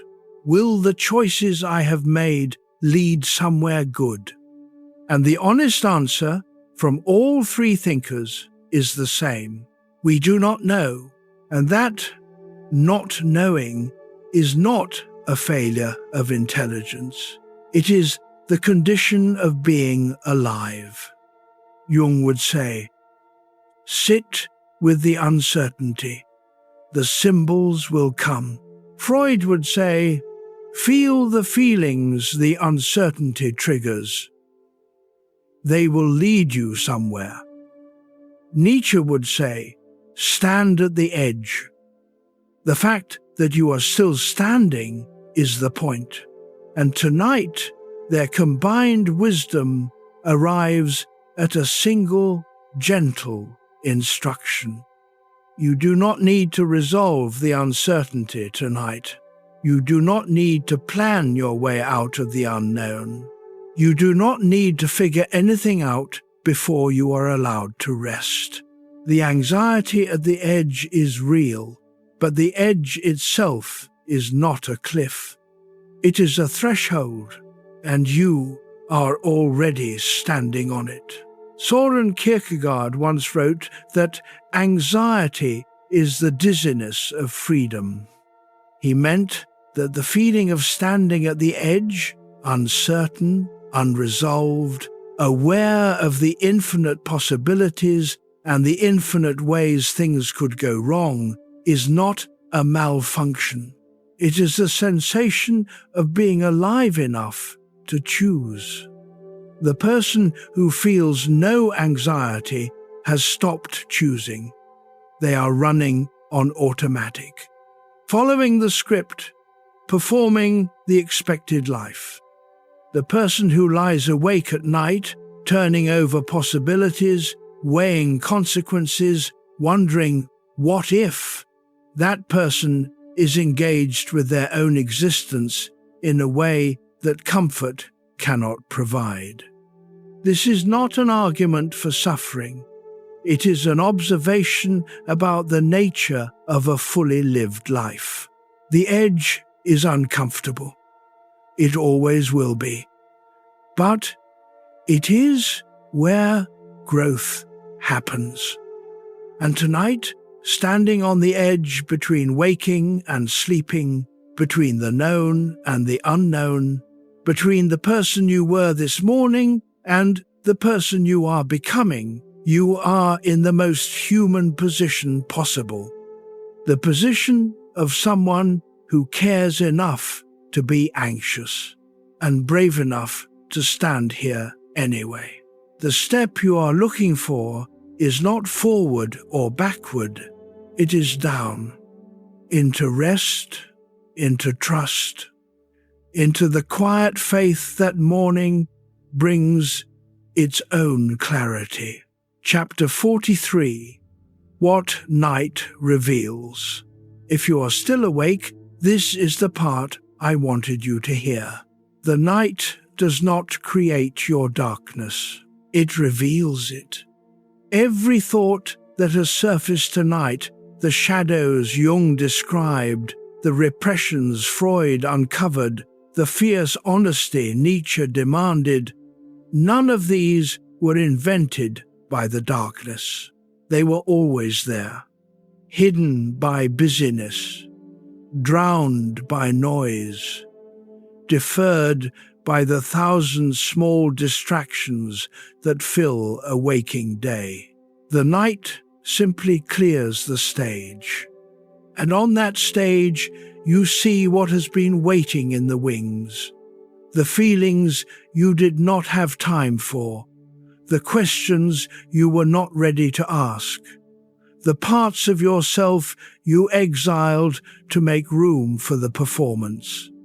Now they step forward, not to accuse, not to overwhelm, to be seen. This is what the night reveals. Not a broken mind, a full one, so full of unexpressed life that it cannot rest until at least some of it has been acknowledged. Feel your body settling deeper. Let the breath come on its own. And here is the question beneath all of tonight's questions.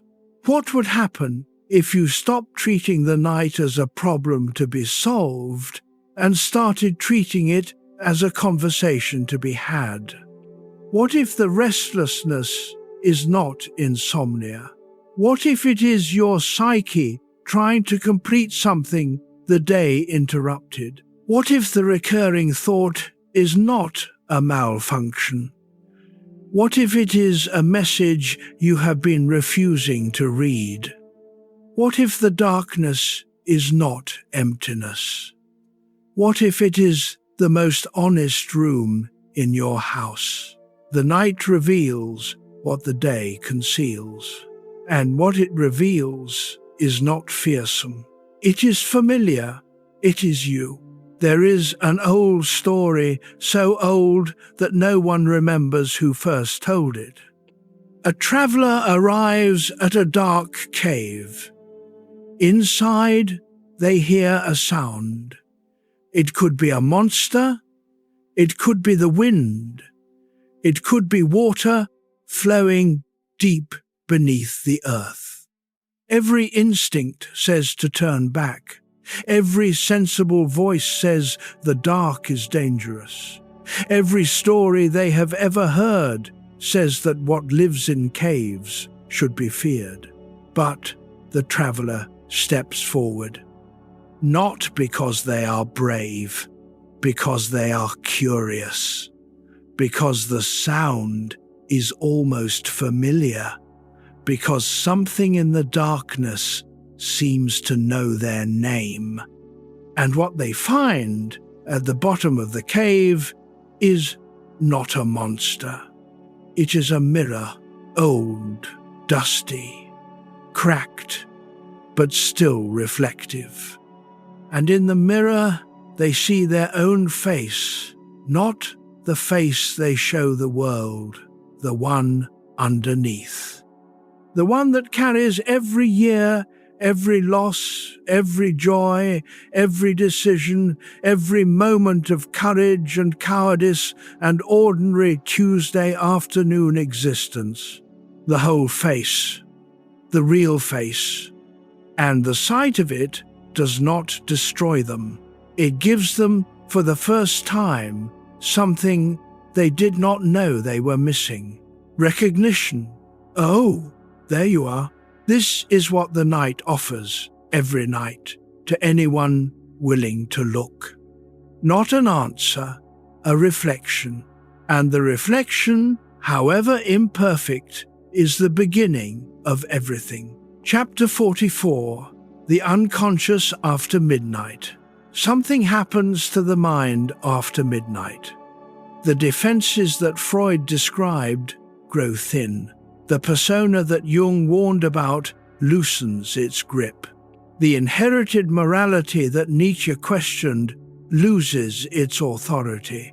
And what remains is closer to the truth than anything the daytime self can offer.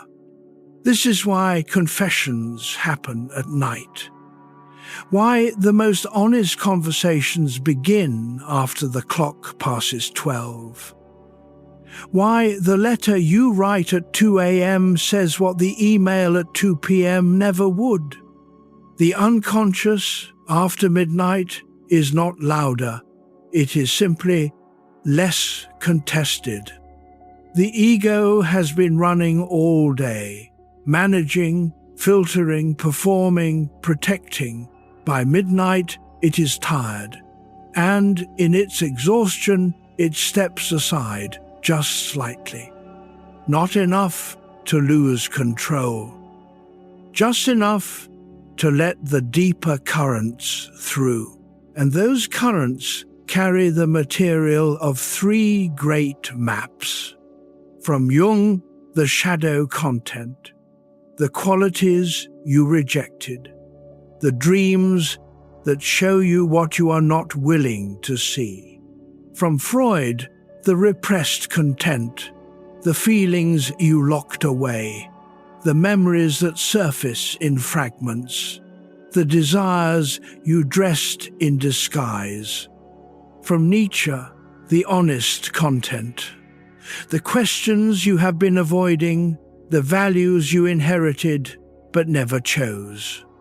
The life you are living versus the life your will is reaching toward. All of this, after midnight, moves a little closer to the surface. Let your body rest. The mind is doing its own work now. You do not need to direct it. There is a particular quality to the thoughts that arrive in these hours. They feel more real, more raw, less polished. And that rawness can be frightening, but it can also be freeing. Because the raw thought, the unedited feeling, the unvarnished truth is the material of genuine self-knowledge. It is what all 3 thinkers spent their lives trying to reach. And here you are, reaching it naturally, simply by lying in the dark. You are not disordered, you are not broken. You are doing, in these quiet hours, exactly what the human mind was designed to do. Processing, sorting, digesting, integrating the psyche's night shift. And the best thing you can do for it is the same thing you would do for a friend who needs to talk. Listen without interrupting, without judging, without trying to fix. Just listen and let the dark do its work. There is a phenomenon that therapists have noticed for decades.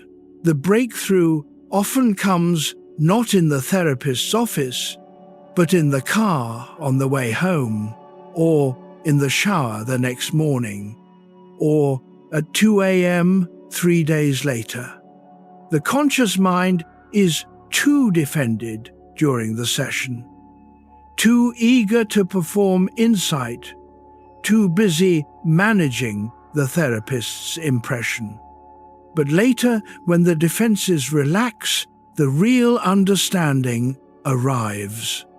Unbidden, unforced, like a delayed echo of something that was said but not yet heard.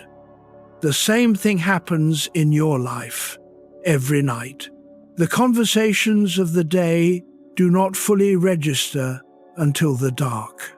The emotions triggered by a passing remark do not fully develop until you are alone. The meaning of an experience does not fully crystallize until the conscious mind steps aside and the unconscious takes over. This is why insight often arrives at inconvenient times, in bed, in the bath, in the middle of the night when you would rather be sleeping. It arrives then because that is when you are finally available to receive it, not performing, not filtering, not defending, just open. And openness, as all three thinkers understood, is the precondition for truth. Chapter 45, Darkness as Self-Knowledge. We are deep into the night now, and perhaps it is time to say something directly. The darkness you carry is not a sign of failure. It is a sign of depth. The person who has never questioned their own motives has never truly known themselves. The person who has never felt the shadow's pull has never experienced the full range of their own humanity. The person who has never lain awake with an unanswerable question has never been fully alive. Jung knew this. His entire life was an exploration of the dark corners of the psyche, and what he found there was not emptiness, it was fullness. The shadow contains not just your weaknesses, but your unlived strengths. The unconscious holds not just your pain, but your unrealized wisdom. Freud knew this. His career was built on the principle that what we repress does not disappear, it transforms. And the transformation, however painful, is the psyche's way of trying to grow. The symptom is not the disease. It is the cure trying to happen. Nietzsche knew this. His philosophy was forged in solitude and suffering, and from that suffering came a clarity that comfort could never have produced. His darkness was not his enemy, it was his teacher. And your darkness tonight is teaching you something too. What is it? You do not need to answer. The question itself is the work. Let the stillness hold you. Let the breath come and go. There is a word for what you have been feeling tonight, and nobody taught you the word. The word is depth, not depression, not dysfunction. Depth, the capacity to feel fully, to think honestly, to sit with uncertainty without demanding resolution. This is not a burden, it is a gift. The rarest kind. The kind that looks like darkness until you learn to see in the dark. And tonight, your eyes are adjusting. There is one more thing worth saying before we close. The darkness you carry is not a burden. It is a credential, not in the world's terms. The world rewards brightness, certainty, the appearance of having it all together. But in the terms that matter at 3 a.m., the terms of honest self-knowledge, your darkness is proof that you have lived deeply enough to accumulate questions, that you have loved enough to carry loss, that you have paid attention to your own life rather than sleepwalking through it. The shallow person sleeps easily, not because they are healthy, because they have never looked. You have looked. You have stared into the rooms Jung described. You have felt the pressure of Freud's buried truths. You have stood in Nietzsche's abyss and noticed that your feet are still beneath you. And here you are. Not broken, not solved, not finished. Alive. Complicated, contradictory, carrying more than you can easily name. And deeply, undeniably alive. That is not darkness. That is depth, wearing a nighttime disguise. And depth, when the morning comes, will be the thing that makes your life worth living. Not despite the questions, because of them. Chapter 46. Toward Inner Peace. Let us pause here for a moment, not to meditate, not to fix anything, just to notice. Right now, your body is holding you. You do not have to do anything for that to be true. Let your attention move to wherever your body feels heaviest. Maybe your legs, maybe your hands, maybe the back of your head against the pillow. There is nothing to change. Just notice. Now think of the thought that has been circling in your mind tonight. Not the loudest one, the one that keeps returning, the one that waits for you when everything else goes quiet. Instead of engaging with it, instead of arguing with it or solving it, just see it. Imagine placing that thought on a shelf across the room. It is still there. You have not erased it, but you are here, and it is over there. Notice the distance. You are not your thoughts. You are the one watching them, and the one watching has always been calm. Take one slow breath. Let that thought stay on the shelf for now. It will be there tomorrow if you need it, but tonight you do not. Now let your breath find its own rhythm. You do not need to make it deeper or slower. Just let it move the way it wants to move. If your mind is busy, that is fine. You do not need to quiet it. Just let it be busy in the background, like a television in another room. For these next few moments, your only task is to feel the weight of your own body, to notice that you are here, that you are breathing, that you are safe enough to simply rest. Jung would say, you are sitting with the shadow, and that is brave. Freud would say, you are letting the defenses rest, and that is healthy. Nietzsche would say, you are facing the night honestly, and that is strong. All three would agree on this. You have done enough today. You have carried enough.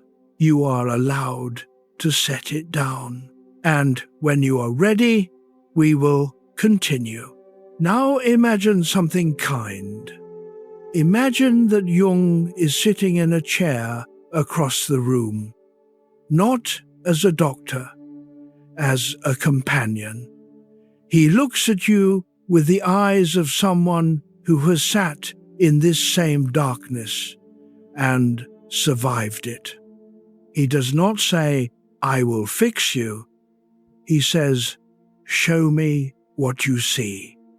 Imagine Freud beside him, more formal, perhaps, more clinical, but beneath the formality, genuine. He has spent his life listening to people in the dark. He is not afraid of what you carry. He has heard worse, and he is still here. And imagine Nietzsche standing by the window, thinner than you expected, quieter. He does not offer comfort because he does not believe comfort is what you need, but he offers something rarer. He offers respect for the fact that you are here, that you are thinking, that you are willing to face the dark without looking away. 3 companions, 3 voices, and you in the center breathing. You are not alone in this work. You have never been alone in this work. The thinkers change, the centuries pass, but the work, the human work of self-knowledge, of honest confrontation with the dark, of learning to carry what you cannot set down, that work connects you to every person who has ever lain awake and wondered. You are part of a lineage that stretches back to the first human who looked at the stars and asked, "What am I?" And that question, still unanswered, still alive, is the most beautiful thing about you. Let the quiet deepen now. Let the voices of these 3 thinkers settle into the background, like music fading at the edge of hearing. You do not need to carry their words. You only need to carry what resonated.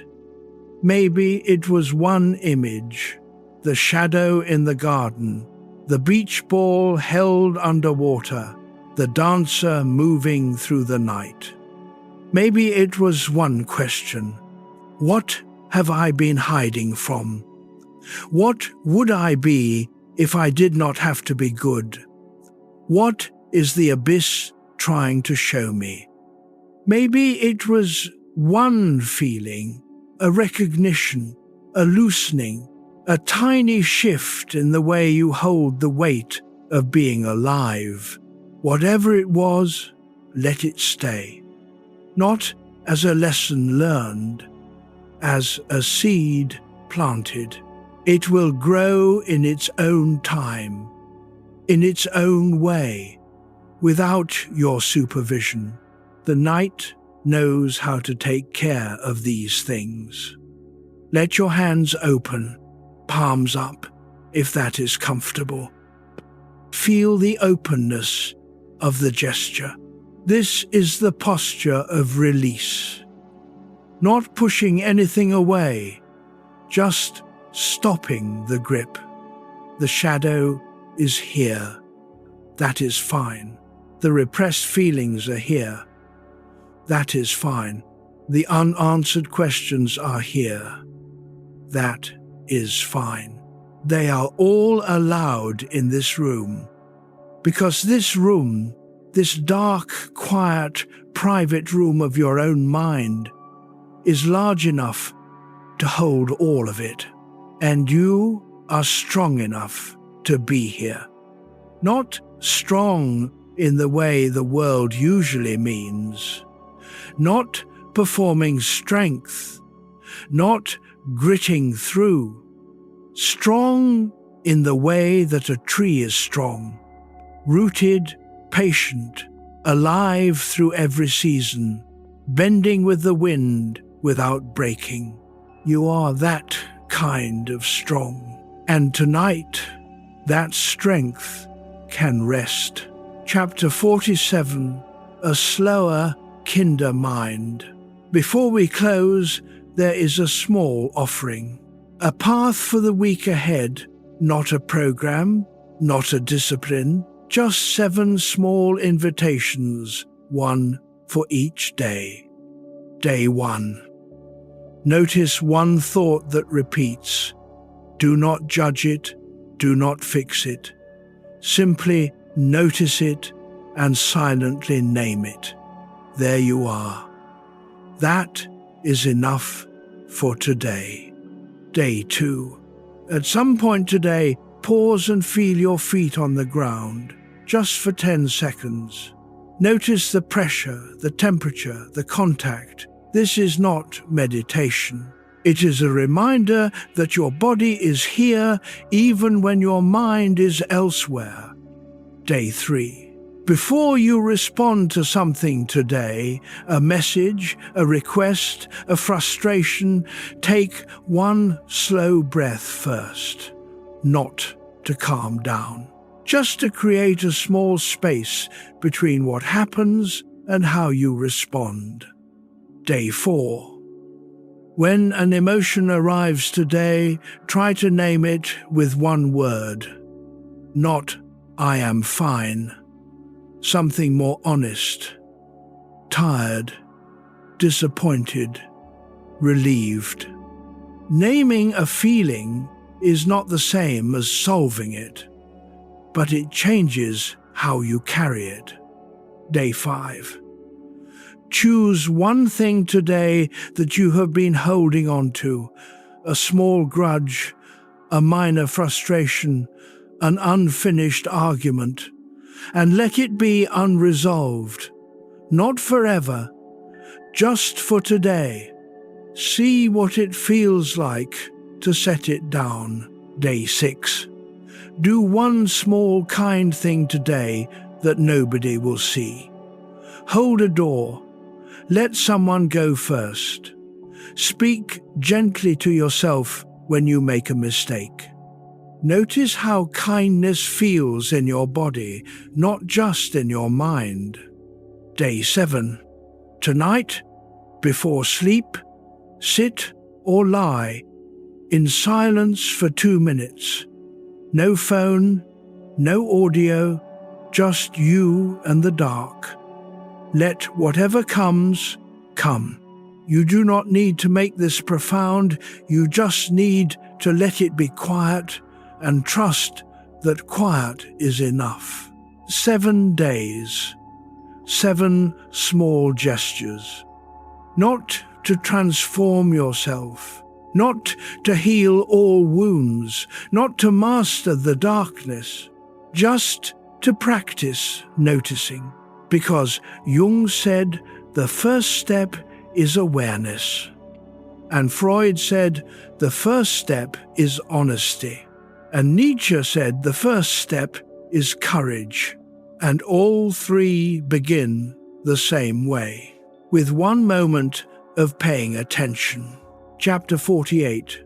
Closing reflection in silence. And now we return to where we began. A quiet room, a mind that speaks when the world goes still. We have traveled through 3 maps of darkness tonight, through shadow and repression and fierce honesty, through the hidden rooms of the psyche, through the territory you enter every night and exit every morning, usually without knowing what you found. Tonight, you know a little more. You know that the shadow is not your enemy. It is the exiled part of yourself waiting to be welcomed home. You know that the repressed does not vanish. It returns in its own time, asking to be felt. You know that the darkness is not the absence of meaning, it is the presence of honesty, the kind that only arrives when the performance ends. And you know that 3 of the most brilliant minds in human history spent their lives in this same territory. They were not afraid of the dark. They lived in it. They built their life's work from what they found there. There is a particular kind of wisdom that only comes from loneliness. It is the wisdom of having seen your own mind clearly without the distortion of social performance. The wisdom of having sat with a question long enough to realize that the question itself is more valuable than any answer. You do not earn this wisdom through study. You earn it through endurance. Through the nights when sleep would not come and you did not reach for a distraction. Through the mornings when you woke with a weight you could not name and carried it anyway. Through the years of showing up for a life that did not always feel like it was showing up for you. This is not glamorous wisdom. It does not make you articulate at dinner parties. It does not translate into advice other people can use. It is private, quiet, yours alone, but it is real. And it is what allows you to sit in the dark tonight without panic, without the need to fill the silence with noise, without the desperate belief that something must be done about the darkness before you can rest. You have done this before. Many times. You have survived every night you thought you could not bear. And that track record, though you rarely acknowledge it, is the foundation of a strength that no philosophy can give you and no disaster can take away. You are in that lineage tonight. Let the air move through you one more time. Let the weight of the hours settle. The mind does not get louder at night. The world just gets quiet enough for you to hear it. And what it has been saying all along is simpler than you feared. You are not broken. You are deep. You are not failing at rest. You are learning what your mind does when it feels safe enough to speak. You are not stuck in darkness. You are traveling through it, and morning will come. It always does. Not with answers, necessarily, but with light. And in that light, you will carry something from tonight, a word, a feeling, an image that you did not carry before. That is enough. Let the night hold you now. Let the dark be a room, not a cage. Let the silence be a companion, not an absence. And when you are ready, whenever that is, let your eyes close. The dark has nothing left to say tonight, and neither do I. Rest now. You have earned it. Not by doing, by being, and that, as it turns out, was always enough. Let the silence deepen. Let the words fade. Let the thinkers return to their centuries. Jung to his tower in Zurich, Freud to his study in Vienna, Nietzsche to his solitary mountain path. They have said what they came to say. And you have heard what you needed to hear. Not everything, just enough. Enough to know that the dark is not empty. Enough to know that you are not alone in it. Enough to know that the thoughts circling in your mind tonight are not chaos, they are the ancient ongoing work of becoming human. And becoming human, as it turns out, takes a lifetime. Every night is a chapter. Every restless hour is a page. And the story is far from over. But this chapter, tonight, is done. Let your eyes close whenever they are ready. Let the body take over. Let the mind, at last, be a guest in its own house, welcome but not in charge. The night is here, and the night is kind, and the night will hold you until the light returns. It always does. Sleep well.